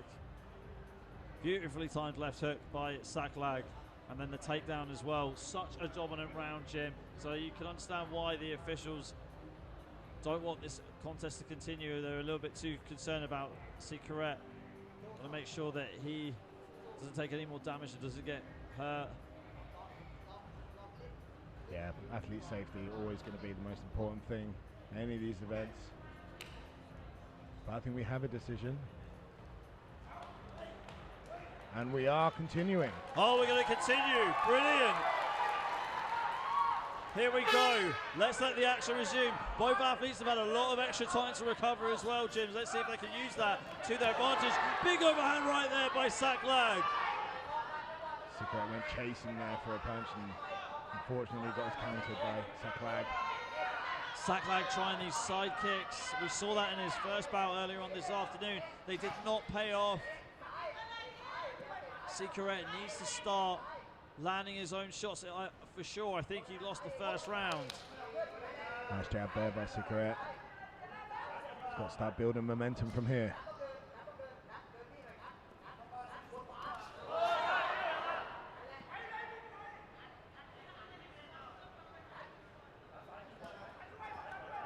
feel like the break has really settled these two fighters now. I mean, Secret did lose his first bout by TKO to Guang from Vietnam, so maybe that was one of the reasons why the officials decided to take that into consideration. They weren't too sure about him continuing in this second round, but the second round has been able to resume. Big left hook there by Saklag again.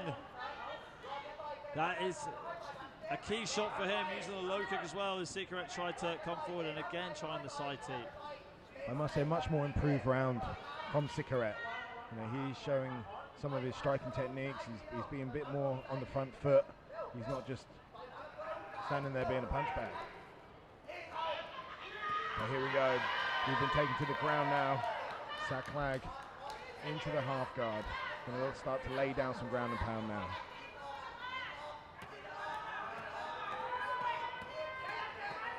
And the towel has been thrown from the Thai team.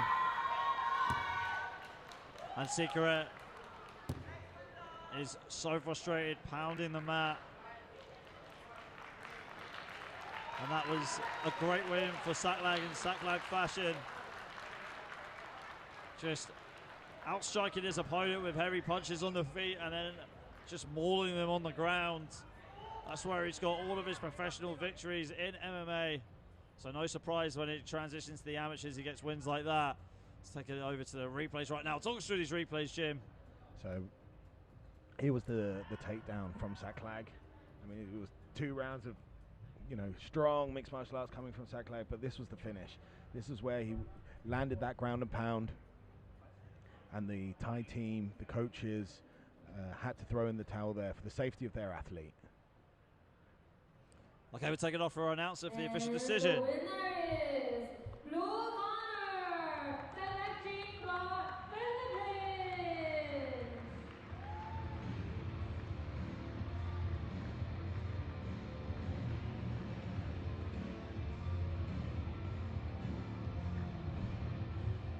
Okay, Saklag wins by TKO in the second round, and he keeps his chances alive as he goes to the next stage of the tournament. We will see him compete tomorrow. Unfortunately for Secret, he'll have to try again next year.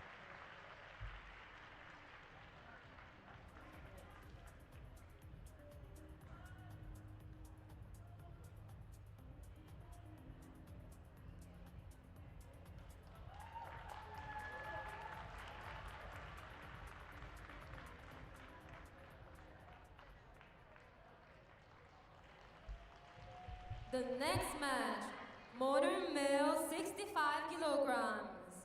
Blue corner, Tan Yisian, Malaysia.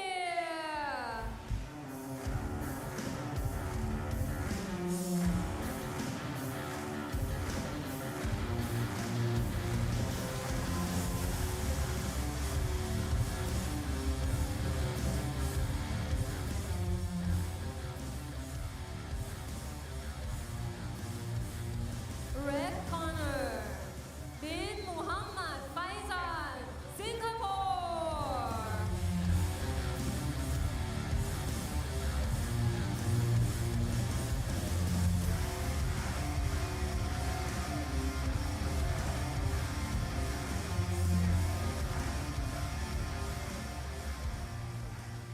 And referees, Xinjiang.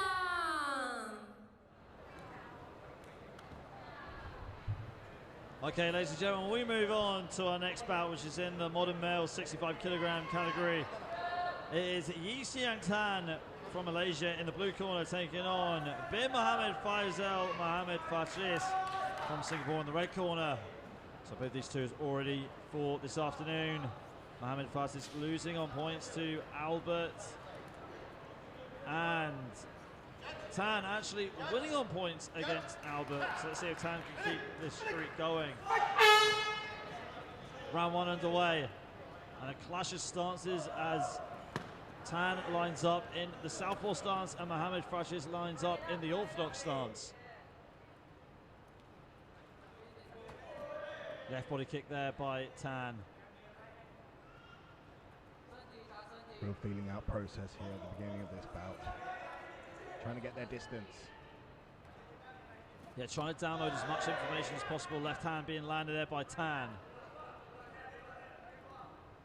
Mohamed Fatris just adjusting. I feel like he's too stiff though, Jim. You can just see it in his shoulders, just too stiff. He needs to be relaxed in fighting, not just MMA or any other striking sports. And actually it's going to continue here. I thought Tan would get a penalty for stepping out of bounds. Swinging away from Patris there, but a straight left down the middle from Tan that put Patris on the ground, but straight back up to the action. Good left hand there by Tan. Goes straight through the guard. He's really utilising his extra reach there, Tan, I believe. Right hook's being let go by Tan too. I mean, the left hand against an orthodox fighter, if you're a southpaw, is just something that you must use at the cornerstone of your offense. If they don't step to their left, I mean, now Mohamed Fatris is mirroring him. Good teep there. Great side teep by Tan. He wants to keep on firing that straight left, going to the body with the right hook and then straight knee. Scrambling here, and they go out of bounds. Yeah, lovely striking exchanges there from Tan. Hand control by both fighters. Low kick by Mohamed Fatris, right uppercut, and good sharp knee by Tan. Love the way Tan's coming in with a combo. It's not just one punch, it's punch, kick, 1, 2, 3. It's a lot more than what Fatris is just putting in the ones. You know, throwing one shot. I see Tan really setting things up. He's overthinking it, Fatris. He's overthinking it way too much and waiting for Tan. Shooting in for the takedown. He was a little bit too out of range, and now Tan has got a good position as he puts his weight on top of Fatris, getting up to his feet. Using the punches, using the left uppercut. Ooh, some heavy strikes there. But a good right hand, it almost looked like a right hook from Fatris. But Tan tying him up again. The double under, front double hooks there with those. Opens up the body for that knee. Let's see if he can sack him to the ground from here. Put the weight on the neck. That's the end of round one. A dominant round from Tan from Malaysia, who's already been able to get a win today in this first bout on points. Let's see if we can continue that. Mohamed Fatris, though, what does he need to do, Jim, in the next round, do you think, to stay on top? I think he needs to turn the fight into his own game. You know, like right now, Tan is utilizing his reach and his striking to be able to, you know, score points. As you can see here, that body shot there from Tan. He's really using his reach there with his long legs to keep Mohamed Fatris at distance. So to play, if I were Mohamed Fatris, I would try and close that distance, play inside, and try and take it to the ground as well, which kind of takes away from, you know, the advantages Tan has due to him being a taller fighter. The thing is with Tan as well, he's spreading the attacks. So he's using punches to the head, punches to the body, also utilizing his kicks as well. So Mohamed Fatris doesn't know what's coming from where, and it's confusing him, and that's also making him panic and taking him off of his rhythm, taking him off his game. Touch of gloves here from Tan. Big cracking left body kick from Tan to start the round, and there's a low kick from him as well. And that was some opening statement for the round by Tan. Setting the precedence.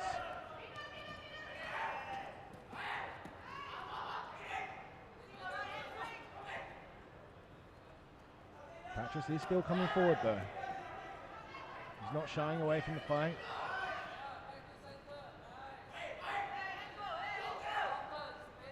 Fatris pushing forward.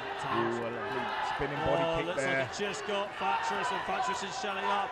Fatris looks hurt, and that is it. The referee's waving it off. Good decision, I think. Fatris was hurt and shelling up, but as he stepped out of bounds, the referee waved it off. And that's going to be a victory for Tan. A good streak right there. Tan able to win his first fight on points. Yeah, that was a lovely spinning back kick. See if we can have this in a replay here. Yeah, here it is. Hits him right in the sweet spot.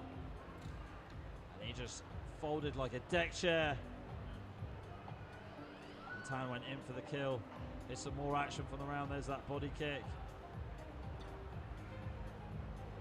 Tan, this is where the stoppage was, just letting everything go against Fatris to get the win.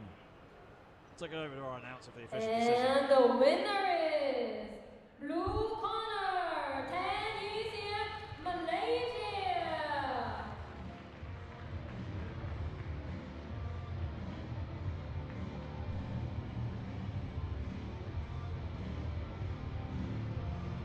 Yes, congratulations, Yi Xiang Tan from Malaysia. Beautiful spinning body kick there, which led to the referee's stoppage.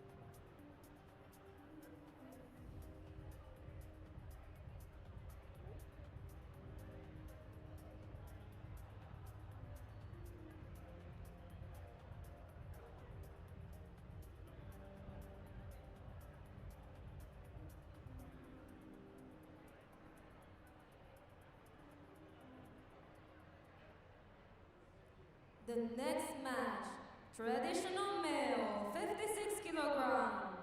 Blue corner, Pham Van Nam, Vietnam.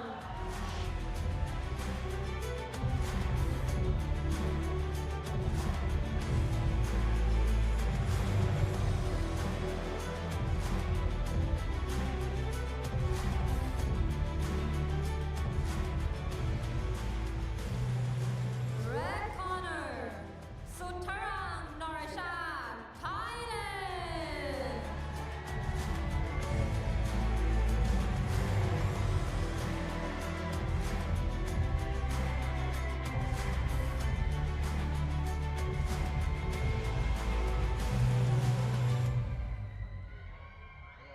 And referees, Franco Ruloda.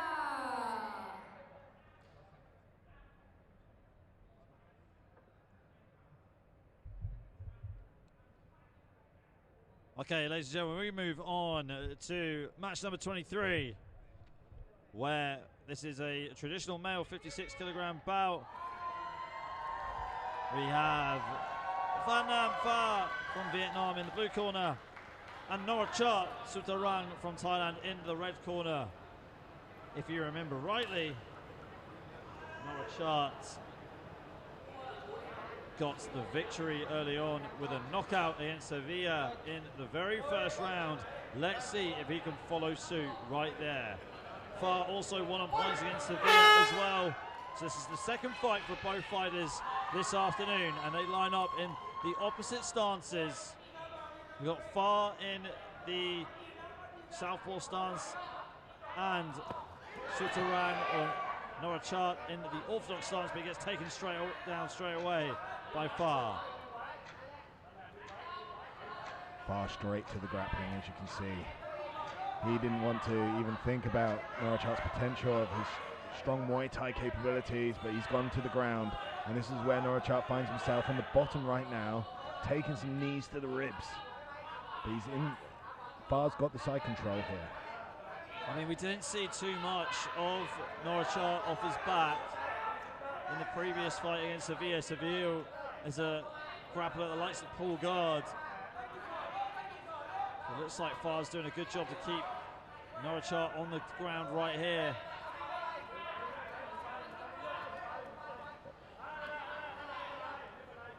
Side control still being established by Far. Trying to pass guard, but Norachart doing a good job to stop it there just by keeping his legs dangling in the air. Yeah, Norachart's doing a great job here of not getting fully mounted. He is defending quite well here. You can see there with his left foot. He had the hook on the outside of his leg, stopped him getting past. He's in side control now. Far is looking to dominate this position, but Norachart's got his guard back. Good punches being thrown by Far as he slowly tries to transition to a more dominant position.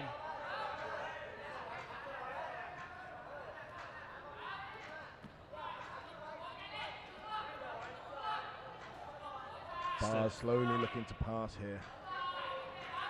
Looks like he's going all the way back, isn't he? And the referee, rightfully so, getting these two to stand up.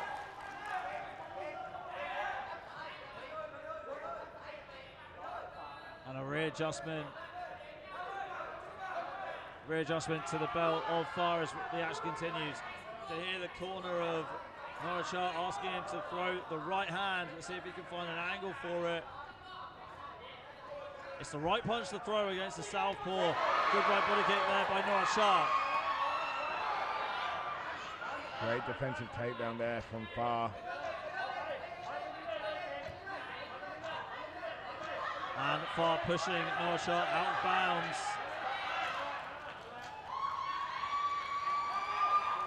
No one getting a penalty for that one because they were both out of bounds. And the action continues.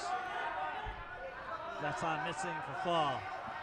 Far shooting a takedown, but gets stopped by Norachart. And that is the end of round one. Nice sprawl there for Norachart. Letting Far know that double leg isn't going to work every single time.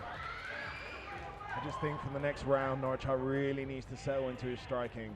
He's got some fantastic striking as we saw in his first fight with the knockout win. He just needs to get into that rhythm because Far at the moment is playing his game, I believe. He wants to take this down to the ground, as you can see here with the double leg. He's looking to control Norachart on the ground. I mean, Norachart just needs to be more snappy with the shots and just get out of the way. Almost just, you know, hit and run style.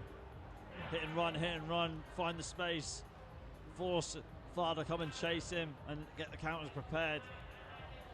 But like I said, the previous bout was just staying in one spot and allowing Far to counter him with a takedown. It was a good round for Far though. He's definitely packing a lot of power in his punches, but also being dominant on the ground too. Here we go, round two coming up. We've got Van Nam Far from Vietnam in the blue corner and Norachart Sutarang from the red corner in from Thailand. We're live here for the 33rd SEA Games from Bangkok, Thailand. My name is Ali McConey, on the mic with Big Jim, the founder of OG Fightwear. There's another takedown there, Jim, by Far. Let's see if he can use it to his advantage. Yeah, Far's really looking to take this fight to the ground. He's definitely dominant in the jiu-jitsu area and the grappling and the wrestling, and he knows he wants it to be here. He doesn't really want to stand and trade with Norachart, as you can see. At every opportunity, he is taking him down. Norachart needs to start moving, needs to understand that you can't just be taken down like that. And he's woken up here, you can see. Nice 1-2 down the middle of Norachart. Straight to the body again. But this is what I mean, get in and out of range. But Norachart gets taken down straight away by Far. Double leg takedown. Far trying to work here, trying to keep the position so that Norachart doesn't escape. Like you say, Jim, work the position, don't rush it too much. Are you seeing that from Far at the moment? Yeah, Far's methodically just passed the guard there. He cut across with his right knee, and you can see now he's in side control. And he's not rushing this. But he obviously has to keep moving because the rule's set. He doesn't want to get stood up. He's in a great position now. Can he advance now to the full mount and start raining down the ground and pound? This is what we will see. And yes, he does. There's the full mount. Now he just needs to posture up so he can rain down the ground and pound. We've seen a couple of fights be stopped today because of ground and pound in full mount. And again, very patient. He stabilized the position with his weight first. Now he's looking to do the ground and pound and posture up. But Ngamwongwan is just holding on for dear life. Trying to make sure that Far can't posture up. And trying to wriggle backwards and almost going out of bounds. Trying to use an escape right here to get back to his feet, and they're out of bounds, so they will get reset into center of the mat.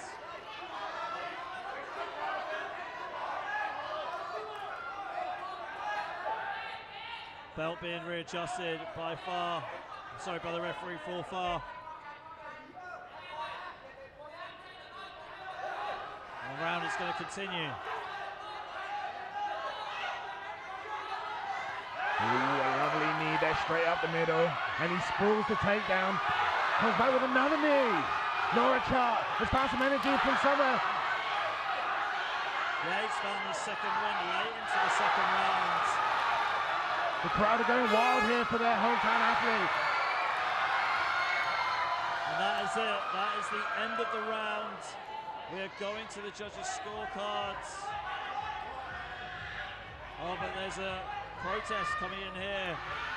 The yellow card is being shown by the Vietnamese team in the blue corner. I think that was for a shot after the bell. Maybe.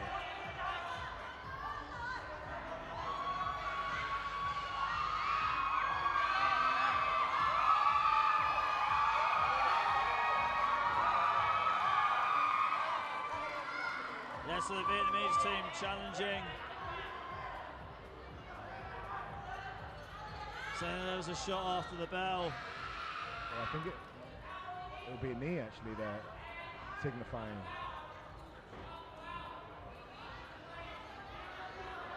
Challenging it here, saying that Far was kicked on the ground.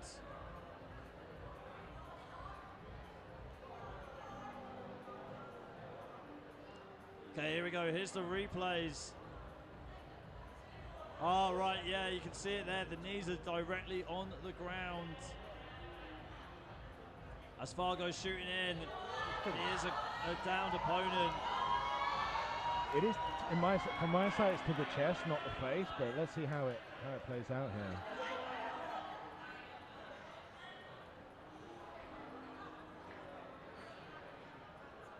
There are obviously very strict safety procedures about athletes getting kneed on the face on the ground.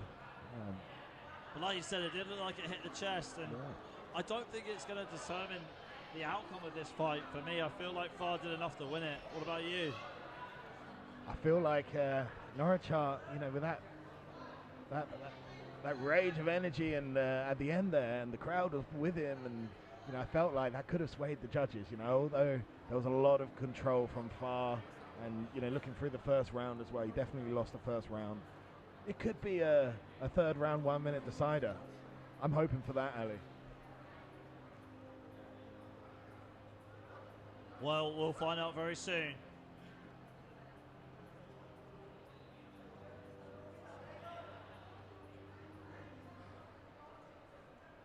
Just final instructions from the officials ringside to the referee.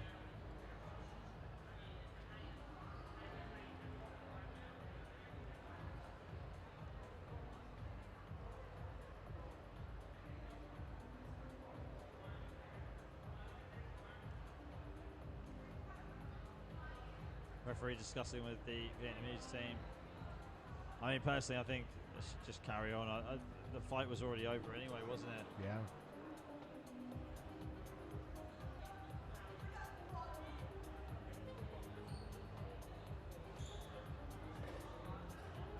So I do apologise if there are any fights coming up that you're eager to watch. We've got to make sure that we get the decision right here at the SEA Games.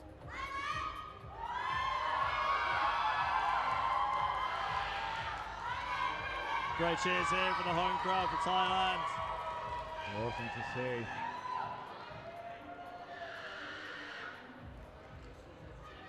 Here's the replay one more time. Yeah, as his knees touch the ground, Norachart firing off that right knee and it hits the chest of Far. It's the thigh, the top of the thigh that hits the head. But really, he was trying to connect with the point of the knee, not the thigh. So depends which way the officials are going to see it. I don't think if he applied full force there, that would have caused a lot of damage to his head, but still, you can never be too sure.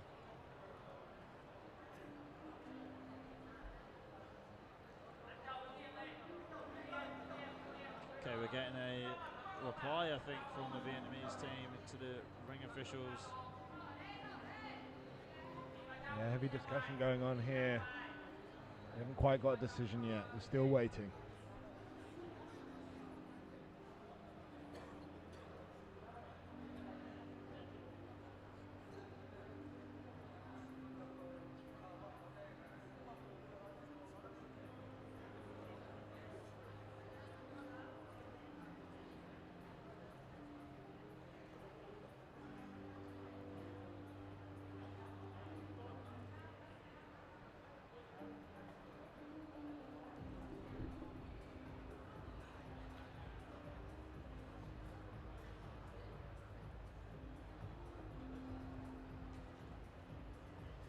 But anyway, ladies and gentlemen, thanks for tuning in for the 33rd SEA Games, which is live right here in Bangkok, Thailand. Myself, Ali McConey, and my co-host, Big Jim, the founder of OG Fightwear.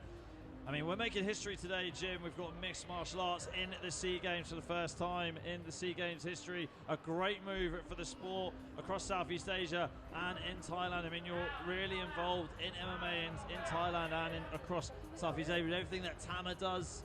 So this is a great move for the sport in Thailand and across Southeast Asia. Oh, this is huge for MMA as a sport, but also here in Thailand. I mean, MMA as a sport was recognized only last year, last December, so it's actually only been officially a sport within the country for a year, which is amazing to hear, right? But now we've got a national team. Now we've got, people fighting for medals. We've already had a national team for about 3 or 4 years beforehand.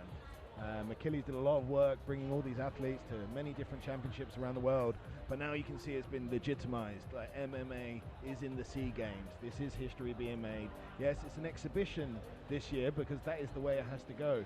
And next time the SEA Games happen in Malaysia, this will be a fully fledged sport at the SEA Games. And within the future, I think everybody is looking towards Olympic recognition, and the SEA Games being part of the Olympic family.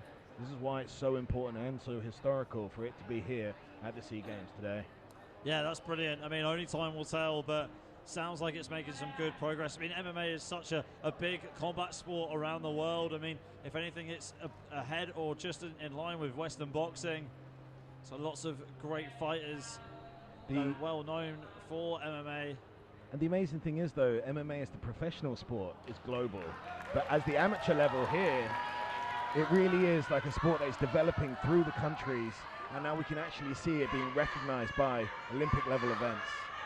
Okay, looks like we're going into a decider round. This will be 1 minute and the crowd is going berserk in Thailand. We've got Norachart in the red corner and Far in the blue corner. Both these two have got real dynamite in their hands, and Far lets them go.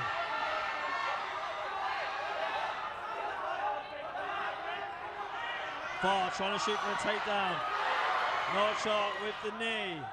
Referee just positioning him back into the center of the mat. Norachart again. Good right body kick there from Norachart. We saw that in his first bout. It's a real sniper with that body kick. Clinching up right now, but he gets taken down by Far. Far goes into the side control position. Far trying to maintain his position here as he gets the crossface. He's putting his right shoulder into the face of Norachart on the floor there, trying to hold him down. Norachart's trying his best. You see his left hand's on the hips, keeping that distance, but that was the 1 minute regulation, third round there.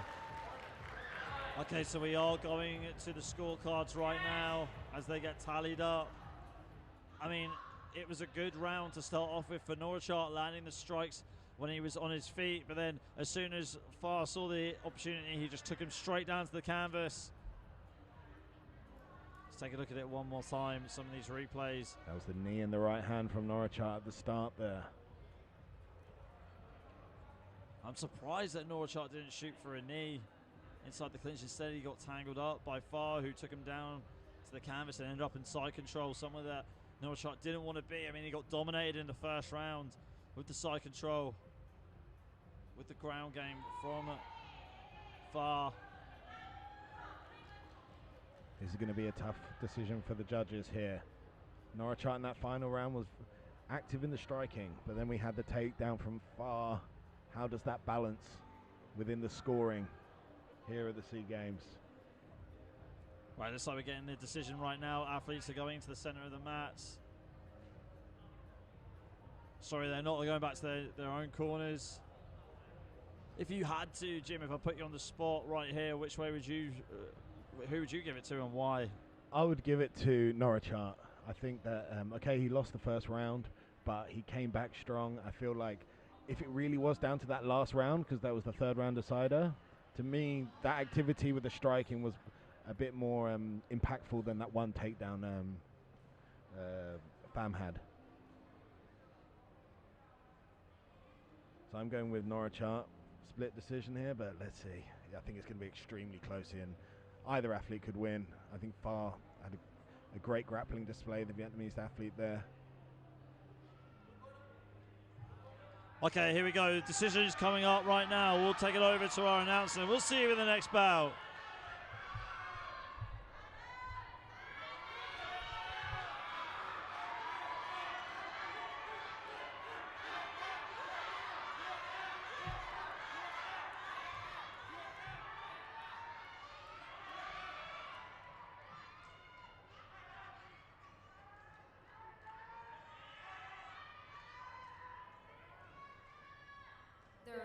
The result for the third round is draw.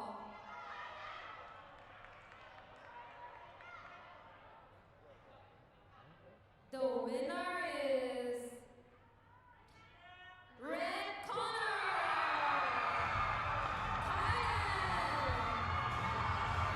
Because late in play.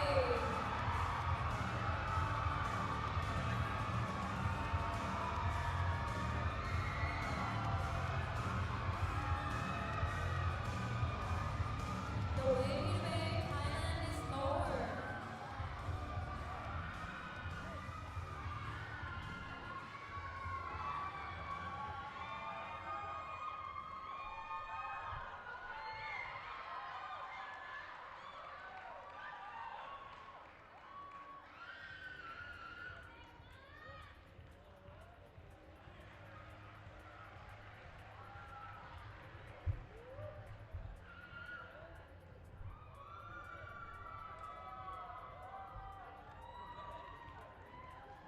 And what a fantastic win that was for Team Thailand. Norchart there, getting dominated in the first, but coming back in the second and ultimately winning that final third round there, edging it with the judges to come away with that win. And that meant a lot to the hometown crowd here.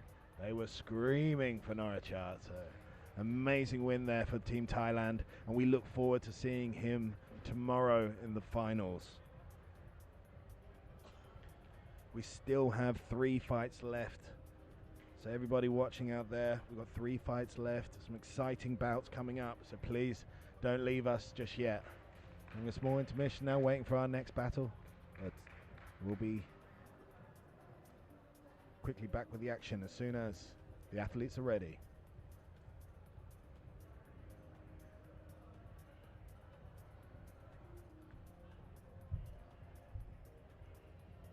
The next match, traditional male, 56 kilograms. Blue corner, Song Peng Jude, Singapore.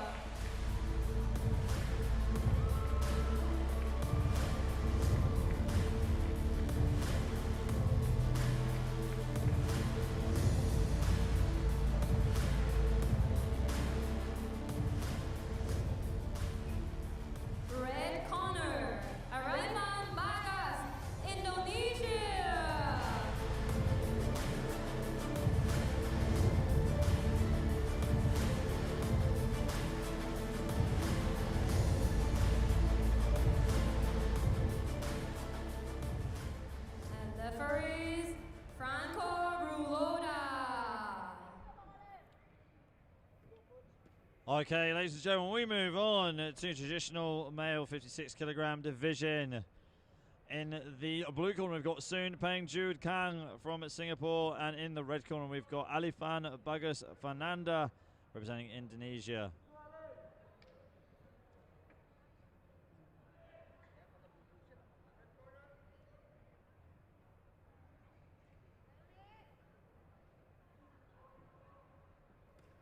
Okay, so it's the first time these two are going to compete today.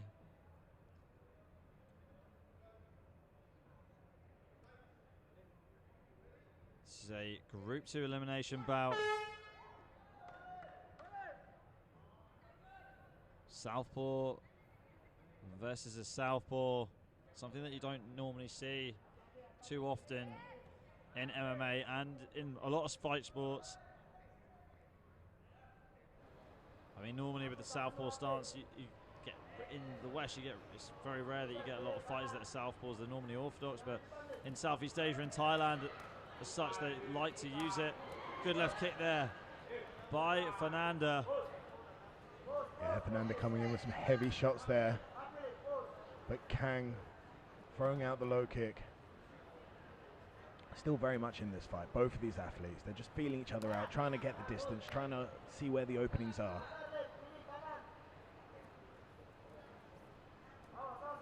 Kang's fainting with that jab. Trying to land a low kick on the inside, Kang. Being nice and light on his feet, trying to get in and out of range, trying to be unpredictable to Fernanda. Yeah, inside low kick again there by Kang. Fernanda returning the favour of his own inside low kick. Feints here on the outside by Kang. I feel like Kang just can't sell these feints right now. Fernanda's trying to copy him with the feints. Just hasn't done enough with his hands to sort of sell these feints yet. Good right body kick by Fernanda, and Kang shoots for a takedown. Getting the trip, but Fernanda reversing it, and now he's on top. A lovely reversal there by Fernanda, and he jumps guard, so he's obviously extremely confident on the ground here. Pulls full guard. Kang's looking to posture. Fernanda's trying to tie up the arms, as you can see there. He's trying to climb his guard. Right hand there by Kang, but time up for grappling. Referee brings him back to their feet. Staying nice and light on his feet here, Fernanda. Stalemate between the two Southpaws. Right body kick being landed by Fernanda, right hook as well. Left hook there, sorry, left straight by Fernanda, followed on by right hook. Kang goes in for the double leg there. Times it beautifully as Fernanda was coming in. Ends up on top, but Fernanda seems extremely confident on the ground here. He's trying to work his guard. He's trying to be busy on the floor there. They're trying to move away at the moment, Fernanda. As Kang tries to posture up, but Fernanda utilizing that knee guard with his left leg. His left leg's in the hip, you can see there. That gives him that space, so Kang can't work.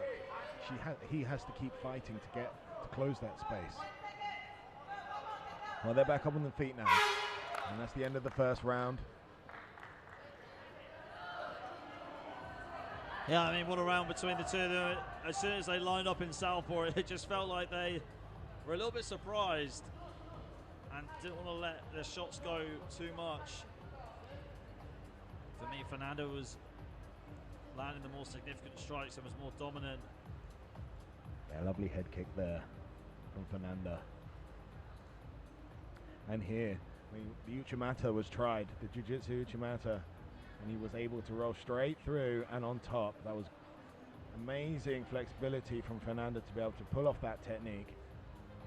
And then there he jumps for the guard. So he's obviously got such great confidence in his jiu-jitsu skills that he's happy to pull guard, which is something that we need to note for later in the fight. When you see him on the bottom, it doesn't mean he's losing.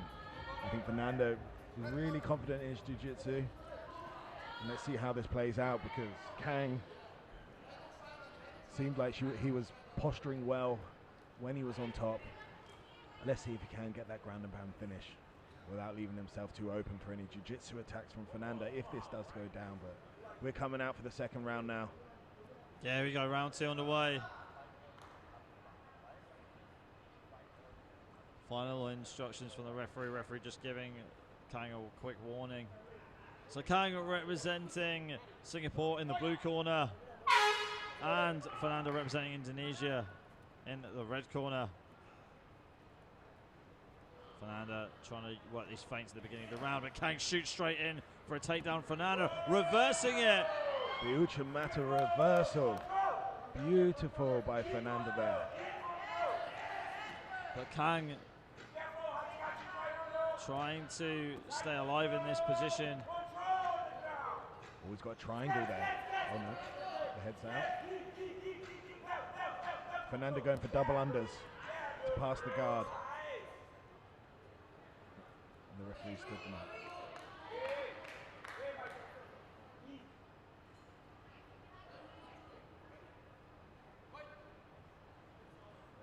And they're back on the feet here.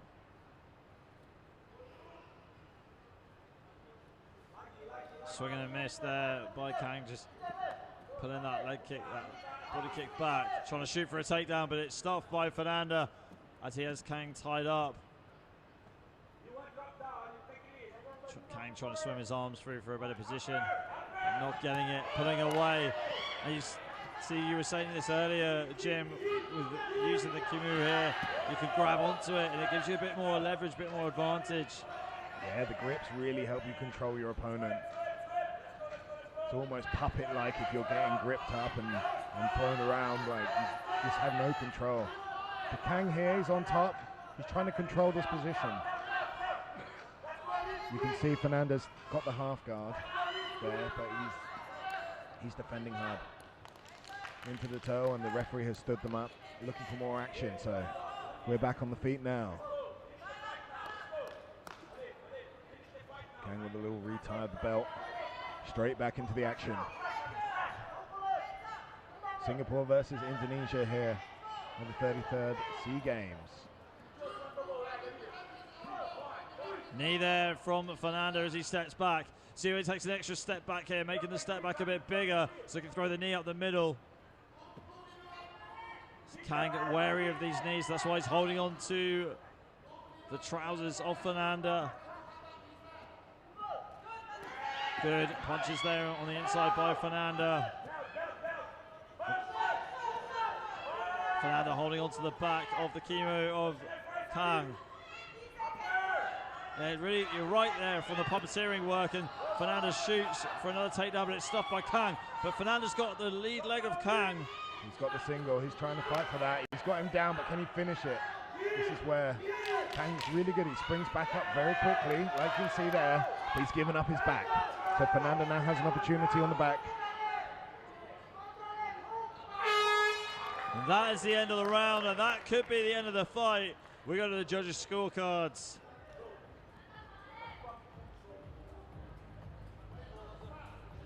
From Fernanda's corner, very happy with him, saying he had great control. Talk us through these replays though, Jim.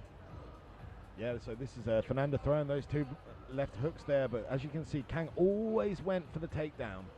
As soon as that striking transition happened, he would go for the takedown and usually get it, but Fernanda, he's very comfortable off his back, so he was able to counter those takedowns, to be able to sprawl out of them. You can see here on the replay, a left hook there, so the striking was in play from Fernanda, even though he was a bit more of a stronger jiu-jitsu player, I would say.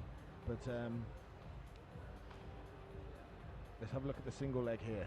He's got that one leg, takes Kang down to the ground, but again, Kang very quick getting up off the floor. A great mixed martial arts match there. Saw a lot of martial arts on And the display. winner is red corner, Indonesia.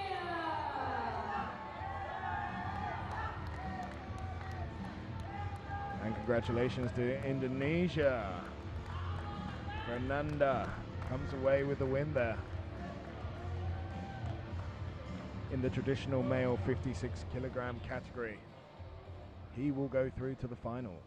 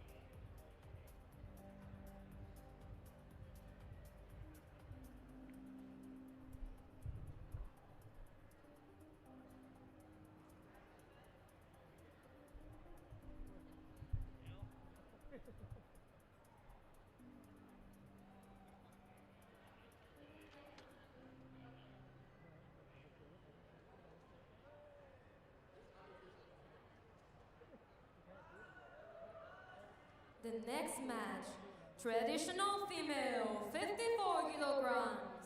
Blue corner, Daya Giselle, Philippines.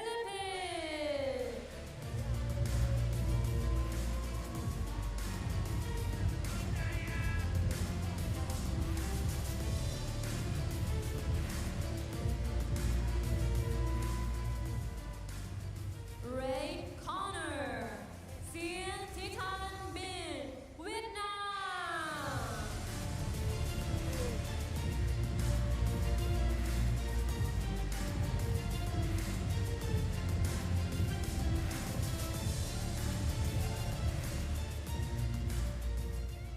And referees, Yu Fan Mei Oi.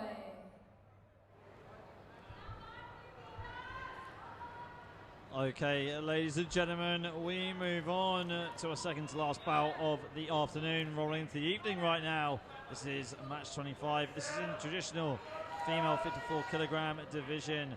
We have Giselle Daya taking on Tan Bin Zhuang. So Zhuang is from Vietnam in the red corner and Daya is from the Philippines in the blue corner.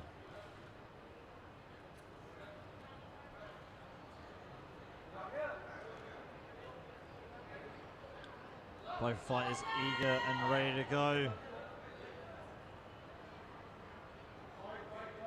Okay, it looks like the Filipino team is complaining that The field of play. the field needs of, a mop. field of play needs to be mopped.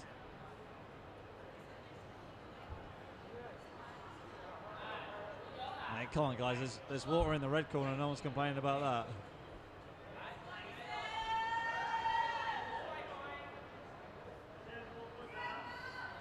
And here comes the lady with the mop. We do apologise, ladies and gentlemen.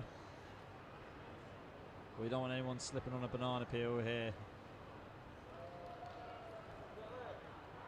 Safety is paramount, but I must say Giselle Daya, I did interview her actually before this fight out in the back there, and she was so excited to be here and to be able to show her mixed martial arts. She's been training for 4 years now, and she looks up to the likes of a Denise Ngamwongwan and a lot of the Team Lakai guys, and you know, this is amateur MMA. It's the stepping stone onto professional. You know, some of these athletes you're seeing today will be world champions, will be, you know, gracing the promotions like One Championship or UFC, and it's been done already. So this is the next generation, and it was great to hear from Giselle Daya earlier on how excited she was. But let's see how this match plays out, and we're back to the action.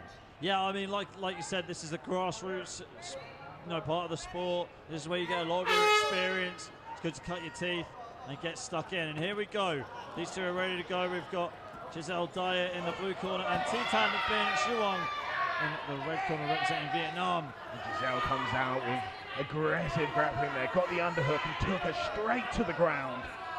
Some beautiful strength there and technique on display from the Filipino Giselle Daya. She's looking to settle the position now. She's holding her in the side control. She's waiting to advance. Waiting patiently, Giselle. She's got a good grip in the side control, but what can Zhuang do at the moment, Jim, to try and get out of this position? She needs to establish an underhook with her left arm. Right now she's over the armpit. She needs to get under the armpit. That's her way out. She needs to create some space, move her hips, but she is in a bad position, right? It's not easy where she is right now.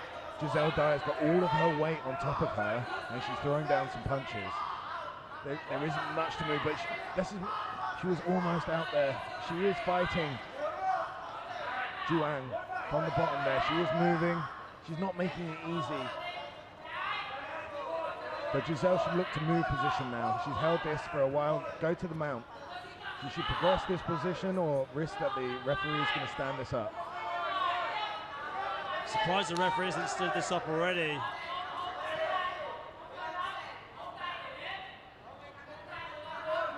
Looks like Zhuang's doing quite a good job of just tying her up, slowing her down. Punches being rained down here from inside control by Dyer. And there goes the clock counting down with the amount of time that the athlete will be spending on the ground. Dyer's looking to escape her right knee now. Yes, as you can see, now she's in quarter mount. She's still got her right leg trapped, but her knee's free. Staying too much time on the ground, so we're back to the feet to see if Zhuang can make up for that. Right hand there by Zhuang. Good left body kick by Zhuang as well, as Dyer tries to take it down to the canvas, but Zhuang pounces straight back up. Left kick there. Wow, huge head kick, and Dyer's in a lot of trouble. Takedown there by Dyer.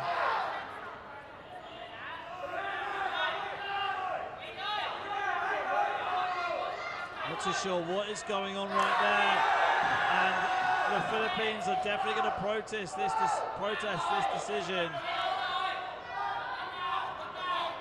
Looked like Dyer was hurt. Yeah, Philippines are, the corner is going absolutely berserk.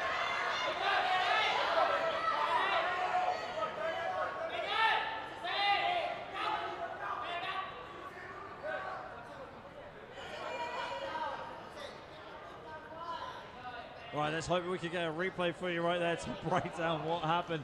Absolute drama here at the 33rd SEA Games, coming to you live from Bangkok, Thailand. Myself, Ali McConey, in the commentary booth with Big Jim, the founder of OG Fightwear.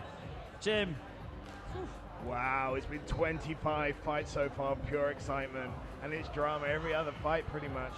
And let's see and wait and see how this pans out. But and the Philippines feeling like Mario Balotelli right here. Why always us? Why me? They are saying, but you know, athlete safety is paramount here, and I know they take it extremely serious. So, and this is amateur sport at the end of the day. It's not professional. You're not getting, you know, fighting for your life here. You're fighting for your country, and it's got to be in a safe way. So here's the replay. So on the feet, Zhuang. So as Dyer got back up to her feet, Zhuang landed the head kick and knocked her down. I have no idea. Do you know what they're complaining? Do you know what they're disputing here? I don't see the problem with that shot. That's a big head kick. She looked really wobbled from that.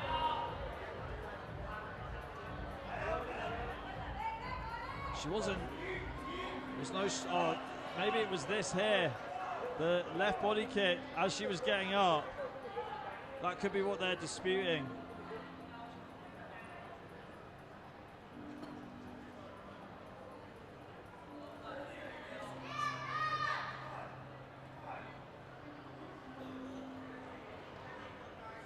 So we have 6 countries competing here in the SEA Games for MMA, from the Philippines, Thailand, Singapore, Vietnam, and Indonesia and Malaysia. Some great fights go down today. The finals are going to be absolutely electric tomorrow. For sure, please do tune in tomorrow. The stream will be there for the finals. SEA Games champions will be crowned. But right now we're just waiting on a decision from this match.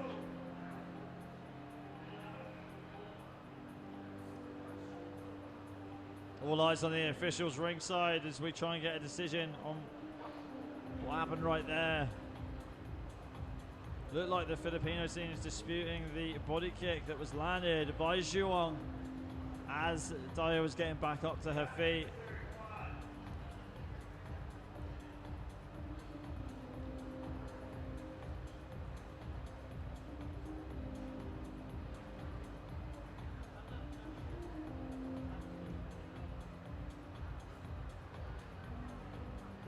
I mean, for me, Jim, it looked like the fight was over anyway when that head kick landed, and it was a clean head kick. That was a nasty head kick. I really saw, I mean, Dyer dropped to the floor. She was dazed. And for her safety, if I was the referee, I would have stopped it. I'm not the ref, so. As the saying goes, Jim, protect yourself at all times. Yes. It applies at all times when you're in the ring. Inside the round. Okay, we get the official Okay, the fight is going to continue right now.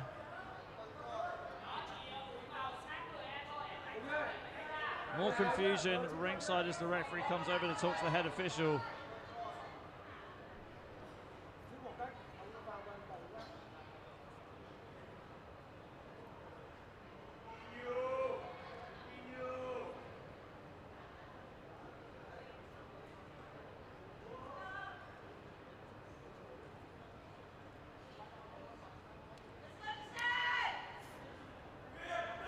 Yeah, we do apologise for the delay in the action.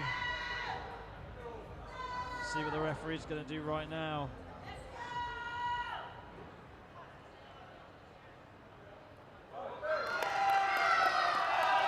Okay, we get the official decision. We'll take off the announcer, and a yellow card is coming in again from the Filipino team.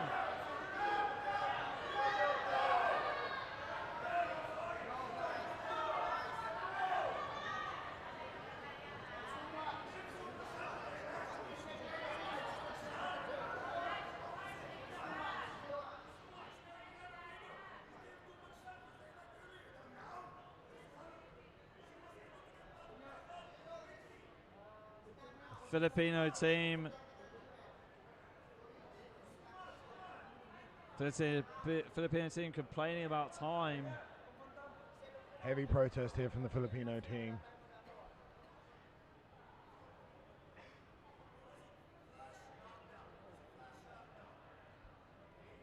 Yeah, we do apologise for the delay, ladies and gentlemen. We will have our final bout coming up next once we get this resolved.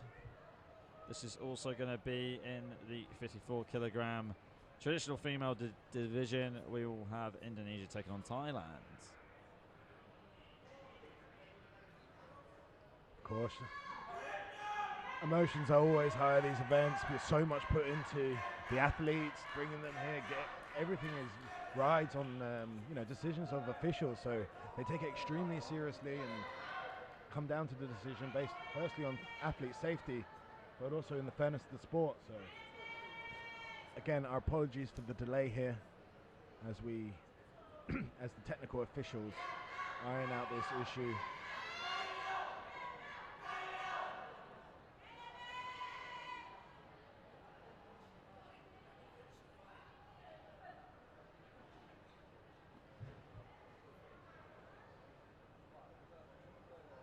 Yeah, real discussion and dispute is going on at the officials' head table.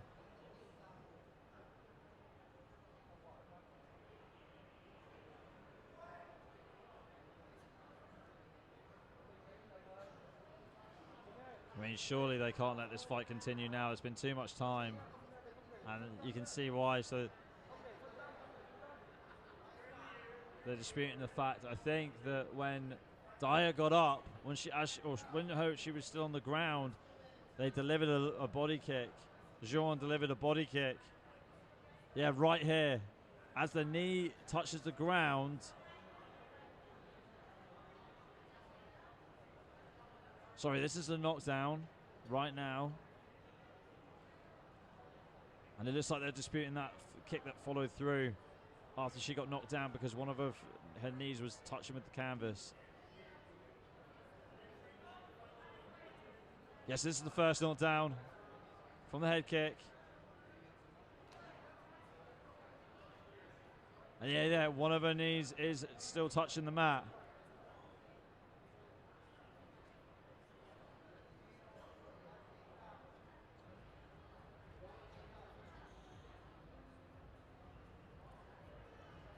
I don't know what to say, Jim. Don't know what the officials had to discuss with the Filipino team. I mean, it looked like Daya was out on her feet, made a valiant effort to stay in the fight and get back up. Even if this fight continues, that knockdown doesn't mean anything now. Daya's fully recovered and we pretty much got a fresh round. Yeah, what a situation here. I mean, excuse me, seeing as this is amateur sport, right, to me, that head kick was strong enough, damaging enough to stop the fight. Yeah, same.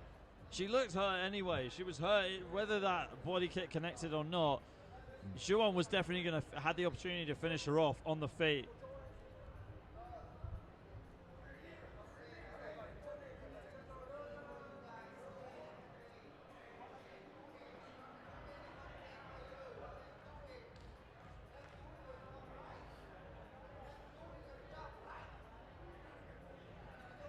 Yeah, Filipino team is furious ringside here with the officials.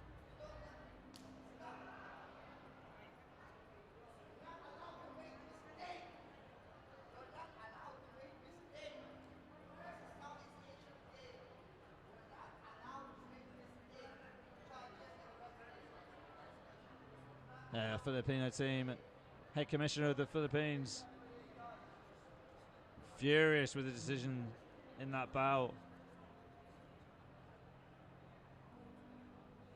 I mean, what do you think, Jim? It's I mean, it's the technicalities on the rules that the the argument is about, really. And I did hear just there someone shout, "Let them fight." That's what we're here for, right? I mean, if she's healthy enough to fight, I don't know actually. But She I mean, lost. The fight's been going on for too Yeah. long now. We need to follow on and just. It's already stopped. The fight's already finished. True.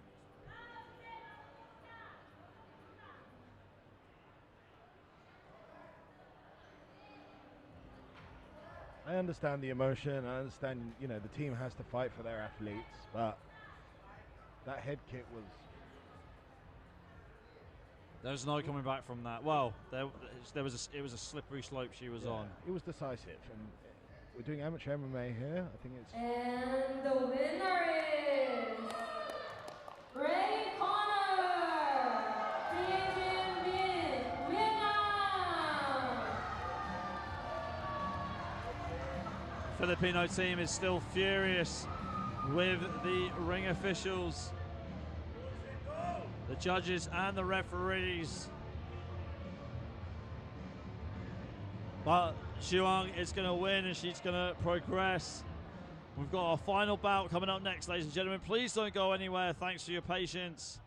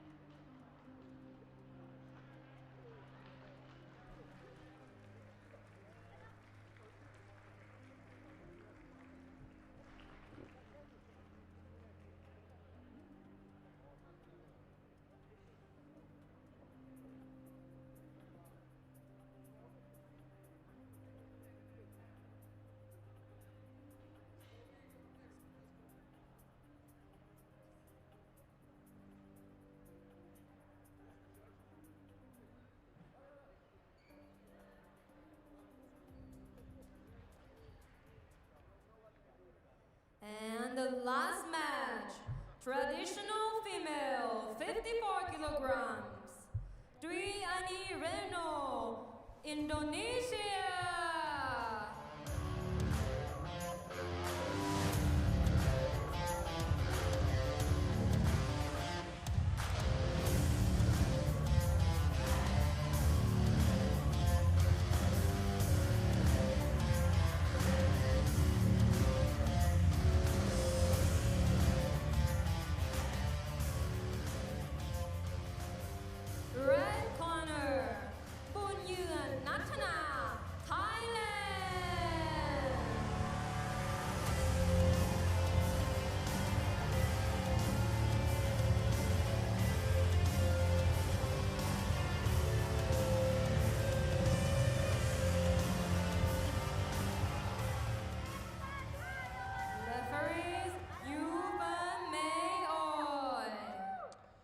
Okay, ladies and gentlemen, we do apologise for the delay of getting to the final bout of the evening.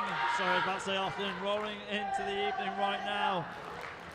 We have Dwi Ani Retno Wulan in the blue corner from Indonesia, taking on Natana Boon Yuan in the red corner from Thailand.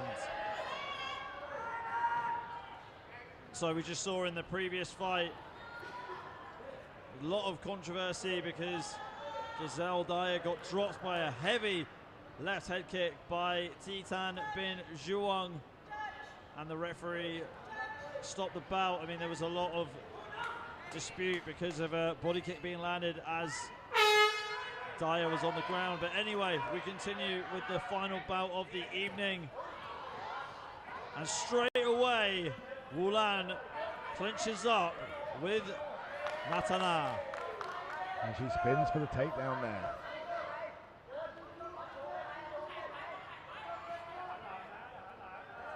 Natana in half guard. Sorry, my apologies. Wulan in half guard. Trying to posture up. And Natana not allowing it. Holding onto her arms. Trying to make sure that Wulan can't advance at all, can't transition to the position. And time off there, referee. I'm going to bring them back to the feet. They've spent too long on the ground and too much inactivity. Swing and a miss there by Wulan as they clinch up. Bunyan coming in with the grappling now. There's a grappling exchange where both of them are trying to throw knees. Both of them throwing the knee at the same time there. Who's going to end up on top from this takedown? And that's Wulan coming up on top into the half guard position. She needs to posture up now, and she's going to have an opportunity to rain down some ground and pound. But she's being stopped by the overhook, the left arm of Bunyan there, holding her in. If she's not able to create space, she's not going to be able to attack. So that is the great defense there coming from Natana Bunyan from Thailand, nullifying the attack of Wulan, but we're still early days here. Wulan's trying to use her left elbow there on the face to try and make it uncomfortable as possible. And again, staying on the ground. We're on the ground too long, not enough action taking place. So back to the feet we go. Left body kick there by Bunyan. Right hand there by Wulan, and she shoots for a double leg takedown and gets it. That was a lovely level change there from Wulan. She went the 1-2 upstairs, level change to the double leg. And she was successfully took Bunyan down. They've been stood back up now for going back out of bounds. This is our final fight of day one at the 33rd SEA Games, Mixed Martial Arts. Debut here in Thailand at the SEA Games. Single leg being attempted here by Wulan, but Natana Bunyan scrambles out of the way.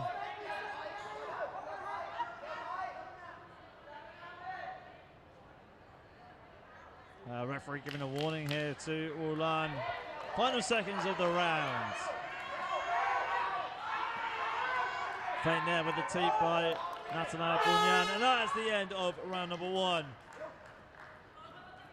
Quite dominant round really, Jim, for Wulan in the blue corner. Natana Bunyan, even though she's got the home field advantage, wasn't able to get some very significant shots off. You still just saw a coach on the camera right here saying you need to try and land that right hand, be a bit more, you need to be a bit more vigilant, go for it, don't wait too long. Takes through his replays, Jim. Sure, here we've got Wulan, sorry.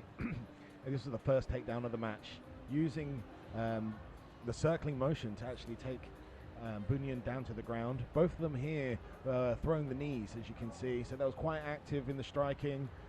No real damage from either of them, but Wulan definitely had the upper hand in the grappling, as you can see there. She took her down, ended up on top, had the control, but Bunyan has been roused by her corner. We saw, you know, this second round's big for her. Can she fight back? Can she get the win here? We will see here in the second round.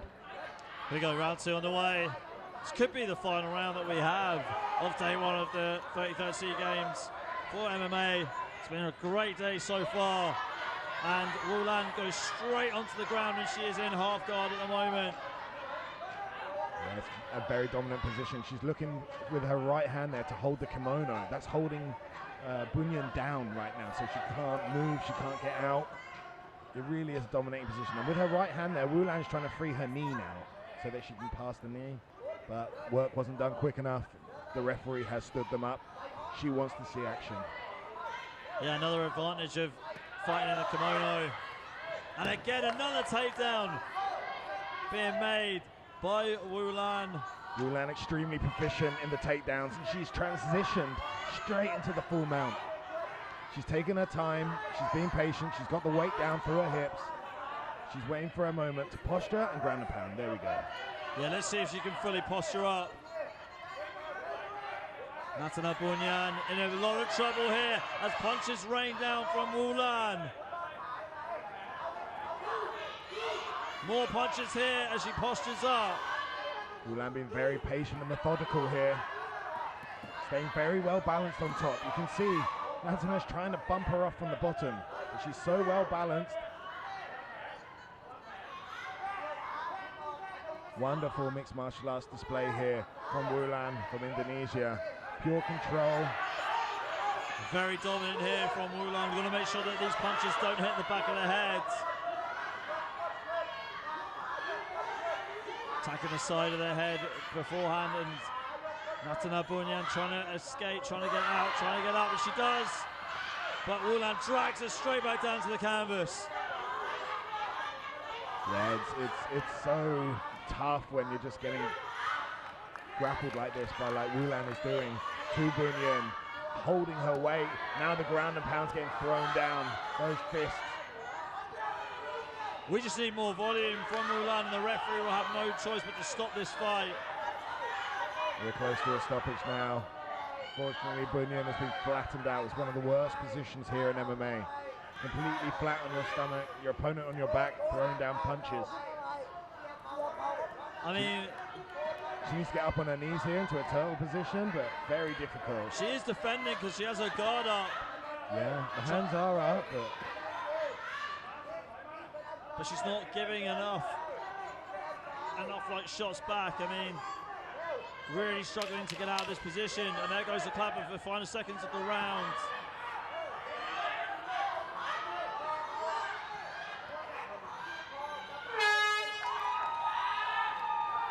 a controlling display there from Wu Lan.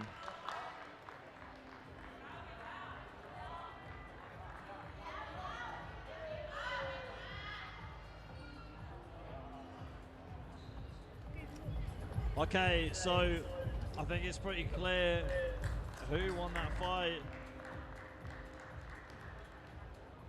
As we get the scorecards collected right here, but take us through these replays, Jim. Yeah, Wu Lan throwing lovely 1-2 there, but it all came down to the grappling exchanges. As soon as they came together in the grappling, Wu Lan's strength and power came through, and she was ending up on top pretty much 9 times out of 10 there. She was dominant coming forward, Wu Lan. You can see here with the double leg, she was extremely aggressive in those takedowns, and that meaning that they were all executed well, and she was able to take Bunyan down. And in the end there, full control, ground and pound. Unfortunately, there was no option for the referee other than to stop it.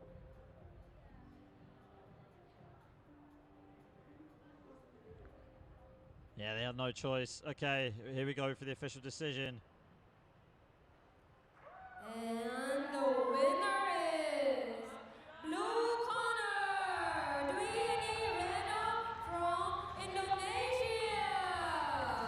There you have it. Wu Lan getting the stoppage, getting the victory. Ladies and gentlemen, that concludes day 1 of the MMA SEA Games live here from Bangkok, Thailand. My name's Ali Makoni. My co-host has been Big Jim, the founder of OG Fightwear. Make sure that you tune in tomorrow from 1 p.m. for the final day of the MMA action here of the 33rd SEA และ Games ในขณะ live นี้ in นะคะ Bangkok, การแข่งขันใน Thailand. วันนี้ได้ดำเนินมาถึงช่วงสุด Thank you ท้าย very แล้ว much. ค่ะ Have a great ในนาม evening. ของคณะ It's a ผู้ good จัด night งาน from ขอ us ขอบ in พ the ระคุณ commentary นัก box. กีฬา Thank ผู้ you. ฝึกสอ Good น night. ผู้ตัดสินเจ้าหน้าที่และผู้ชมทุกท่านที่ให้เกียรติเข้าร่วมและเป็นส่วนหนึ่งของการแข่งขันในวันนี้ค่ะ และพรุ่งนี้นะคะยังคงมีการแข่งขันอีก1 วัน ขอเรียนเชิญทุกท่านมาร่วมติดตาม และเป็นกำลังใจให้นักกีฬาอย่างต่อเนื่องค่ะ แล้วพบกันใหม่ในวันพรุ่งนี้ขอให้ทุกท่านเดินทางกลับบ้านโดย